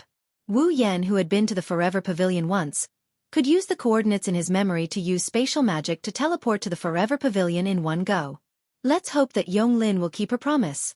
After saying that, strands of mana flowed out from Wu Yan's body as he activated spatial teleportation once more. His body then merged with space and disappeared. When it appeared again, the place Wu Yan came to was the same mountain path that he had taken with Patrice and Alice 7 days ago when they were searching for the Forever Pavilion. On the narrow mountain path surrounded by a bamboo fence, Wu Yan stood at the same place he had been 7 days ago and looked ahead. Wu Yan saw a strange house built in the style of an ancient Japanese house. It was built with bamboo, wood, and thatch. There was not the slightest trace of history. Forever Pavilion. The destination was clearly right in front of him, but Wu Yan only glanced at the Forever Pavilion before turning his gaze to the front. That was the end of the mountain path. After that, even if they entered the Forever Pavilion. However, at this very moment at the end of the mountain path, a figure that seemed to have been standing there since the beginning occupied a corner. She was wearing a nurse's cap on her head and a cheongsam dress that was half purple and half red on her upper body. Her lower body was also the same color, but the colors on both sides were switched. The dress was embroidered with various patterns, which looked very strange. Her long silver hair was tied into a braid, hanging behind her back, and the ends were scattered casually. There was a hairband tied around it, looking very casual. It also looked like she was carefully dressed up. Such a young girl occupied a corner at the end of the mountain path. Standing in front of him. Yonglin. After 7 days they met again.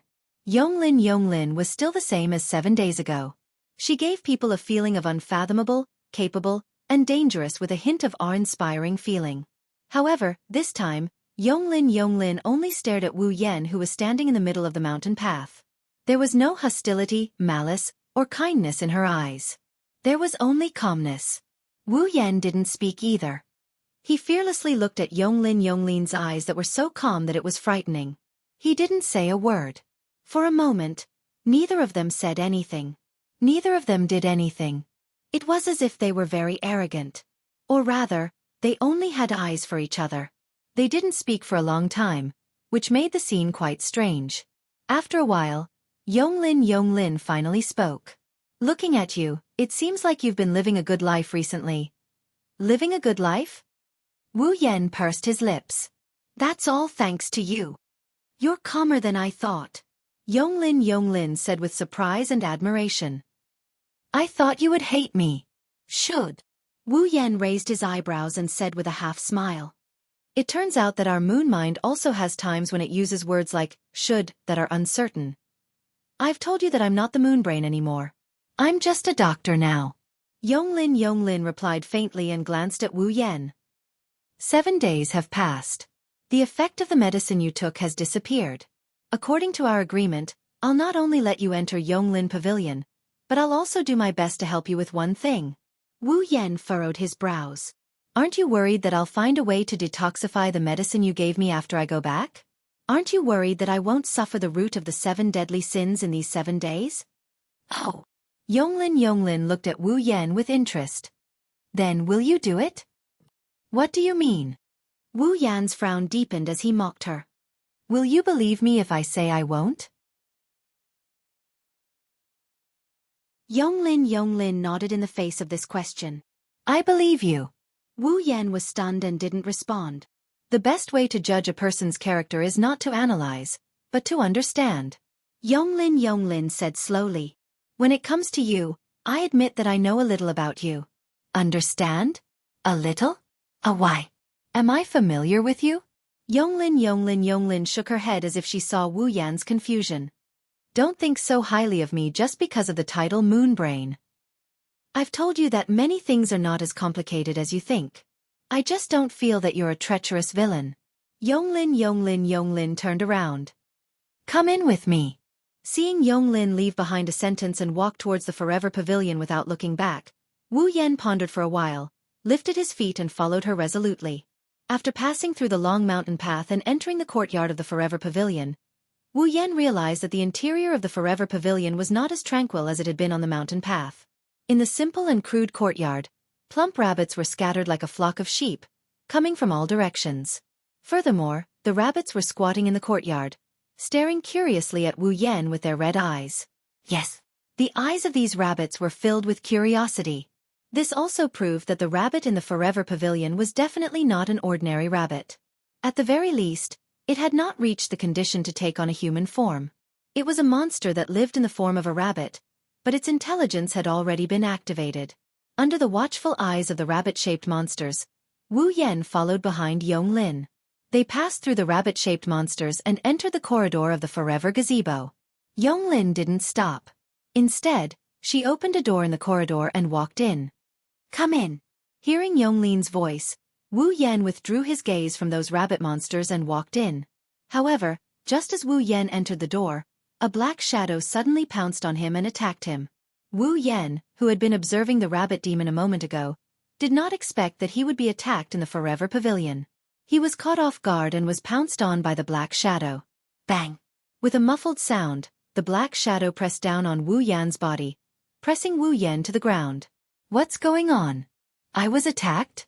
Didn't Yonglin agree to let me enter the Forever Pavilion? How could they still be attacked? Could it be that Yonglin went back on her words? As Wu Yan fell to the ground with his arms and legs spread out, such questions emerged in his heart. Wu Yan even blocked out the pain of falling to the ground, leaving his heart full of questions. Ugh! Before Wu Yan could get an answer to his questions, the black shadow that had pounced on Wu Yan and was pressing down on him let out a muffled groan, awakening Wu Yan from his daze.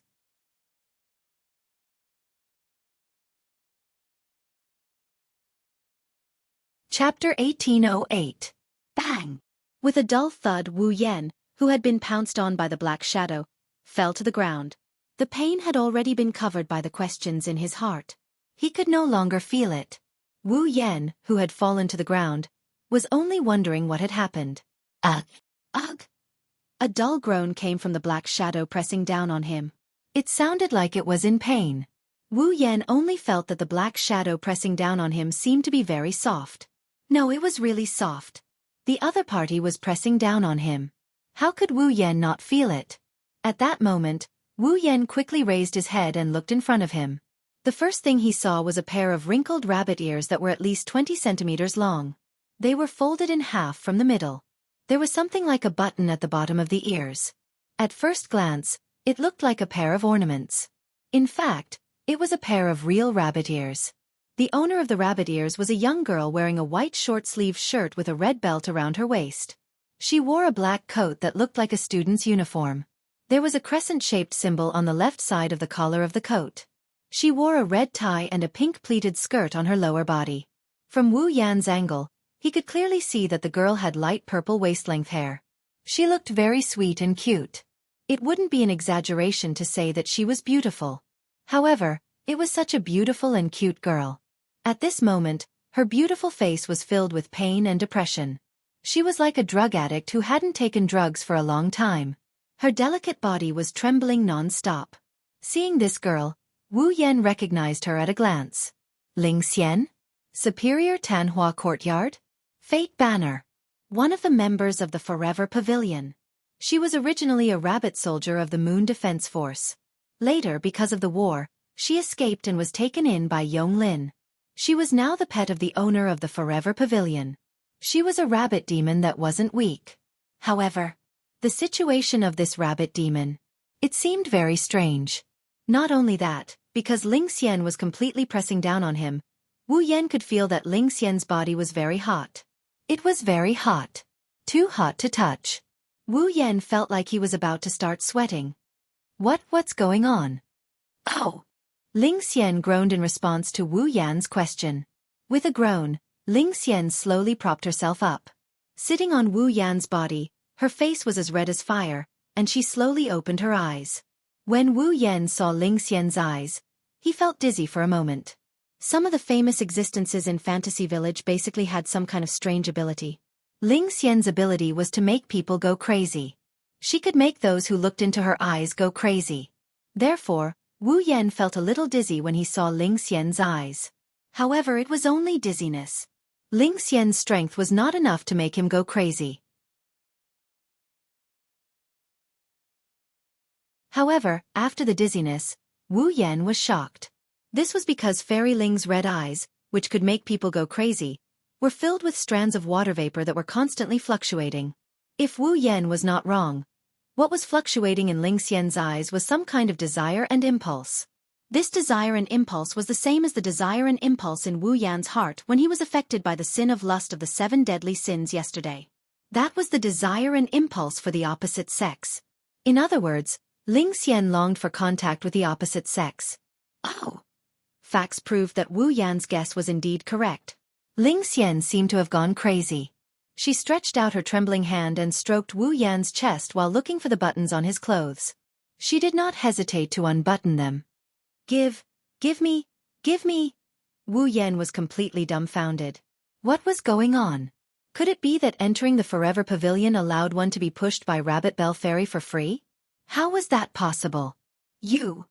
What are you doing? Wu Yan did not expect that he would be pushed by the rumored fantasy paradise. He hurriedly stopped Xian from unbuttoning his clothes. Wake up! Oh! Xian completely ignored Wu Yan. Her red eyes were filled with desire and passion. She kept reaching out to unbutton Wu Yan's clothes. Give me, please give me. Frankly speaking, Xian was indeed beautiful and had a great figure. She might not be as good as Patrice, but she was definitely better than Alice. If it was any other place, he wouldn't mind going at it with Xian. But now, if he were to do it with her here, trouble is bound to come one after another. What is going on? Wu Yan wanted to cry but had no tears. He hurriedly stopped Xian's hands and frantically searched for Yonglin. What made Wu Yan want to puke blood is that Yonglin is sitting in front of a small wooden table in the middle of the room. She's sipping her tea while observing the situation with interest. She didn't seem to have any intention of stopping Xian.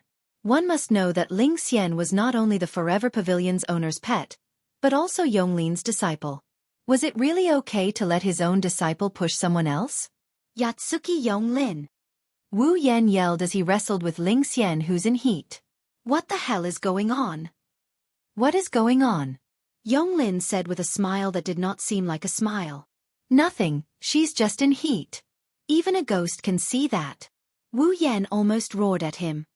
I'm asking you, what is going on with this person? Xian? Jianghu court? Karma banner. My disciple. Yonglin generously gave a concise introduction. At the same time, she also explained Xian's situation very concisely. She took the same medicine as you in Jianghu court, and it was a day later. Hearing this, Wu Yan understood everything.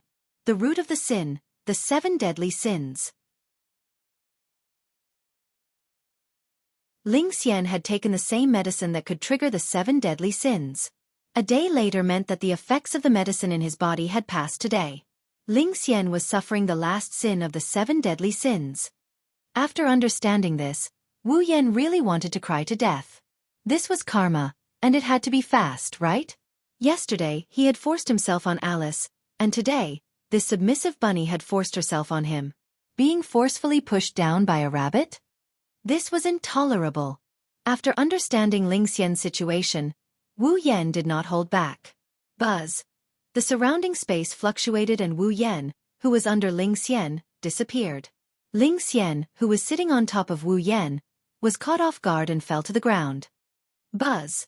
The surrounding space rippled again, and chains glowing with purple light extended out of the spatial ripples, wrapping around Fairy Ling with crisp sounds of collisions. Ding! Then, the purple chains tightened and bound Xian. Ugh, ugh. Xian let out a muffled groan as she twisted her body in unbearable pain. Give me. Give me. Give you my ass. Wu Yan, who appeared not far away, complained and looked at Yonglin unkindly. I say, what is going on? Are you angry? Yonglin did not answer his question and tilted her head suspiciously. Shouldn't you men be happy about this kind of thing that comes to your door? Unfortunately, I just can't bring myself to be happy right now. Wu Yan asked in a depressed manner. Why did you give your disciple that kind of medicine? Is it that hard to guess? Yonglin said as if it was a matter of course. Of course it is to test the medicine. Test the medicine? Wu Yan flinched at her words. Didn't you use me to test the medicine? The human body is a very mysterious existence. Some people have high immunity, some people have low immunity. Some people can be cured by drinking a certain kind of medicine. Some people will poison themselves to death if they drink the medicine of others. Yonglin replied. A drug may have one effect on you, but it may have another effect on others. Is it strange to let different people drink the same drug for an experiment? Indeed, Yonglin was right.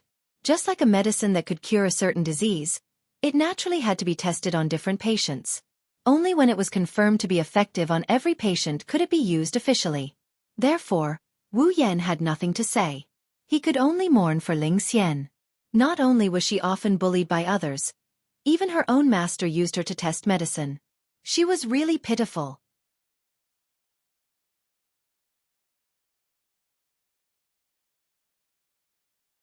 Chapter 1809. In the typical Japanese-style room, Xian's muffled groans echoed in the air, indicating her inner struggle. Yonglin obviously used Xian as a guinea pig for her concoctions. She only glanced at Xian and ignored her. Wu Yan couldn't help but sigh at how shameless the people in Jianghu are. Yonglin took a sip of tea and she didn't even look at Wu Yan. She continued without looking at him. You came to the Forever Pavilion to see the princess, right? Wu Yan took a deep breath and sat opposite Yonglin. Princess. That was how Yonglin addressed the owner of the Forever Pavilion. At least, that was how she addressed her. Yonglin had the highest combat power in the entire fantasy village, and her intelligence was unrivaled except for Yonglin. However, the owner of the Forever Pavilion was not Yonglin in name. Yonglin was from the moon, and the princess that she spoke of was not just an honorific title, but a real one. The owner of the Forever Pavilion was once a princess of the moon. Yonglin did not expect Wu Yan to answer her question. She spoke as if she was sure that Wu Yan was here to see the princess of the Forever Pavilion. That was what he said. I said that as long as you help me test my medicine, I will do my best to help you complete your purpose of coming to the Forever Pavilion. However, I have to tell you something first. Yonglin put down her teacup slowly and looked up at Wu Yan. Her eyes suddenly became sharp, and a monstrous aura was released. It turned into a sense of oppression. It filled the entire room. If you do anything harmful to the princess, I don't mind letting you try it. Live. What a painful process it will be. Along with this sentence, her aura was like a stormy sea that roared in every corner of the room. Creaking noises could be heard from the space, and the ground began to shake slightly. Ling Xian, who was struggling, held her breath. The desire and impulse in her eyes subsided at a speed visible to the naked eye. It was replaced by fear. Wu Yan felt his body become very heavy, as if an invisible mountain was pressing down on him, causing his shoulders to sink. If it was someone else, even if they were also at the peak of the 9th stage and were only one step away from the demigod level, they would have collapsed to the ground under Yonglin's aura. Yonglin wasn't an ordinary demigod expert. She was a truly powerful existence who had walked a considerable distance in the demigod realm and was constantly shortening the gap between her and the divine realm. At the demigod level, even a difference of one level could be described as heaven and earth. How could the aura of Yonglin, who was at level 95, be so easy to withstand? To put it bluntly, under Yonglin's aura, even those who had just advanced to the demigod level would break out in cold sweat, let alone a mere 9th stage. However, Wu Yan was also not an ordinary peak 9th stage powerhouse. He had many trump cards. It might be difficult for the current Wu Yan to challenge a demigod, but it was not an exaggeration to say that he was invincible except for the demigod level and the demigod level. In addition, Wu Yan also had Violet's Red Jade mode, which was his final trump card. He could transform into a powerhouse at the same level as Yonglin at any time and compete with her. Therefore, this aura that should have been impossible for a 9th stage powerhouse to withstand was forcibly withstood by Wu Yan. Raising his head, his wine-red eyes didn't show any fear towards Yuren's words. He also didn't show any anger towards Yuren's sudden outburst. Instead, he used an unusually calm expression to look at Yuren's sharp eyes. He didn't look calm, but he didn't seem affected by her words either. This surprised Yonglin a little, and her mind started to think quickly. This person was not as simple as his appearance suggested. Moreover, Yonglin vaguely felt that if she attacked this man who didn't seem to be a threat to her, she would have to pay a certain price. Yonglin's impression of Wu Yan increased by a few levels. She looked at Wu Yan from a sharp gaze to one full of meaning. I almost forgot. You have a close relationship with Yakumo Yukari. You can't be a simple person. Yonglin withdrew her aura bit by bit. She only stood up when all of her aura was withdrawn into her body. Remember what I just told you. Yonglin emphasized this point. She turned around and walked to the corridor. I'll take you to the princess. Wu Yan didn't say anything, but he secretly sighed in relief. He stood up and he ignored Ling Xian, who was struggling and whimpering behind him. He followed Yonglin out of the room. Walking along the corridor made of wooden planks, Wu Yan looked at Yonglin's back and fell into deep thought. Yonglin walked in front of him in a carefree manner. Yonglin said that as long as he helped her test the medicine, she would do her best to help Wu Yan achieve his goal of coming to the Forever Pavilion. However, even though there was such a promise in it, Yonglin Yagi gave him a show of strength when she mentioned the princess of the Forever Pavilion. Although the warning did not take effect, he could see a problem from this. If he really did harm to the owner of the Forever Pavilion, Yonglin would not mind breaking the promise. Powerful people were prideful. Yonglin was the same. Otherwise, during the Second War on the Moon, Yukari would not have used a trick to steal a bottle of wine from the moon to attack Yonglin. She used it to mock Yonglin and the people of the moon for their miscalculation. This caused Yonglin and Yukari to have a feud. Thus, according to the situation, since Yonglin had made a promise, even if it was for the sake of face, Yonglin shouldn't go back on her word. Unfortunately, this was the truth. What did this mean? It meant that Yonglin cared more about the owner of the Forever Pavilion than her reputation and integrity. According to Wu Yan's understanding, in terms of strength, the owner of Yongyuan Pavilion is strong, but Yongyuan Yonglin is more than capable of crushing the owner. However, Yonglin treated such a person as if she was loyal to the owner of the Forever Pavilion. She took good care of her. Wu Yan felt that he really needs to think things through. He shouldn't be too impulsive.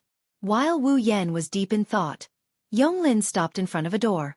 Unlike before, this time, Yonglin didn't directly open the door in front of her. Instead, she stretched out her hand and knocked a few times. "Princess, I'm coming in." After greeting her, Yonglin opened the door in front of her. Standing behind Yonglin, Wu Yan's eyes followed Yonglin's action of opening the door and looked into the room. The next moment, Wu Yan's expression became strange. Because what Wu Yan saw was not a Japanese-style room like the hall just now. No, it should be said that the style of the room was indeed Japanese style, and the floor was covered with tatami mats. It was a typical Japanese-style room. However, in such a Japanese-style room, there were all kinds of things that were extremely incompatible with the room. First of all, on the tatami mats, there were comics with old and new covers. That's right. They were comics. In addition to the comics, there were also boxes with discs on the floor. Looking at the surface of the boxes, the discs in the boxes should be game discs. Secondly, there was a computer in the corner of the room. Yes, it was a computer. The design is a bit old, it's not the latest model, and it's a desktop model instead of a laptop. However, there's not a single trace of age on it. The screen is still lit up, and if he's not mistaken, it's a game interface. In the interface, a character was automatically killing monsters and leveling up little by little. It was a proper AFK. How could such a scene not be out of place in this ancient Japanese-style tatami room? However, the scene in the middle of the room was the most incompatible. There was a kotatsu there. What attracted Wu Yan's attention was a girl lying on one side of the kotatsu. Only her head and hands were exposed.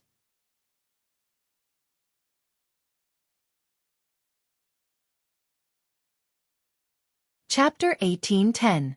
She was an extremely beautiful young girl. She was wearing a pink top with a white shirt underneath. There was a big white bow tie tied up with a ribbon on her chest.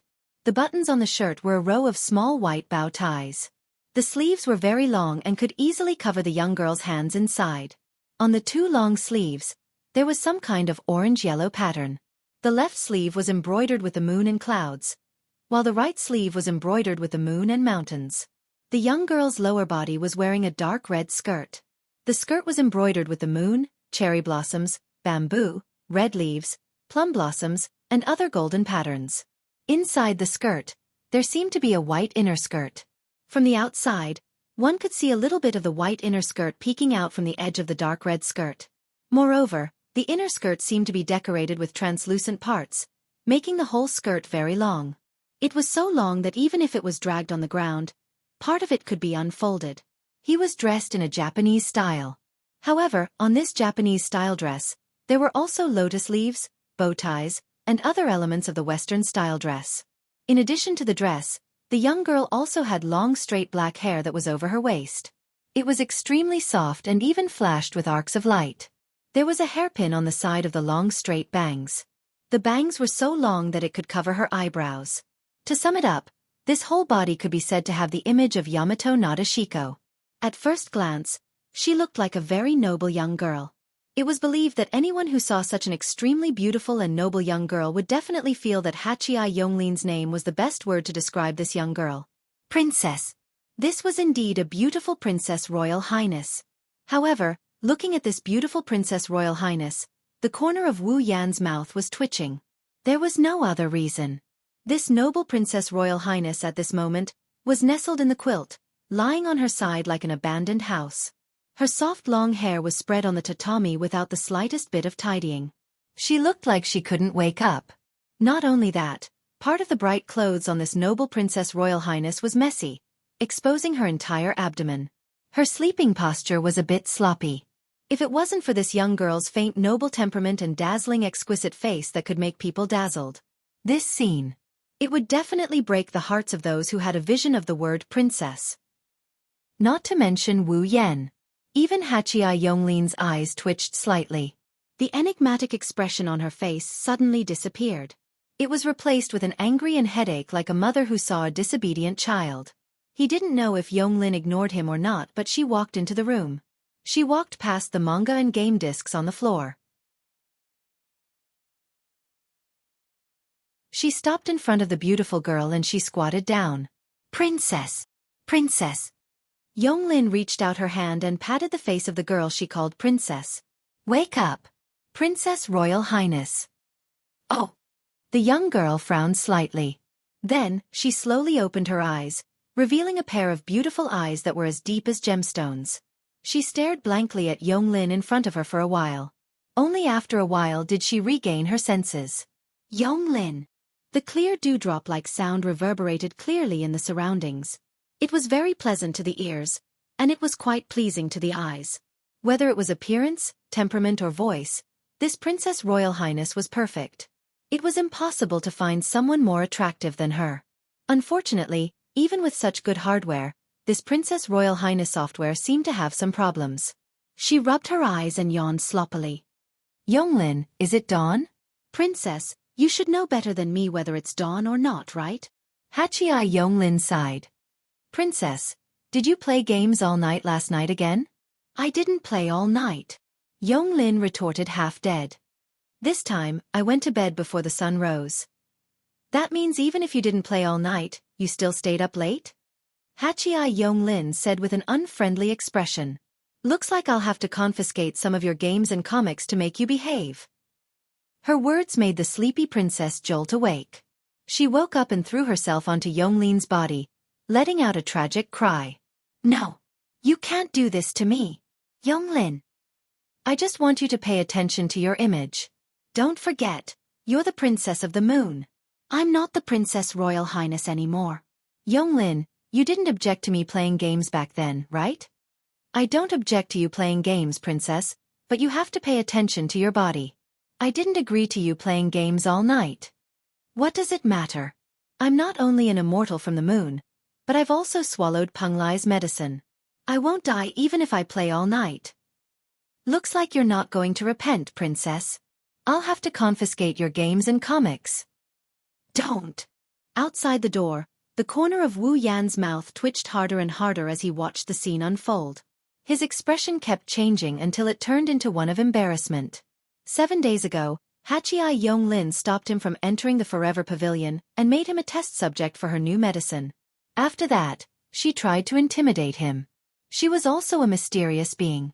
Wu Yan almost forgot the true identity of the Princess Royal Highness of the Forever Pavilion. Mount Penglai Hui. That was the name of the Princess Royal Highness. She used to be a princess living in the Moon Palace. 1,000 years ago, she worked with Hachii Yonglin to create the forbidden medicine of immortality on the moon, Penglai's medicine. She violated the moon's taboo and was exiled to the earth. Because Yonglin was the head of the moon, she was very influential on the moon. Her status was much higher than Hui of Penglai Mountain. She was very important to the moon. Therefore, Yonglin was not judged by the moon.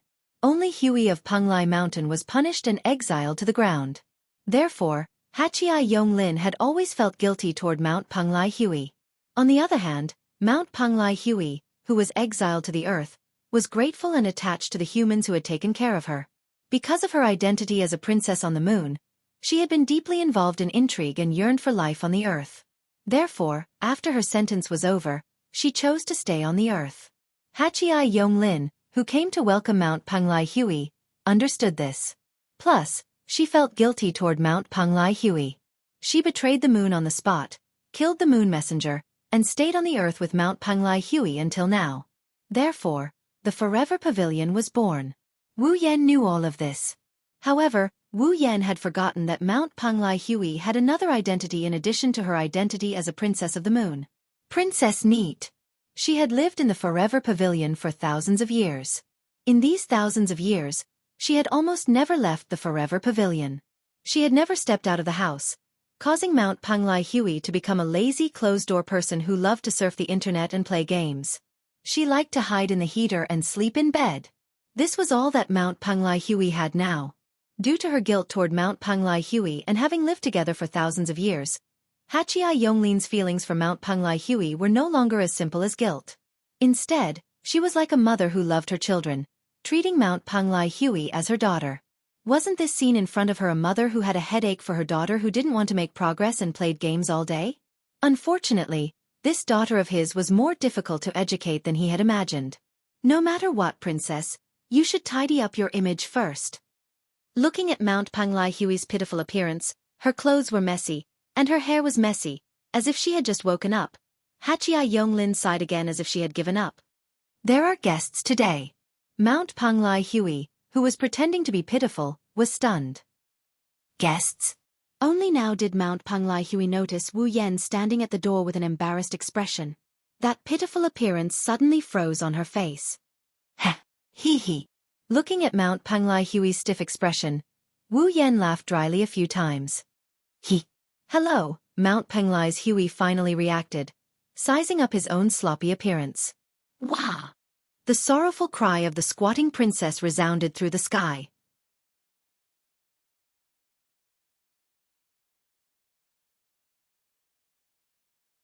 Chapter 1811. As a princess, Mount Panglai Hui could be said to be very spoiled.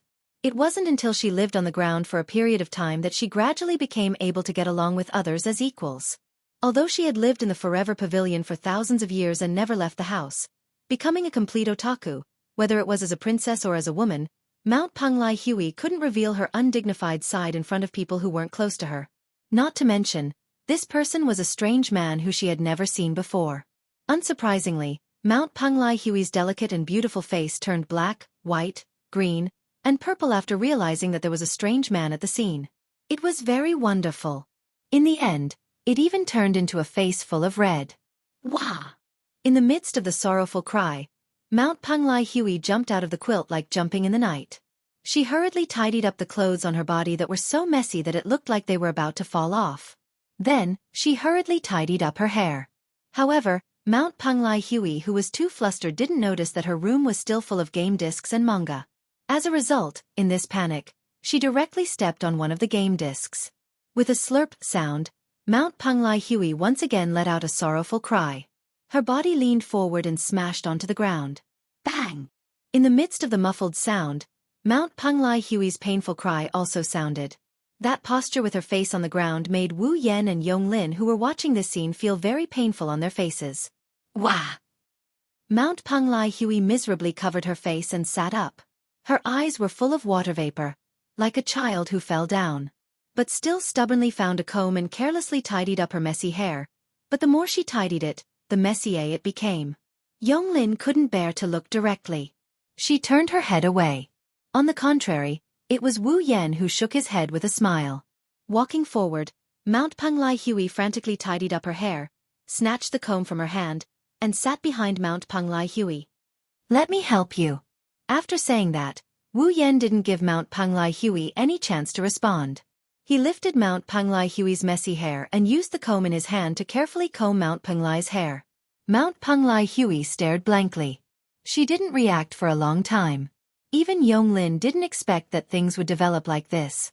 She looked at Wu Yan, who was combing Mount Panglai's hair, with surprise. In an instant, all the noises in the noisy room disappeared, leaving only silence. Under Wu Yan's skillful movements, Mount Panglai Hui's messy hair gradually recovered its smoothness. Some of the hair that was sticking up were smoothed out, making Mount Panglai Hui's originally bright and beautiful jet black hair even brighter and more moving. Panglai Mountain's Hui finally calmed down, feeling the strange man's hand constantly stroking his long hair. Her expression was slightly unnatural. Mount Panglai Hui, who had once committed a taboo and was exiled to the ground, actually didn't come to the ground naturally, but turned into a baby. She came to the heart of a bamboo tree. Coincidentally, when a bamboo cutter was cutting bamboo, he found Mount Panglai Hui in the heart of the bamboo and raised her. In a short 3 months, Mount Panglai Hui grew up. Her beauty shocked everyone in that era, and also attracted the proposal of 5 noble children. These suitors were all rich existences at that time, but these suitors were all defeated. Even the emperor at that time wanted to use his power to marry Mount Panglai Hui, but he was also rejected. He couldn't get close to her. This was the story in the famous Bamboo Monogatari. Mount Panglai Hui was the world's most beautiful bamboo monogatari in Bamboo Monogatari. What happened later? Presumably, those who knew about it knew that Mount Panglai Hui had ushered in the end of her sentence. Together with Yonglin, she killed the moon emissary and lived in the Forever Pavilion. In other words, there had never been a member of the opposite sex who could get close to Mount Panglai Hui. Until now, Mount Panglai Hui hadn't let a member of the opposite sex touch her hand. Now, a strange man who she just met and didn't even know his name made an extremely intimate action like combing her hair. How could Mount Panglai Hui, who hadn't had intimate contact with the opposite sex for many years, be natural? From this point of view, Wu Yan was indeed very lucky. He did something that the royal family of the world couldn't do 1,000 years ago. Of course, compared to being unnatural, Mount Panglai Hui was more curious and puzzled. You are. Didn't Yonglin already say it? Wu Yan didn't even look at Mount Panglai Hui, and continued to comb Mount Panglai Hui's long black and soft hair. I'm just a guest. Hearing this, Mount Panglai Hui's heart was slightly surprised, and a trace of unwillingness emerged.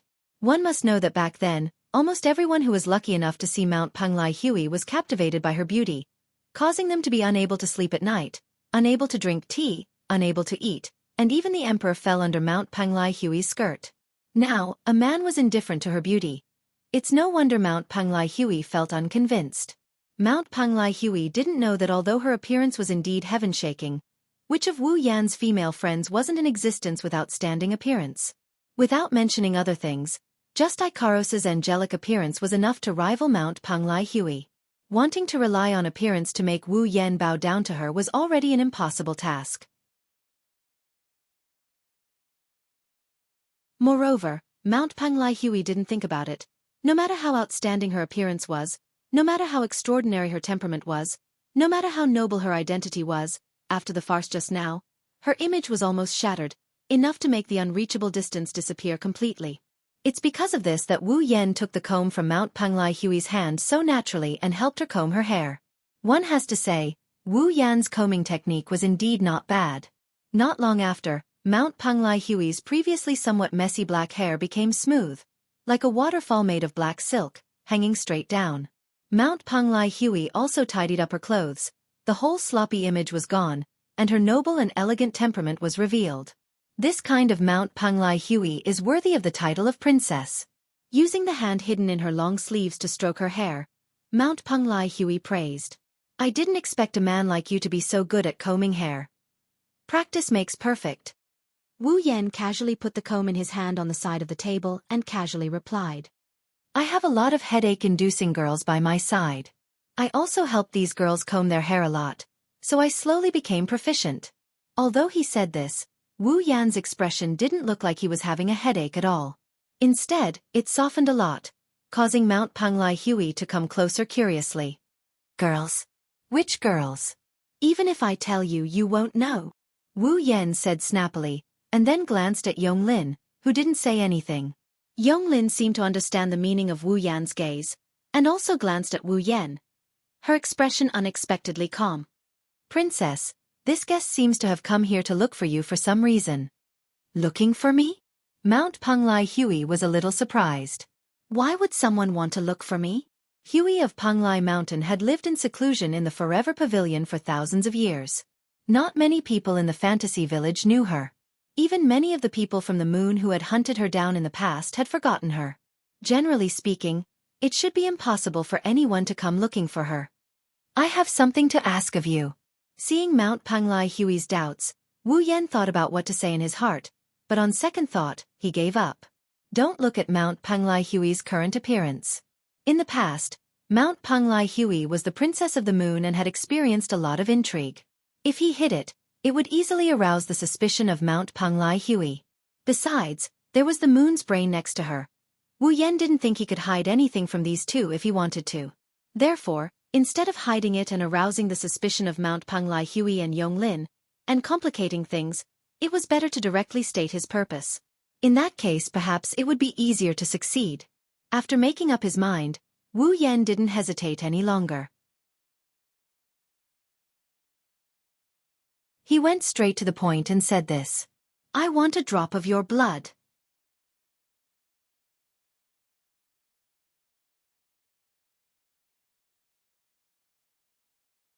Chapter 18:12. Blood. Mount Panglai's Hui was stunned. Blood. Yonglin frowned deeply and looked at Wu Yan as if she wanted to see through Wu Yan's heart. I know you're a vampire, and not an ordinary one at that. But you didn't take the princess's blood to satisfy your stomach, did you? Hearing this, Wu Yan secretly praised Yonglin. From the beginning to the end, Wu Yan never said that he was a vampire, nor did he reveal that he was the true ancestor of vampires. Only the people from the Red Devil Mansion knew that he was the true ancestor of vampires. Yonglin, on the other hand, had only seen him twice. She didn't even touch his body, but she already knew his identity. Should I say, as expected of the former brain of the moon? The reason I want to get a drop of Princess Kagaya's blood is simple. Wu Yan spilled out his reason while thinking about it. Princess Hui's blood can make me stronger. Stronger. This time, it was Mount Penglai's turn to frown. Indeed, vampires live on blood. The princess's blood not only contains the life essence of the moon people, but also the essence of the immortal Penglai medicine. The blood contains a lot of power. Yonglin stared at Wu Yan and sneered. However, weak vampires can't get power from the princess's blood at all. They might even explode. Powerful vampires don't need the princess's blood to increase their power, right? Vampires are also one of the immortal existences. In terms of immortality, it was the effect of the moon people's Mount Penglai bright night and the medicine of Penglai. Its immortality was comparable to the true ancestor of vampires. There weren't many people who could really kill Mount Penglai. However, wanting to use Mount Penglai's blood to increase their power, for vampires, it was a little redundant. As Yonglin said, weak vampires couldn't get power from Kagaya Penglai's blood. They might even explode because the power in the blood was too strong. Powerful vampires didn't need Kagaya Penglai's blood to strengthen themselves. Because for those vampires who had enough ability to absorb the power contained in Penglai Shan's blood, the power in Penglai Shan's blood was more or less insufficient. He couldn't compare. More than enough.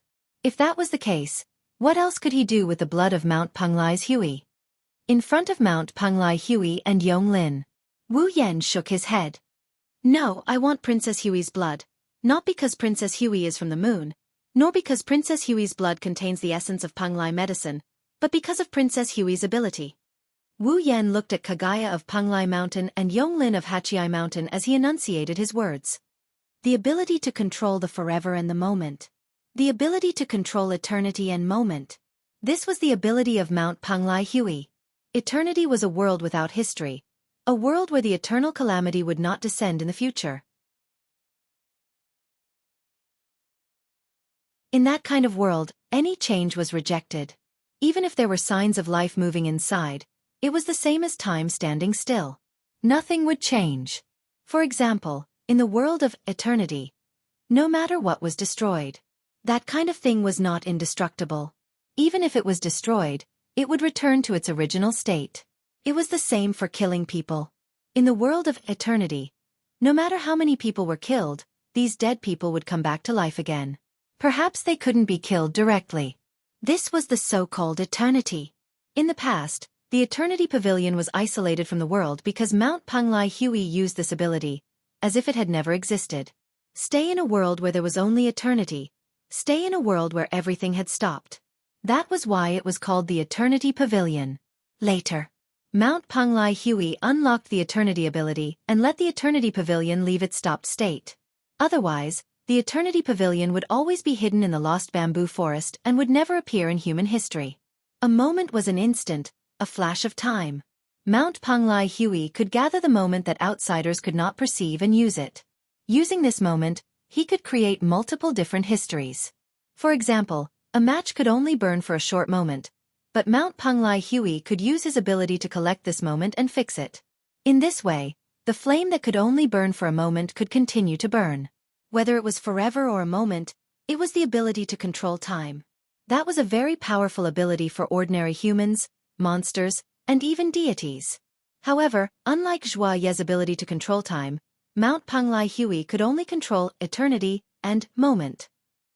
He could make time change between eternity and moment. He could turn a long period of time into an instant, and also turn an instant into eternity. Therefore, Mount Penglai Hui's blood must contain the eternal power that Wu Yan needed. Therefore, Wu Yan wanted to obtain Mount Penglai Hui's blood. The blood that carries the power of eternity and moment can make me stronger. Wu Yan's tone was full of sincerity. Therefore, I want to obtain a drop of Princess Hui's blood to strengthen myself. Hearing this, Mount Penglai Hui and Bai Yonglin sized up Wu Yan and then looked at each other. Oh! Mount Penglai Hui dragged her long skirt and circled around Wu Yan. As she circled, she observed everything about Wu Yan. It seems like he's not lying. But we can't believe it so easily. In front of Wu Yan, Bai Yonglin said such a sentence without holding back. The matter of blood can be big or small. Princess, increasing strength might be true, but there are many ways to increase strength. Yonglin's meaningful words were very accurate. Disregarding other things, many evil curses have such methods to increase strength. For example, using a certain existence's blood as a medium to cast a curse on the existence, slowly absorbing the existence's strength until the existence's strength is completely drained. After living for so long, Bai Yonglin has seen such evil methods more than once. Among these methods, there are many that use blood as a medium. Bai Yonglin can't help but be vigilant.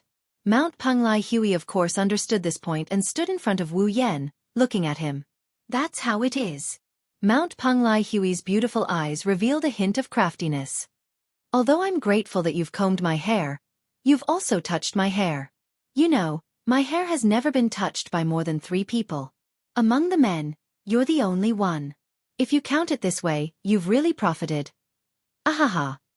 Wu Yan laughed awkwardly. How about I let you touch my hair? Who wants to touch your hair? Hui of Penglai rolled her eyes at Wu Yan. Then, she rolled her eyes and she said this. Even if I want to touch it, I have to touch other places to offset it. Don't mention Wu Yan. Even Yonglin's face fell when she heard this. Touch other places? Where do you want to touch? Seeing Wu Yan's embarrassed expression, Mount Penglai Hui raised an eyebrow. Era, I'm just joking with you, don't mind it. Haha. Wu Yan could only laugh dryly.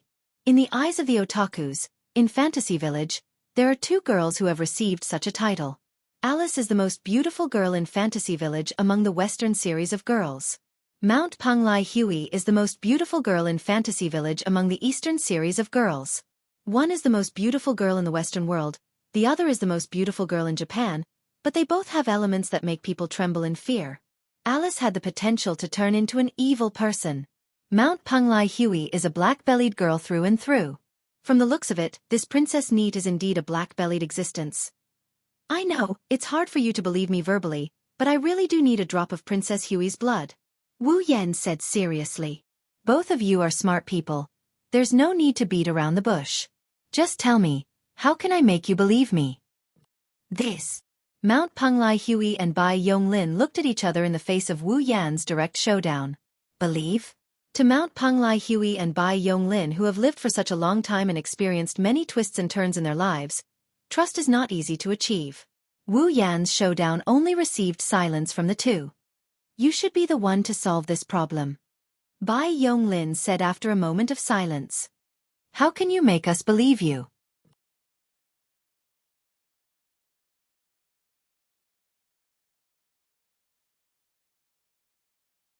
Chapter 18:13.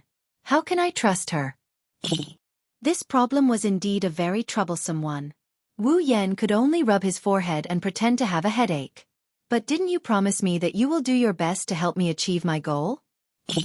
Do you really not understand what I mean, or are you just pretending? Yonglin's expression didn't change. If it's something else, since I promised you, I will do my best to help you achieve it. But if it's related to the princess' safety, then it's a different story. Yonglin said so. Yonglin didn't know if Yonglin's words were out of love or loyalty. Penglai Mountain's Hui was also used to it. He even reminded Yonglin with bad intentions. It seems like you did something interesting with Yonglin, like making a bet or something. But do you want to consider changing your condition? Bet. If it's just a bet, then it's fine if Yonglin doesn't keep her word. Wu Yan wouldn't think much of it. The point is, he and Yonglin aren't making a bet. It's a fair and square transaction. One should know that Wu Yan spent 7 whole days to experience all 7 deadly sins. Because of this, the entire Red Devil Mansion was in a state of chaos for 7 days. He even dragged Earth Spirit Hall into this mess. Even Alice had to pay a heavy price to let Wu Yan stand here. In this case, if he still had to change the condition and couldn't achieve his goal, then it would really be a huge loss. But looking at the current situation, whether it was Mount Panglai Hui or Yonglin Yagi, it was impossible for them to believe him in a short period of time, even if he told them all about his situation. Panglai Mountains Hui and Yonglin might not agree to give Wu Yan a drop of blood. This made him think that he was in the Forever Pavilion. Seeing that Panglai Mountains Hui could get his blood, Wu Yan sighed. In other words, I can't compromise no matter what? I'm not that stubborn. I don't think there's any curse that can be used on me that I can't detect, let alone Yonglin by my side. Mount Panglai's Hui held his long sleeves and covered his mouth as he snickered. As long as you can convince Yonglin, I don't mind giving you a drop of blood. Convince Yonglin? If he could convince Yonglin, then it wouldn't be so troublesome. I'm sorry. You should change your condition. Sure enough, Yonglin threw out such a sentence with an unquestionable tone. Although I don't think you can hurt the princess with a drop of blood, I won't joke about the princess's safety. If you can't make us trust you, then please leave. This time, it's really troublesome. Wu Yan mused for a bit before he lifted his head. In the end, you think I will hurt the princess. That's why you won't agree to my conditions, right? Mount Panglai Hui and Yonglin Yaoi looked at each other. Panglai Mountains Hui nodded in response. You're right. As long as you can make me believe that you're not using my blood to cause trouble, then it's fine. So it's like that. Wu Yan sighed. Then, there's no other way. I can only use this method. Panglai Mountains Hui and Yonglin immediately looked at Wu Yan at the same time. One's eyes were filled with curiosity, while the other's eyes were filled with vigilance. They didn't know what method Wu Yan planned to use to win their trust. At least, Yonglin felt that the probability of Wu Yan being able to convince her was high. It definitely wouldn't be more than 1%. After all, to Yonglin, nothing was more important than the safety of Panglai Mountains Hui. Even if there was only a small chance, she wouldn't let Hui take the risk. Therefore, Yonglin had already made up her mind. Today, she must make Wu Yan return in defeat. Unfortunately, even the mind of the moon, which was more intelligent than a demon, could not guess it. In Wu Yan's body, or more accurately, in Wu Yan's soul origin, there was an existence that lived and died with him. They were inseparable and had long been integrated into one system. That was an existence that no one could understand, even if it was Yonglin. Thus, in front of Panglai Mountains Hui and Yonglin, Wu Yan directly stretched out a finger and slid it down in the void in front of him. In the next moment, the system's projection list appeared in front of Wu Yan. Of course, this system list could only be seen by Wu Yan. Panglai Mountains Hui and Yonglin only looked at Wu Yan's actions with a puzzled expression. One of them didn't understand the meaning of this action at all, while the other's mind was spinning as she guessed Wu Yan's intentions. At this moment, Wu Yan had already opened his personal status list. Character, Wu Yan equipment points. 111100 prop points. 230000 ability points. 101000 summoning points. 131000 level. 89. After checking his personal status list that he hadn't opened for a long time and confirming his various points, Wu Yan exited the personal status list and clicked into the summoning list. Panglai Mountains Hui. Fantasy Village's Lost Bamboo Forest Forever Pavilion owner, from the moon, was originally a princess of the moon. More than 1,000 years ago, she was expelled from the moon due to taking Panglai's medicine and lived in seclusion on Earth. Currently, she is hiding in Fantasy Village's Lost Bamboo Forest Forever Pavilion owner. She is named after Hui Ji in Bamboo Tale. Summoning points. 120,000. After confirming that Panglai Mountains Hui had 120,000 summoning points, Wu Yan's face broke into a victorious smile. Seeing this smile, Yonglin in front of him had a bad premonition in her heart. Yonglin's intuition told her that if she didn't stop Wu Yan, something would happen to Panglai Mountains Hui. It was a change that even Yonglin of 8 wills couldn't predict, control, or change. This feeling was a little inconceivable to Yonglin of 8 will. At the level of 8 wills Yonglin, there were very few things that couldn't be predicted, controlled, or changed by the 8 wills Yonglin. They were so few that one could count them with one's fingers. Yonglin couldn't see through Wu Yan's strength completely. After all, Wu Yan had many trump cards. Therefore, Yonglin could only vaguely feel that Wu Yan was a threat. When Wu Yan didn't enter the red jade mode, Yonglin could only feel that Wu Yan wasn't an ordinary person. His true strength was definitely much stronger than what she felt on the surface. However, if Wu Yan is capable of doing something that even Yagi Rin can't do, Yagi Rin doesn't have the confidence to do so. But now, Yonglin indeed had such a premonition. If she doesn't stop Wu Yan now, the situation is going to get out of Yagi Rin's control. Yagi Rin can't do anything about it. Yonglin chose to believe this premonition no matter how unbelievable it was. Because Yonglin wouldn't joke about Panglai Mountain's Hui's safety. However, Wu Yan seemed to have seen through Yonglin's plan. When Yonglin was about to attack, he reached out his hand at the fastest speed and tapped on the summon option on Panglai Mountain's Hui resolutely. Buzz! An intense white light instantly shrouded every corner of the surrounding space. And the source of this intense white light was none other than Panglai Mountain's Hui, who was glaring at Yonglin in astonishment. Oh no!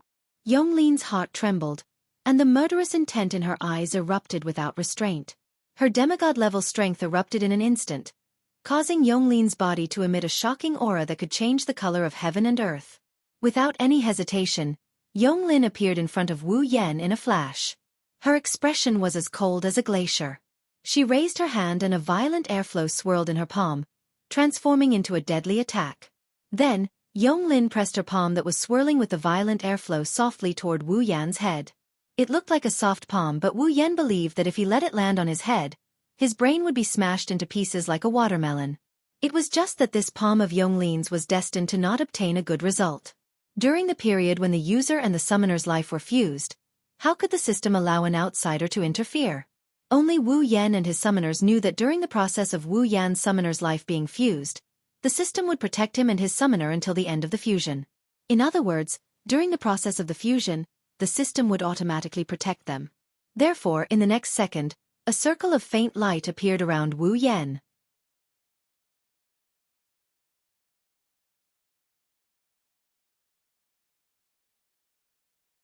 Chapter 18:14. It's as if the lines of his chakra were clearly drawn out. The rest of his body became transparent. A circle of light flashed around him and covered his entire body in an instant. At the same time, Yonglin's determined attack arrived. The palm strike that contained enough power to shatter the earth struck at Wu Yan's head. Just like that, in the next moment, something that Yonglin didn't expect happened. Whoosh! The violent palm strike landed on Wu Yan's head. However, Yonglin felt as though she had hit air. Her palm passed through Wu Yan's body along with Yonglin's body. She didn't feel like she had hit him at all. All she felt was the whistling sound of the powerful strike in the air. What? Yonglin's pupils shrunk as she passed through Wu Yan and arrived behind Wu Yan. Yonglin could sense that Wu Yan didn't really turn transparent. Instead, it was as though he was in another dimension that was higher than the one she was in. She couldn't touch him as she was in a lower dimension. Why couldn't she touch him even though he wasn't transparent? In fact, this wasn't the first time that Yonglin had seen such a situation. This kind of external interference had no effect at all. It was like an invincible, transparent person state. Wasn't this the method used by Bori Shrine sorceress, Bori Soul Dream, to become the manager of Fantasy Village and the Bori Great Barrier? It was because of this invincible method that Bori Spirit Dream, who was merely at the peak of rank 8, could stand at the peak in Fantasy Town where powerful beings were as common as clouds. Could it be that this person had the same method as Bori's Spirit Dream? At this thought, Yonglin's face instantly turned ugly. Ah! At this moment, Kagaya of Panglai Mountain let out a cry of surprise, waking Yonglin up from her daze. Princess! Yonglin turned around quickly. She looked in the direction of Kagaya of Panglai Mountain. Then Yonglin saw it. From the heart of Mount Panglai Hui, a ray of light with dazzling brilliance suddenly shot out. With a speed that Yonglin could only feel a blur before her eyes, it suddenly connected to the heart of Wu Yan who was standing in front of Mount Panglai Hui. Your Highness! Yonglin finally panicked when she saw this. Yonglin couldn't even remember how many years it had been since she was as flustered as she was now. Back then, when Mount Panglai's Hui was executed by Yuedu and exiled to the surface. When he killed all the emissaries from the moon and betrayed the moon? Or was it during the 2 lunar wars, when she was scheming against Yakumo Yukari? No. Even in the above 3 situations, he had never made Yonglin panic. However, at this very moment, Yonglin of 8 Wills was indeed feeling flustered after so many years. Under such circumstances, on the other side, Wu Yan and Mount Penglai's Bright Knight had a different feeling from Yonglin. The two of them could clearly hear that an outsider couldn't hear. 2 completely different heartbeats were lingering in their ears bit by bit. That was the heartbeat of Wu Yan and Mount Penglai's Bright Knight. The 2 different heartbeats seemed to compete with each other, vibrating frequently, and as time passed, the frequency of the vibrations was getting closer and closer, until a certain moment, the frequency of the 2 heartbeats was exactly the same. Only then did the sound suddenly disappear. Then the light connecting Wu Yan and Mount Penglai's Bright Knight's heart was also cut off from the 2 of them. With a slight twist, they gathered together, forming a small light bead the size of a glass bead. With a spin, they shot in the direction of Wu Yan and merged into Wu Yan's body. Feeling a sense of fullness in his body, Wu Yan knew Mount Penglai's Bright Knight. He had already become a summoner who had merged with his life. Ah! Mount Penglai's Bright Knight suddenly let out a soft groan and covered his head. He looked dizzy. Princess! Yonglin appeared beside Mount Penglai's Bright Knight unknowingly and supported him, who seemed to be a little dizzy. A pair of eyes filled with dense cold killing intent stared straight at Wu Yan. The surrounding space constantly trembled. As if she was suppressing the rage and killing intent in her heart, Yonglin's voice that was cold enough to freeze people entered Wu Yan's ears. What did you do to the princess? Hearing Yonglin's forceful voice that was filled with anger and killing intent, Wu Yan believed that if he didn't give Yonglin a suitable explanation, from now on, Yonglin would have an irreconcilable hatred with him. Wu Yan also knew that no matter what explanation he gave, Yonglin wouldn't choose to listen to it. He only looked at Mount Penglai's Bright Knight and said, "Don't worry, Princess Bright Knight is just receiving some memories and knowledge. The system will inject all the memories and knowledge related to the system into the user's summoned character's mind. Therefore, Mount Penglai's Bright Knight should be receiving all the memories and knowledge related to the system. Because he received the memories and knowledge that didn't belong to him, he would feel a little dizzy and would recover quickly." As expected, not long after, Mount Penglai's Bright Knight recovered and no longer covered his head. However, when he looked at Wu Yan, there was a trace of disbelief and shock. "Princess!" Yonglin hurriedly asked. "Are you all right?" Unfortunately, Mount Penglai's Bright Knight didn't pay any attention to Yonglin. It was as if he didn't dare to believe the memories and knowledge he received. He hesitated for a moment and asked with an uncertain tone. Is this all real? Whether it's real or not, it's hard for me to prove it to you." Wu Yan spread his hands. "However, you should be clearer than anyone about your own situation, right?" Mount Penglai's Bright Knight was also a strong person who was at least level 80. At this level, Mount Penglai's Bright Knight couldn't have not noticed that his life was no longer in his body, but in the body of the man in front of him who he had just met for less than half an hour. His life was fused with the man in front of him and there was no way to separate them anymore. In other words, Mount Penglai's Bright Knight's life was no longer under her control. Mount Penglai Huiyi knew that even if someone had the means to kill him, he wouldn't die no matter what. Even if he died, he would be resurrected in another form. However, if the man in front of him died, then even if he was fine, he would die with him. In addition to the memories of the system, summoned character, and the dungeon world, Mount Penglai's Bright Knight fell silent. "Princess!" Yonglin called out, but her gaze fell on Wu Yan. She slowly raised her aura. "Yonglin, stop!" Before Yonglin could do anything, Mount Penglai's Bright Knight laughed bitterly. "You can't kill him. Otherwise, I won't be able to live either." "If we kill him, the princess won't be able to live?"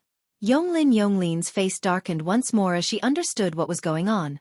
What kind of life-sharing contract was that? "It's not as simple as you think, Yonglin."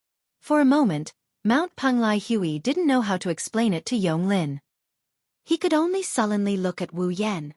"You really made a fool out of me. I don't want to do that." Wu Yan quickly shook his head. "If it weren't for the fact that you guys are so difficult to deal with, I definitely wouldn't have used such a method. What do you mean? Mount Penglai's Hui's expression became displeased. Are you saying that I'm not qualified to be your summoner? Wu Yan laughed bitterly. I didn't say that. Summoner?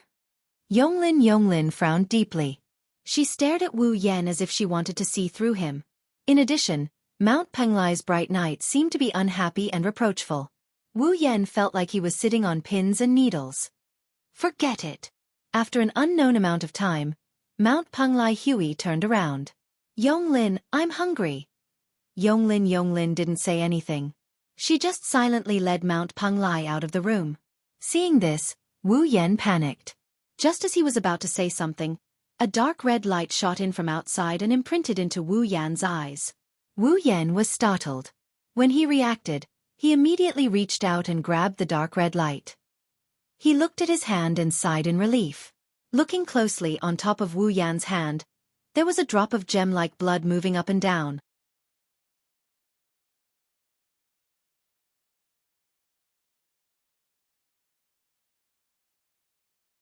Chapter 1815. Fantasy Village, Lost Bamboo Forest, Forever Pavilion.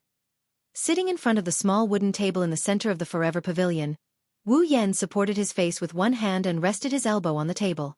His gaze was fixed in front of him. Opposite him, Kagaya of Penglai Mountain is holding a small bowl filled with white rice. In front of her is a wooden tray with a few small dishes. She is eating the rice in her bowl as she stared at Wu Yan, who is sitting in front of her. She is sizing up Wu Yan, who is sitting in front of her. Not only Mount Penglai, but Yonglin was also sitting beside Wu Yan and Mount Penglai. She was also looking at Wu Yan without saying a word. However, compared to Mount Penglai, Yonglin's gaze was not scrutinizing. Instead, it was cold and hostile.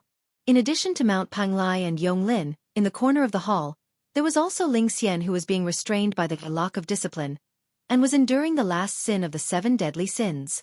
She was moaning bitterly as she twisted and struggled. She looked as pitiful as she could be. Under such a strange situation, Wu Yan could only bear the scrutinizing gaze from Mount Penglai, Yonglin's hostile gaze, and Xianxia's aggressive gaze as he sighed. Who could he blame? Should he blame Mount Penglai and Yonglin? Mount Penglai was just feeling indignant that his life was forcefully taken away and merged with Wu Yan. Yonglin also thought that Wu Yan had done something to Mount Penglai. That was why she was like this, wasn't it? He could only blame Wu Yan for using such a method to provoke the two of them. However, at that time, other than letting Mount Penglai become his summoner, there was no other way. There was no other way to make Mount Penglai and Yonglin believe him and give him a drop of blood. No. It was not that there was no other way. If he thought about it carefully, as long as he could come up with evidence that could convince Mount Penglai Kagaya and Yonglin Yagi, the two of them should not refuse to give him a drop of blood. After all, it was said that there were many evil methods that could use blood as a medium to do something harmful to the owner of the blood. But who was Penglai Mountain's Hui? Who was Yonglin Yongi? Of these two girls, one was the Princess of the Moon, the other was the Head of the Moon, and the other was a powerhouse of the 9th step. The other was a demigod powerhouse who had lived for countless years. What kind of evil methods could be used on them without them noticing? Mount Penglai Kagaya herself said that she didn't care as long as Wu Yan could persuade Yonglin Yagi. Yonglin Yagi just wouldn't take Mount Penglai Kagaya's safety as a joke. Yonglin Yagi didn't think that there was any way to hide from her and hurt Mount Penglai Kagaya. If it took some effort. In the end, he would be able to achieve his goal. However, Wu Yan did not want to waste any more time since he had already swallowed the medicine of Yonglin of 8 senses. Hence, he might as well use the most effective method. He would turn Mount Penglai Kagaya into his summoner. Under the situation of life-sharing, Mount Penglai Kagaya had no choice but to believe that Wu Yan wouldn't harm her. Although this life-sharing was only one-sided. Originally, Wu Yan wasn't very confident about turning Mount Penglai Kagaya into his summoner. The system had once said that when Wu Yan was in a dungeon world, the characters in that dungeon world couldn't become Wu Yan's summoner. Unless the summoner knew about the system before becoming a summoner and voluntarily agreed to become Wu Yan's summoner. Just like in the date battle world. Yi Juya, Shi Xian, Mei Jiao, and Origami had voluntarily become Wu Yan's summoners because they knew about the system from Wu Yan in advance. That was why Wu Yan could make them his summoners in that dungeon world. In this dungeon world, Wu Yan had exploited a loophole to make Mount Panglai Kagaya his summoner. When he was in a dungeon world, he couldn't make the characters in that dungeon world his summoner. Then, if this character also existed in other dungeon worlds, what should he do? Mount Panglai Kagaya was the Mount Panglai Kagaya in the fantasy village, but wasn't she also the Kagaya in Bamboo Tale? On the system summoning list, the introduction of Mount Panglai Kagaya also said that Mount Panglai Kagaya was the eternal pavilion master of the lost bamboo forest in the fantasy village, but it was also derived from the Kagaya in Bamboo Tale. Although the Kagaya in the real Bamboo Tale was definitely not the Kagaya of Mount Panglai, in this world, the Kagaya of Mount Panglai was the Kagaya of Bamboo Tale. In this way, when he summoned Mount Panglai Kagaya, it could be said that he was summoning Mount Panglai Kagaya in Bamboo Tale. It couldn't be considered as summoning a character in the current dungeon world, right? Of course, this statement was a little forced. Because under this setting, Bamboo Tale could be said to be a story that happened in this dungeon world. The two dungeons were considered one and couldn't be separated. However, Bamboo Tale was indeed a dungeon world and there was indeed a character called Kagaya. And here, Kagaya was Mount Panglai Kagaya. With the contradiction between the two, it couldn't be better to use the word loophole to describe this situation. It was precisely because there was such a loophole that the system recognized Wu Yan's summoning, allowing Wu Yan to successfully make Mount Panglai Kagaya his summoner in front of her. This was an exception. Unfortunately, in this way, Wu Yan's goal was achieved, but it seemed to have caused a lot of trouble. At least, from the looks of it, Yonglin completely regarded him as an enemy. However, Wu Yan underestimated Yonglin. After a while, Yonglin seemed to have figured out something. Her gaze towards Wu Yan was no longer filled with hostility. Instead, it returned to its previous calmness. I don't know what kind of method you used to forcibly establish a life-sharing contract with the princess, Yonglin suddenly said. But I don't think you can tie the princess to you like this, right? Yonglin's meaning was very simple. She was telling Wu Yan not to think that he could make Mount Panglai Kagaya serve him like a servant just because he shared his life with her. After living for so long, Yonglin of the Eight Wills had seen many methods of life-sharing. In that case, it was not impossible to remove life-sharing. Only Mount Panglai Kagaya knew that no matter how powerful Yonglin was, she was at her wits' end this time. Mount Panglai Kagaya's life had completely merged with Wu Yan's life. There was no distinction between them. It was different from an ordinary life-sharing where the other party would die or share their life force. Otherwise, Yukari wouldn't have felt so helpless when she became Wu Yan's summon. I don't think that I can do whatever I want to Princess Kagaya just because she is my summon. Wu Yan glanced at Yonglin. Of course in this situation, you won't believe me no matter what I say, right? Yonglin didn't reply. Instead, she looked at Mount Panglai Kagaya. She wanted him to make the decision himself. Yonglin, you don't have to worry. Mount Panglai Kagaya's expression didn't change as he continued to eat his meal. He was even calmer than Yonglin. Although life-sharing is done, it only means that once he dies, I won't be able to live either. If he doesn't die, I won't be affected even if he is crippled or not. Yonglin smiled when she heard Mount Panglai Kagaya's words. Wu Yan shuddered. What did that mean? As long as she didn't kill Wu Yan, Yonglin could do anything she wanted to Wu Yan.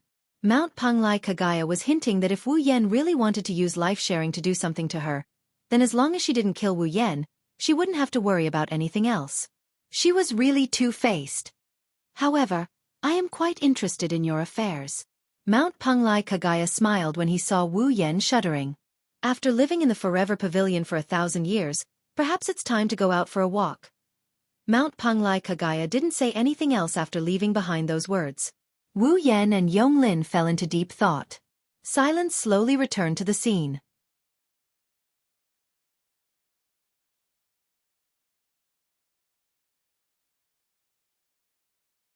Chapter 1816. Fantasy Village, Lost Bamboo Forest. Standing outside the Lost Bamboo Forest, Wu Yan turned his head and looked at the misty green bamboo forest. He sighed faintly. Although he had no choice but to let Mount Panglai become his summoner and obtain a drop of her blood to convince her that he would not harm her. No matter what, Mount Panglai had already become Wu Yan's summoner. As the fusion of life, it could be said that they were inseparable. Wu Yan planned to let Mount Penglai follow him. At least, she would follow him back to the Spalier world after he left the fantasy village. However, when Wu Yan told Mount Penglai his decision, she gave Wu Yan an unfathomable smile and went back to her room without saying a word to continue playing the game. Wu Yan did not understand what Mount Penglai meant. When he was about to chase after her, he was stopped by Yonglin with a cold expression. She ordered him to leave with an unquestionable attitude. Wu Yan was not surprised by Yonglin's attitude. After all, when he asked Mount Penglai to follow him, Wu Yan did not hide it and directly said it in front of Yonglin. With how much Yonglin doted on Mount Penglai, it would be strange if she was nice to Wu Yan. Wu Yan even started suspecting if Yonglin is one of those idiotic moms who would guard against foreign stinky men getting close to her own daughter. No matter what, he did not know how Mount Penglai would develop. He could only take one step at a time. Fortunately, he got the essence blood with eternal power. This trip to the Forever Pavilion and 7 days of suffering were not in vain. Next, I still need essence blood with fantasy power, essence blood with realm power, and essence blood with nature power. Which one should I start with? Wu Yan pondered. Essence blood with fantasy power, essence blood with realm power, and essence blood with nature power. Wu Yan almost knew who these 3 kinds of essence blood belonged to. So, Wu Yan immediately made a decision. Let's start with the easy ones. Which kind of essence blood was the easiest to get? If it was before, it would definitely be essence blood with realm power. Purple was already Wu Yan's summoner. She was on Wu Yan's side. She would not refuse to give Wu Yan a drop of essence blood. Instead, she would be quite happy. However, what gave Wu Yan a headache was that he did not know what Purple was doing. She did not come to him these days. Plus, Wu Yan didn't know where Yakumo's family is, so he didn't bother looking for Yukari. However, Wu Yan did not believe that Purple did not know where he was. With Purple's character, even if she did not come to find him, she must be hiding somewhere. She had been using the gap ability to pay attention to Wu Yan's every move. Otherwise, when he had just arrived at the fantasy village, Lingming's moldy old woman would not have attracted Purple's attack. Since Purple had been paying attention to him, why did she not appear? After pondering for a while, Wu Yan shook his head and gave up thinking. The monster sage Yagi's every move was famous for being unfathomable. Because others did not know. What Purple did at a certain moment, was it purely for fun or had a deeper meaning? This time was similar. Purple had not come to find him. Either she did it casually, or there was a deeper meaning. No matter which it was, since Purple did not come to find him, then he would not be able to find her, unless it was necessary. If it was really necessary, Purple would definitely appear on its own. It was because of this. The blood essence that contained the power of the realm should be the easiest to obtain, but the difficulty of obtaining it became unknown.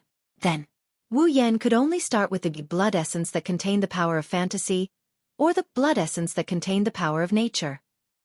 Which of the two was easier to obtain? Wu Yan made his choice in an instant.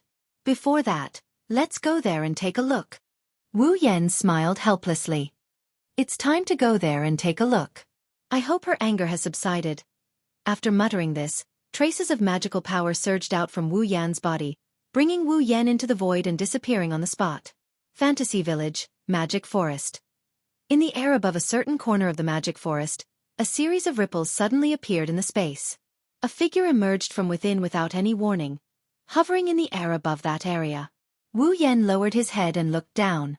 Immediately, he saw such a scene. In an open space surrounded by huge trees and filled with miasma, a large manor house stood there for a long time. At the top of the manor house, a girl was standing in a corner with her back facing Wu Yan, who was floating in midair. Threads of magical power extended from her hand and connected them to small delicate puppets.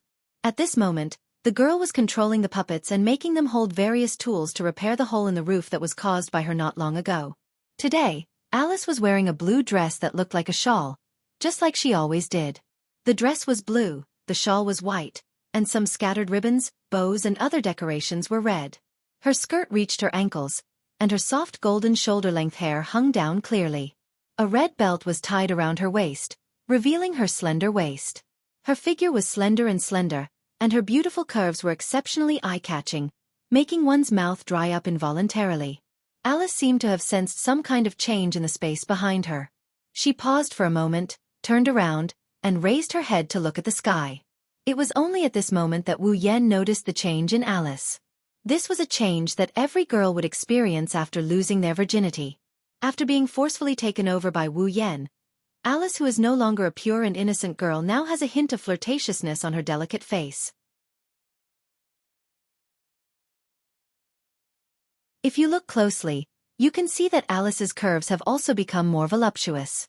Her every move has a mature and peculiar charm to it. Looking at the current Alice, Wu Yan felt as if his eyes had lit up, and he couldn't help but praise her beauty in his heart. If the previous Alice was very delicate and cute, as delicate as a doll, and as holy as an angel, then the current Alice was truly beautiful. Her temperament was otherworldly, and she was as beautiful as a goddess who had fallen into the mortal world. Her beauty was soul-stirring. On the other side, seeing the man who had forcefully taken her body away, Alice's face was surprisingly calm. She was as calm as still water. On the surface it looked like this. But whether Alice's heart was as calm as it looked on the surface, that was yet to be determined. Looking at Wu Yan, who was floating in the air, Alice didn't have any intention of saying anything. After a slight glance, she turned around and continued to control the puppet to repair the roof. Wu Yan scratched his cheek, and in a flash, he appeared behind Alice. That. After thinking for a moment, Wu Yan tentatively called out, "Alice." Alice's hands didn't stop moving at all. While controlling the puppet, she continued to do what she was doing, but she didn't seem to have any intention of paying attention to Wu Yan. Seeing this, Wu Yan simply approached. But when Wu Yan approached, Alice spoke. "What's the matter?" Alice's voice was as light and pleasant as always, but there was a trace of coldness that Wu Yan could clearly detect, and a trace of nervousness that Wu Yan couldn't detect. Although he didn't detect the hidden nervousness in Alice's voice, Wu Yan seemed to have made a decision. He walked behind Alice, looked at Alice's pair of slender white arms and snow-white neck exposed outside of the sleeveless dress, and laughed. "Can't I come to see you if there's nothing?" With one sentence, Alice's heart suddenly skipped a beat. Her mind couldn't help but recall the various unsightly scenes from yesterday. Unknowingly, Alice's snow-white cheeks and neck were dyed with a faint layer of pink. She could no longer maintain her cold and calm expression, and it all turned into anger. "If you came here just to take advantage of me verbally, then please leave." After saying that, Alice waved her hand and recalled the puppets that were repairing the roof. The magic thread in her hand was also cut off. She turned around, as if she was going to jump into the hole that was still being repaired and return to her home. But in the next second, Wu Yan suddenly reached out and hugged Alice.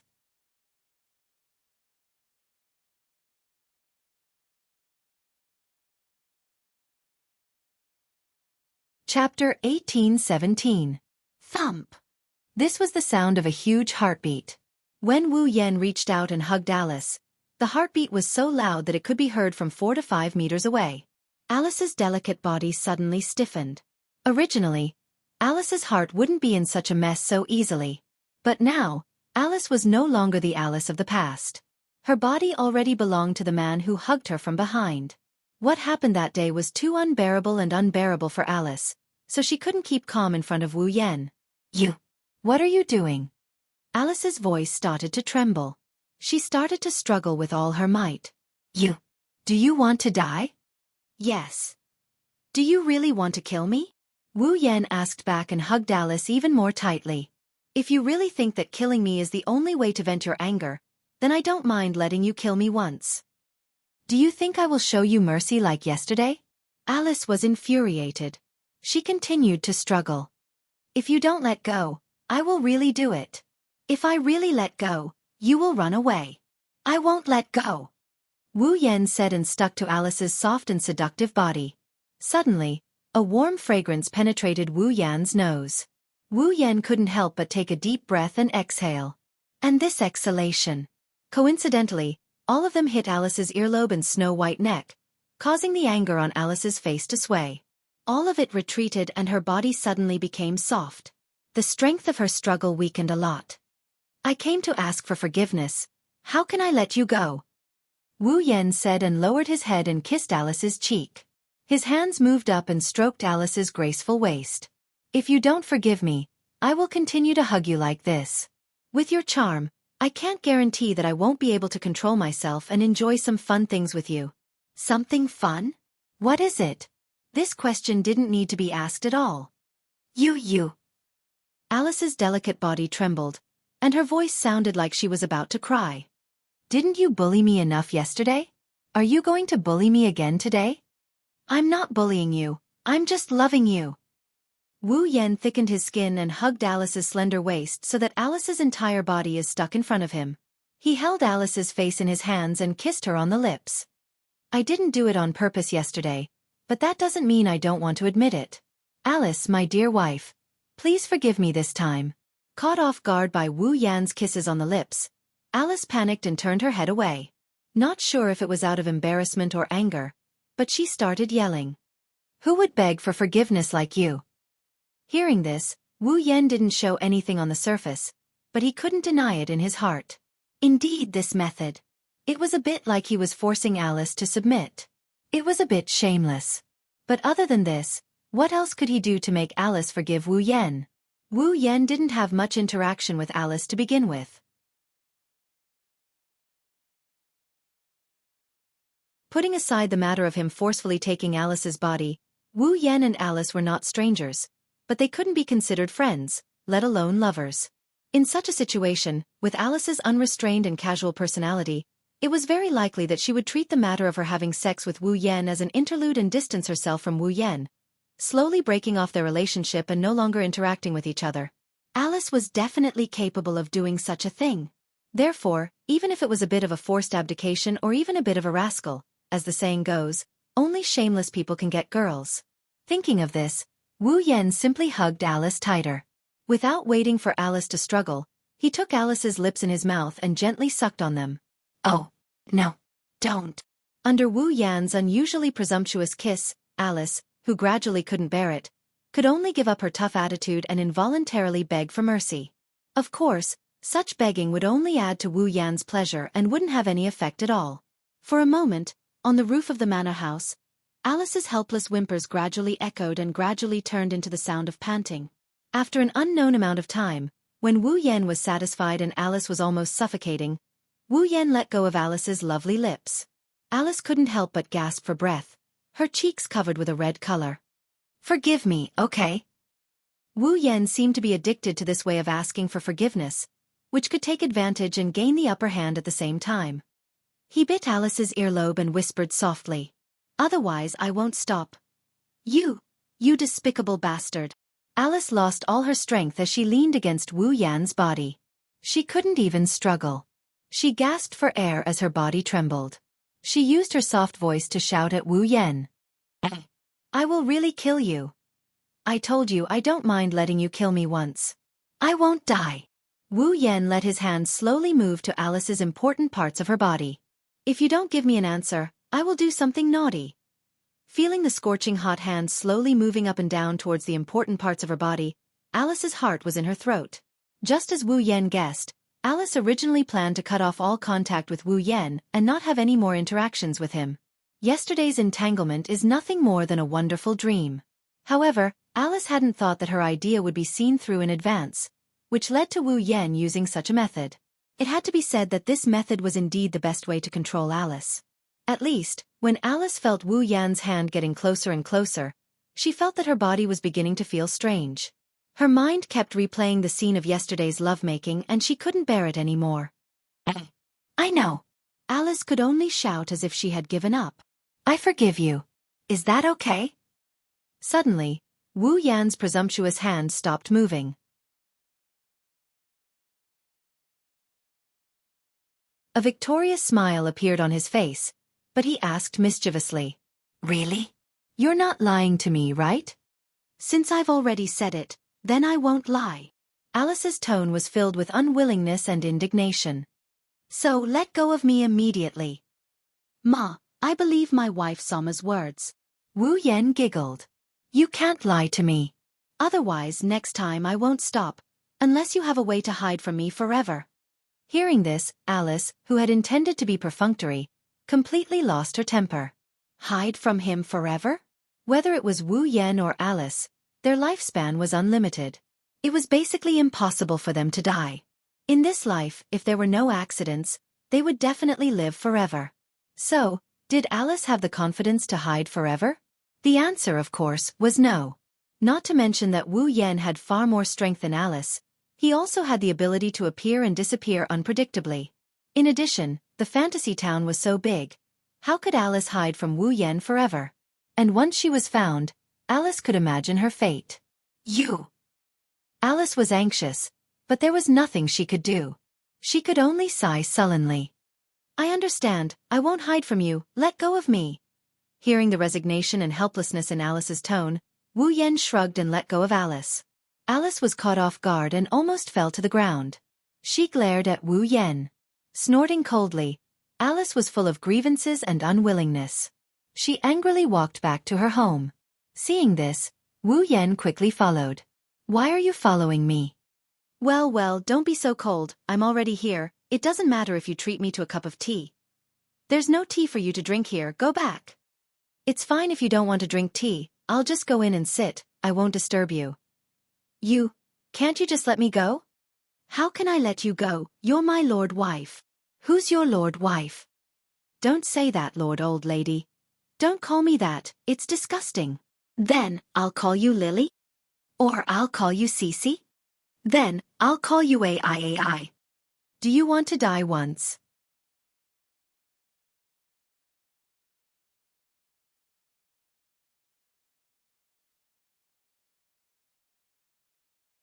Chapter 18:18.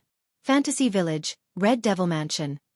Holding a wrapped cake in his hand, Wu Yan hummed a song as he descended from the sky. He landed in front of the Red Devil Mansion and walked in the direction of the Red Devil Mansion. That cake was made by Wu Yan at Alice's house. Due to the way he asked Alice to forgive him being a little too shameless, it caused Alice to be very angry. Wu Yan also used all kinds of methods to make Alice happy. In the end, he used his best cooking skills to soothe Alice's cold and angry face. And this cake was made by Wu Yan when he made Alice happy. He was going to let everyone in the Red Devil Mansion try it. Speaking of which, Wu Yan had also made an agreement with Sui Yi that if he had the chance, he would personally cook a meal for them to try his cooking. Unfortunately, it was destroyed by the arrival of the 7 deadly sins. Now, although there was only one cake, with Wu Yan's cooking skills, Wu Yan believed that Ramilia and the others would definitely be satisfied. After passing through the lake of fog that was filled with cold fog, he walked towards the bright red mansion. Not long after, the iron gate outside the Red Devil Mansion appeared in front of Wu Yan. On the side of the iron gate, a red-haired girl in a green cheongsam was leaning against the wall. She stood there like a guard, guarding the gate outside the Red Devil Mansion. Taking a closer look, the young girl was wearing a green hat. On the front of the hat, there was a golden 5-pointed star pattern. In the middle of the 5-pointed star pattern, there was a glittering sharp throwing knife stuck on it like a target. Seeing this scene, Wu Yan's expression instantly became embarrassed. In the fantasy village, there were many people wearing strange clothes. It wasn't like there weren't any outlandish outfits like throwing knives and hats. Those who didn't know would think that the throwing knife was one of the decorations on the hat. Only the people of the Red Devil Mansion knew. It was just something left behind by a punching bag. The girl didn't seem to notice Wu Yan's approach. She just closed her eyes and gently leaned against the wall, as if she was very unfathomable, deliberately pretending to be so that others would let their guard down. However, reality was cruel. He must have fallen asleep again, right? Wu Yan exposed the truth of this scene without hesitation. He rubbed his eyebrows speechlessly. And from the looks of it, she must have been taught a lesson by San Yi just now. It's really amazing that she can immediately slack off and sleep. With that said, Wu Yan directly walked over, squinted his eyes and shouted angrily. China. Time to eat. Have you eaten? In China, the girl who was reading Hong Meiling was like an awakened crocodile.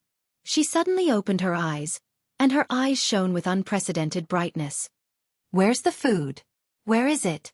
Miss Xiao Yi hasn't given me any food for 3 days. Hearing this, Wu Yan couldn't help but look at Hong Meiling with pity. Hong Meiling noticed it.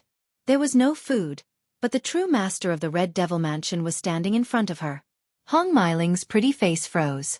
Although, because of her position, Hong Miling had never interfered in the recent matters of the Red Devil Mansion. But as a member of the Red Devil Mansion, no matter how stupid Hong Miling was, it was impossible for her not to know what had happened in her family. Naturally, Hong Miling also knew that the man standing in front of her, who on the surface announced that he was the butler of the Red Devil Mansion, but in reality, he treated the master of the Red Devil Mansion as his younger sister. He had the most special status in the Red Devil Mansion, and sometimes, he even had more influence than the young miss of the Red Devil Mansion. In other words, the man in front of her. He was already a true celebrity in the Red Devil Mansion. Other than Ramilia, there was no one in the Red Devil Mansion who could use their status to suppress him, including the second young miss of the Red Devil Mansion. And when the time came, it was really necessary. Perhaps, even the young miss of the Red Devil Mansion would listen to him. In addition, the other party was also the butler of the Red Devil Mansion in name, in charge of all the servants in the Red Devil Mansion, including the head maid. Hong Miling was shocked and stuttered. Bye. Don't be white, China. Wu Yan couldn't help but roll his eyes. Those who don't know would think that I've been chased out of the Red Devil Mansion. You're saying goodbye to me. You must be joking. Lord Bai. Hong Miling put on a fake smile and then weakly retorted. Also, Lord Bai, my name isn't China. Your name isn't China? Wu Yan pretended not to know. If your name isn't China, then what is your name? My name is Hong Miling. Hong Miling wanted to cry but had no tears to shed. Lord Bai, please remember my name at least. Hong Miling. Wu Yan widened his eyes in surprise. Liar. Who is Hong Miling? How come I don't know? Wah. Lord Bai, how can you do this? Hong Miling seemed to have suffered a heavy blow. The corners of her eyes gradually became moist and she looked like she was about to cry. Wu Yan couldn't help but laugh.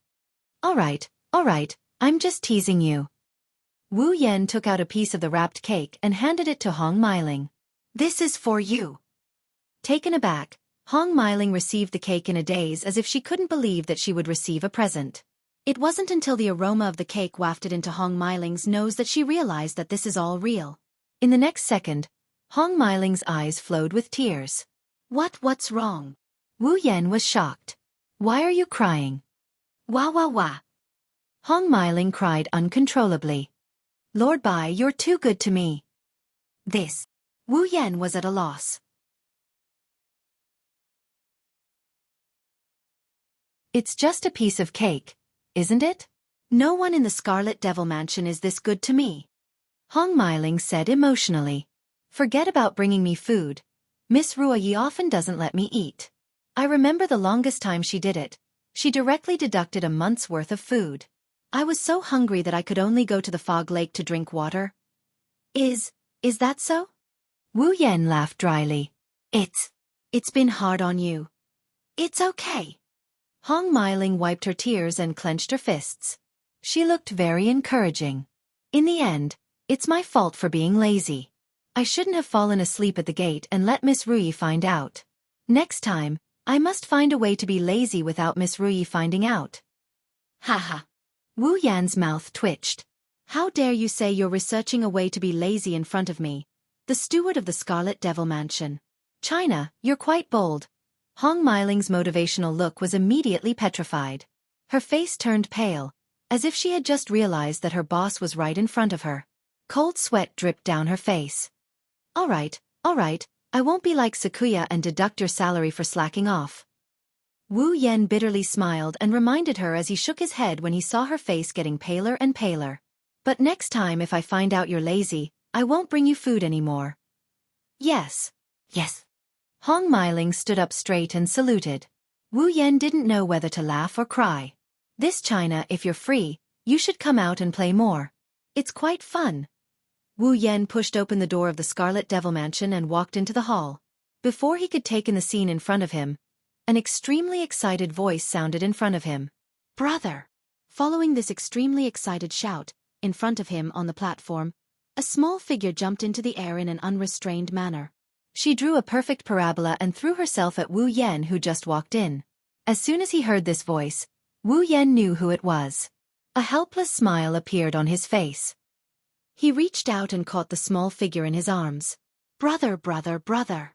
As soon as she threw herself into Wu Yan's arms, the small head wearing a white beret with a light yellow ponytail started to rub against Wu Yan's chest. You're finally back. Fran thought you left with that naughty Lian Lian. You. Wu Yan pushed Fran up a little, exposing Fran's delicate and cute face to him. He pinched her little nose dotingly. Did you think your brother would leave you alone? Hee hee. Hee hee. Fran enjoyed Wu Yan's affectionate and doting actions, twisting her little body like a spoiled child. Brother, you're so naughty. You made Fran worry. Is that so? Wu Yan carried Flandrachon and he started walking towards the stairs. Then, in order to make up for Fran's worries, how about I give Fran a small gift? Sure. All right. Flan laughed.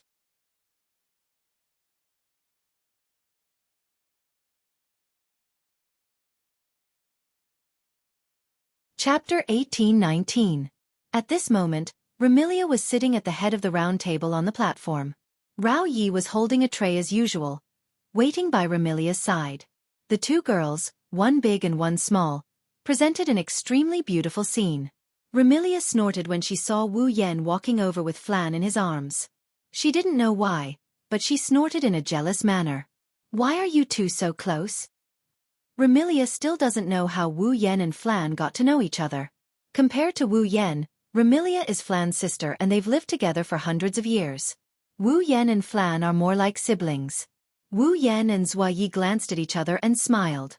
They didn't need to say anything. Then, Wu Yan looked at Remilia and pursed his lips. Our relationship is definitely better than you think. In any case, Fran and I share our lives. Even if you, her biological sister, are here, you can't compare to us. How can a relationship that is supported by a contract be better than blood? Remilia retorted.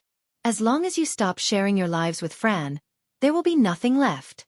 It's not like there's nothing left. Before Wu Yan could say anything, Fran stuck her tongue out at Remilia.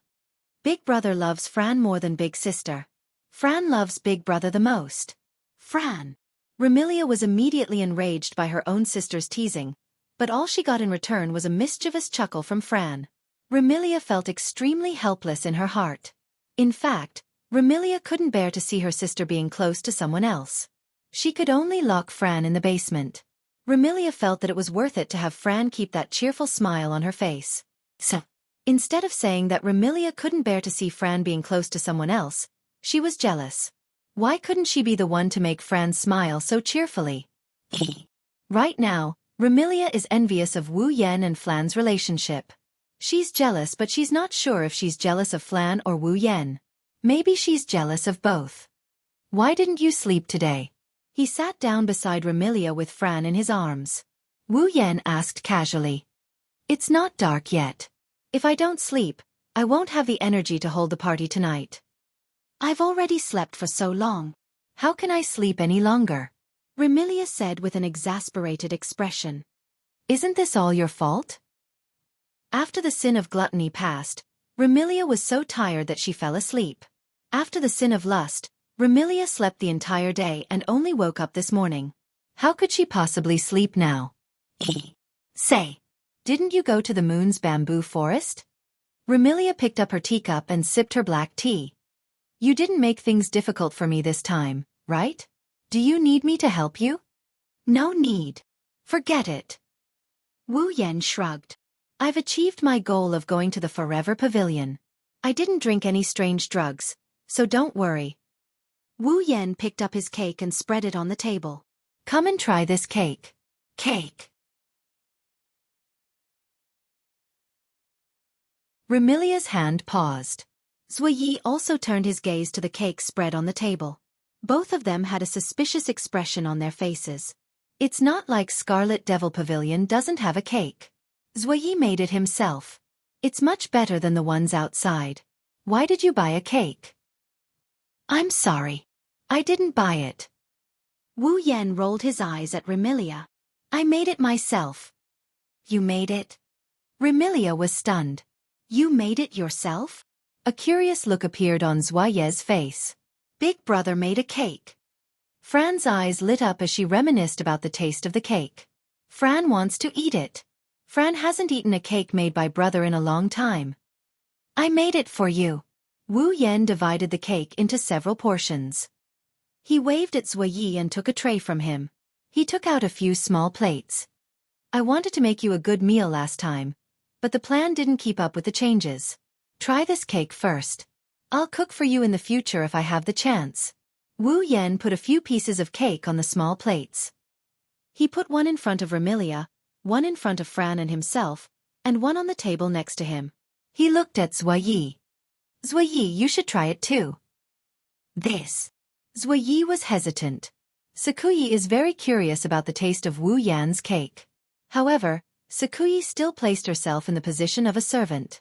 As a maid, she can't just sit at the same table as her master.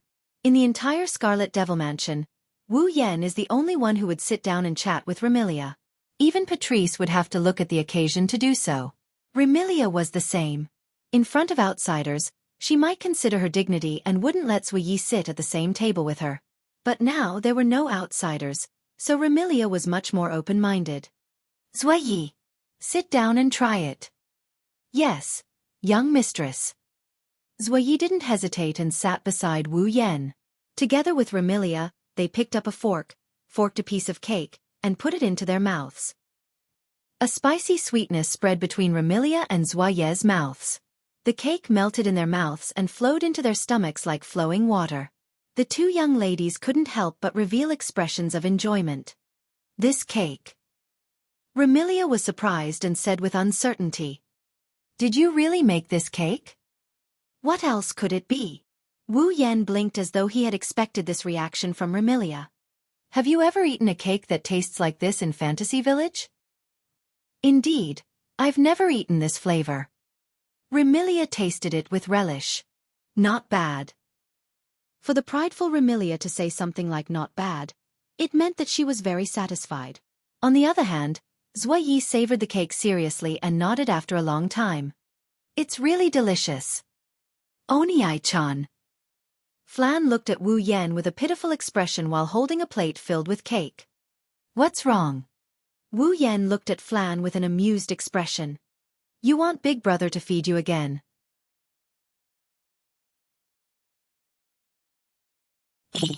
Fran nodded hurriedly and Wu Yan couldn't help but pat her head. Then, he picked up the small plate in Fran's hand and started feeding her. Almost at the same time, Wu Yan felt an intense gaze accompanied by a sense of longing cast on Wu Yan. Then, Wu Yan saw Remilia turning her head away. At this point, how could Wu Yan not understand? Wu Yan picked up Remilia who was sitting at the head of the table. She and Flan sat on his lap, one on his left and one on his right. Remilia was stupefied. She couldn't believe that Wu Yan would do such a thing. Come. Wu Yan forked the cake and placed it in front of Remilia with a grin. Ah. You. Remilia frowned and yelled angrily.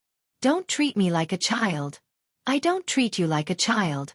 I only treat you as a younger sister who needs to be doted on.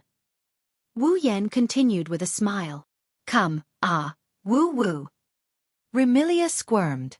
In the end, she couldn't resist the longing in her heart and muttered unwillingly. One day, I will make you look at me in a different light.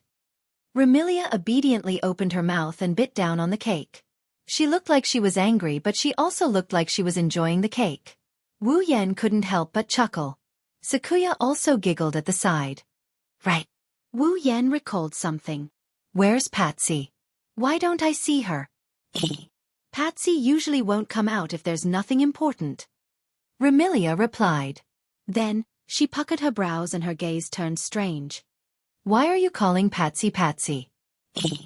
Ugh. Wu Yan choked and didn't know how to explain. Should he tell Remilia that he had sex with Patsy and their relationship got better? It would be strange if Remilia didn't flip out.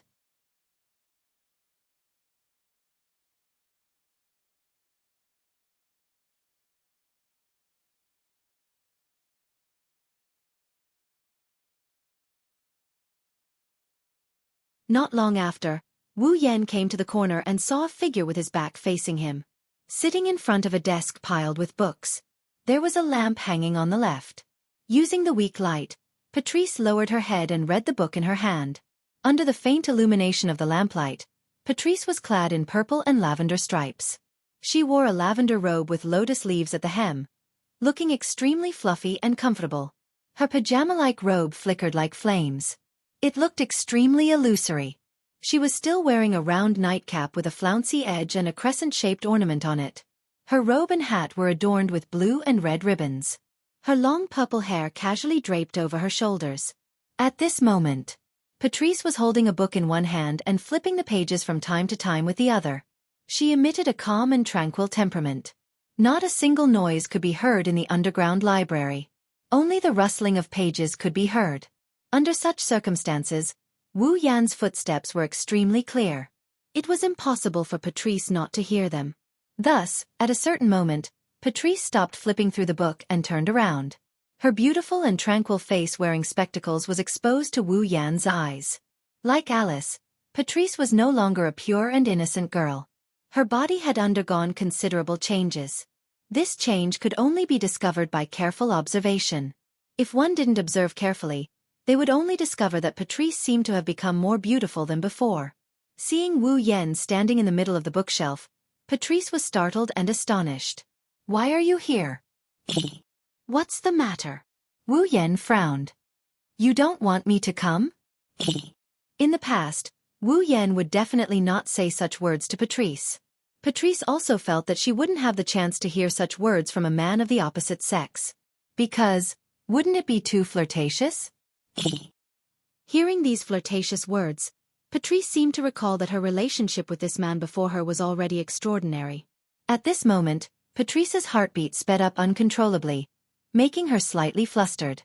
She could only push down her spectacles and secretly suppress her uncontrollable heartbeat.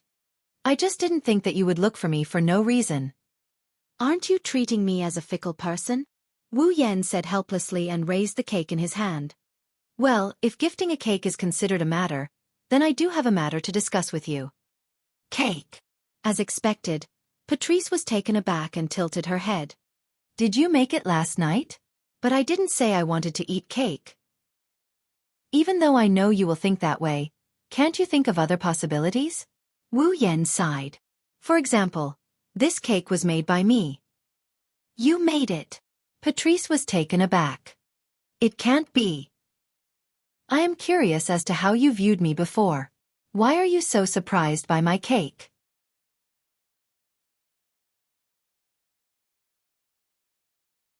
Wu Yan rolled his eyes at Patrice and brought the cake to her side. "Give it a try." As Wu Yan approached, Patrice's suppressed heartbeat swelled and became louder. She no longer dared to look at Wu Yan's face. She turned her head and looked at the cake Wu Yan brought. "Then I'll have a taste." Patrice extended her hand to take the cake but discovered that Wu Yan had already taken it away. Patrice looked up suspiciously and saw Wu Yan's smile that wasn't a smile. "I say, Patrice, your act of treating the cake as more important than me will only make me sad." "What are you talking about?" Patrice couldn't help but blush. "I just want to try the cake." "Is that so?" Wu Yan's lips curled into an arc that made Patrice panic. At the same time, he said something that made Patrice flabbergasted. "Then, I want to hear you say that you love me first." Patrice widened her eyes in anger. "How can I say that?" "Why can't you say it?" Wu Yan stooped down and inched his face closer to Patrice's. "Or rather, do you prefer to prove it with your actions?" What are you trying to do?" Patrice stood up hurriedly as Wu Yan's face inched closer. However, she accidentally bumped into a chair and fell backward. But before she fell, Wu Yan held her waist and pulled her into his embrace. Patrice felt a little dizzy when she sensed the familiar yet foreign male aura. She placed her hands in front of Wu Yan's chest as she muttered with a flushed face. Don't do this. Don't do this." Wu Yan said in a mischievous manner. "Don't do what?" Patrice bit her lips and she glared at Wu Yan with an annoyed expression. "Let me go first." "No," Wu Yan said as though it was a matter of fact. "Unless you say that you love me. Don't tease me," Patrice said helplessly. "If you tease me again, I will really get angry. Rather than seeing you treat me coldly, I would rather see you angry." Wu Yan pressed his forehead against Patrice's. Besides, can you really get angry? I. Patrice couldn't take it anymore. I really can't say it. Is that so? Wu Yan said in disappointment. All right then. Patrice thought Wu Yan was going to let her off, but Wu Yan suddenly hugged her. Since you can't say it, then use your actions to prove it. Wu Yan tossed Patrice on the desk and he pounced on her amidst her shrieks. The sound of panting and moaning resounded in the library.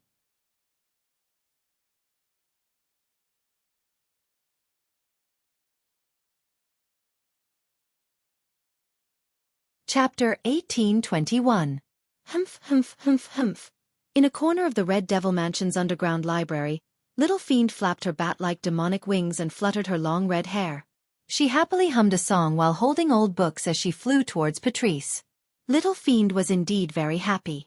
At least, compared to the people of the Red Devil Mansion, Little Fiend had been living a rather carefree and comfortable life.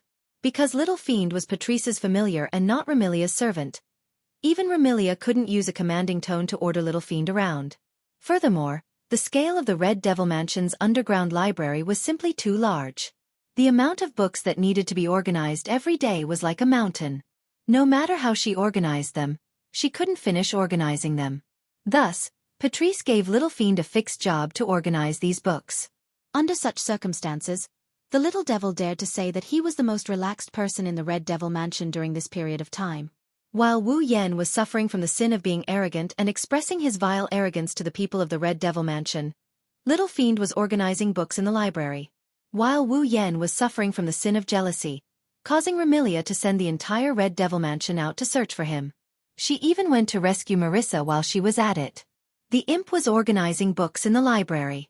While Wu Yan was suffering from the sin of being furious and chasing Marissa around the Red Devil Mansion, wantonly destroying everything in the Red Devil Mansion and causing a commotion, Little Fiend was organizing books in the library.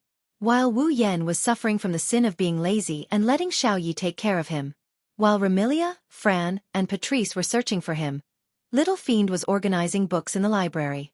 While Wu Yan was suffering from the sin of being greedy and attracting the people of Earth Spirit Hall. While the girls of the Red Devil Mansion and Earth Spirit Hall were having a battle of attire, Little Fiend was organizing books in the library. While Wu Yan was suffering from the sin of being gluttonous. While the people of the Red Devil Mansion and Earth Spirit Hall were busy satisfying their appetites and taking care of him, Little Fiend was organizing books in the library. While Wu Yan is suffering from the sin of ***, he pushed down on her master, Patrice, without her knowledge. Meanwhile, Imp is still organizing her books in the library. In other words, Wu Yan was suffering from the 7 sins and causing a lot of trouble. While the people of the Red Devil Mansion were half-dead tired, Little Fiend was the only one alone was not involved. Little Fiend was organizing books in the library as usual. How could Little Fiend not have a carefree life? Therefore, Little Devil was very happy and glad that she didn't get involved in those disputes because of her work.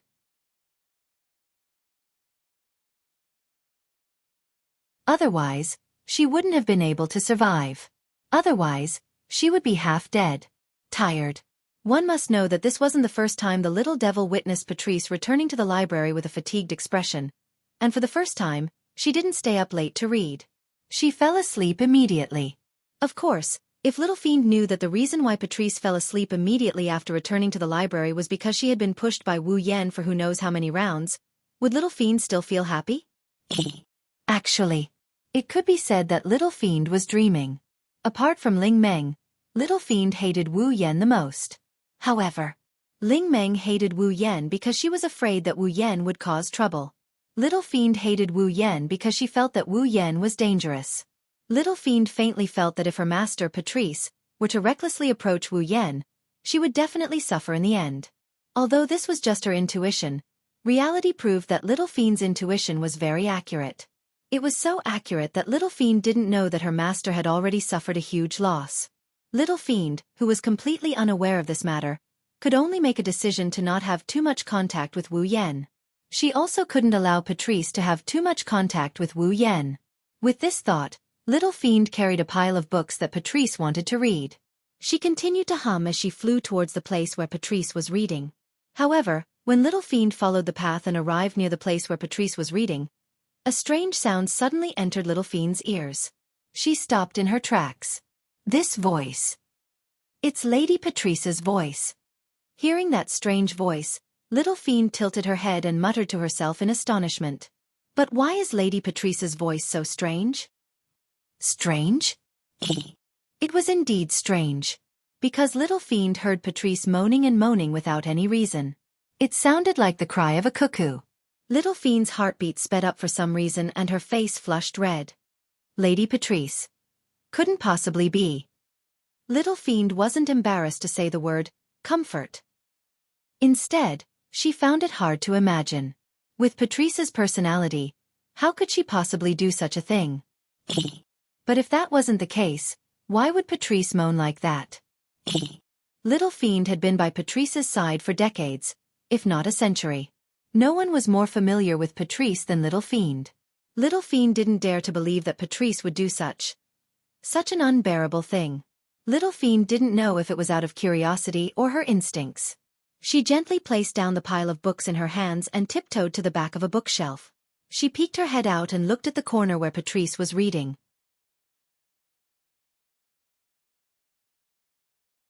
In the next moment, an unimaginable scene and extremely chaotic moans entered the little evil demon's eyes and ears at the same time, causing the little evil demon to be stunned on the spot. She saw Patrice lying naked on her desk with her buttocks sticking out. Her charming face was flushed red and she was moaning uncontrollably. Behind Patrice was a similarly naked person. He was holding Patrice's slender waist and constantly ramming into Patrice. He had a wicked smile on his face, seemingly satisfied and pleased. It was a man. Moreover, it was a man that Little Fiend was extremely familiar with. It was Wu Yan whom Little Fiend was on guard against. Little Fiend completely forgot about her blushing face and stood there in a daze. Rather than saying that she was in disbelief, it would be more accurate to say that she was absent-minded as though she had lost her soul. Why? How could this be? What's going on? Similar questions kept popping up in Little Devil's mind. However, Little Fiend didn't attempt to answer them. Her mind was already in a daze from this unimaginable scene.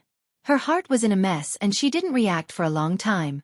But no matter how unwilling Little Fiend was to believe that this was reality, reality wouldn't change because of her hesitation. After an unknown period of time, Patrice's panting became more hurried and the banging sounds became more frequent. Until a certain moment, Patrice couldn't help but beg for mercy. Only then did the man who was lovingly caressing Patrice stop his actions and send her to the climax. Pa! Patrice was like a doll with its strings cut. She slumped onto her desk, unable to get up again. Wu Yan laid on Patrice's back and whispered something in her ears. After Patrice absent-mindedly nodded her head, he nodded in satisfaction and stood up to wear his clothes. Seeing this, the little devil subconsciously held his breath, lowered his presence, and hid in a dark corner. Not long after, Wu Yan wore his clothes and left with a satisfied expression as though he had just come out of a hot spring. Little Fiend walked out of the dark corner and looked at the desk. Patrice didn't have a trace of strength and was curled into a ball like a lazy kitten. She was moaning softly and it was apparent that she hadn't recovered yet. Compared to Patrice's charming and lazy posture, Little Fiend seemed as though she had met with the end of the world as she slowly collapsed to the ground. Pushing him down was such a simple matter. As a demon, Little Fiend naturally knew of such a wicked thing. However, she hadn't experienced it personally. Therefore, Little Fiend silently shed tears when she saw Patrice's comfortable appearance. In the end, she didn't protect Miss Patrice well and allowed Miss Patrice to be devoured by that repulsive vampire true ancestor. At this moment, Little Fiend's heart was filled with such a sentence. I am guilty. You're tuning in to the Wisdom Diary YouTube channel. Don't forget to subscribe and join us on this journey to catch the most captivating stories.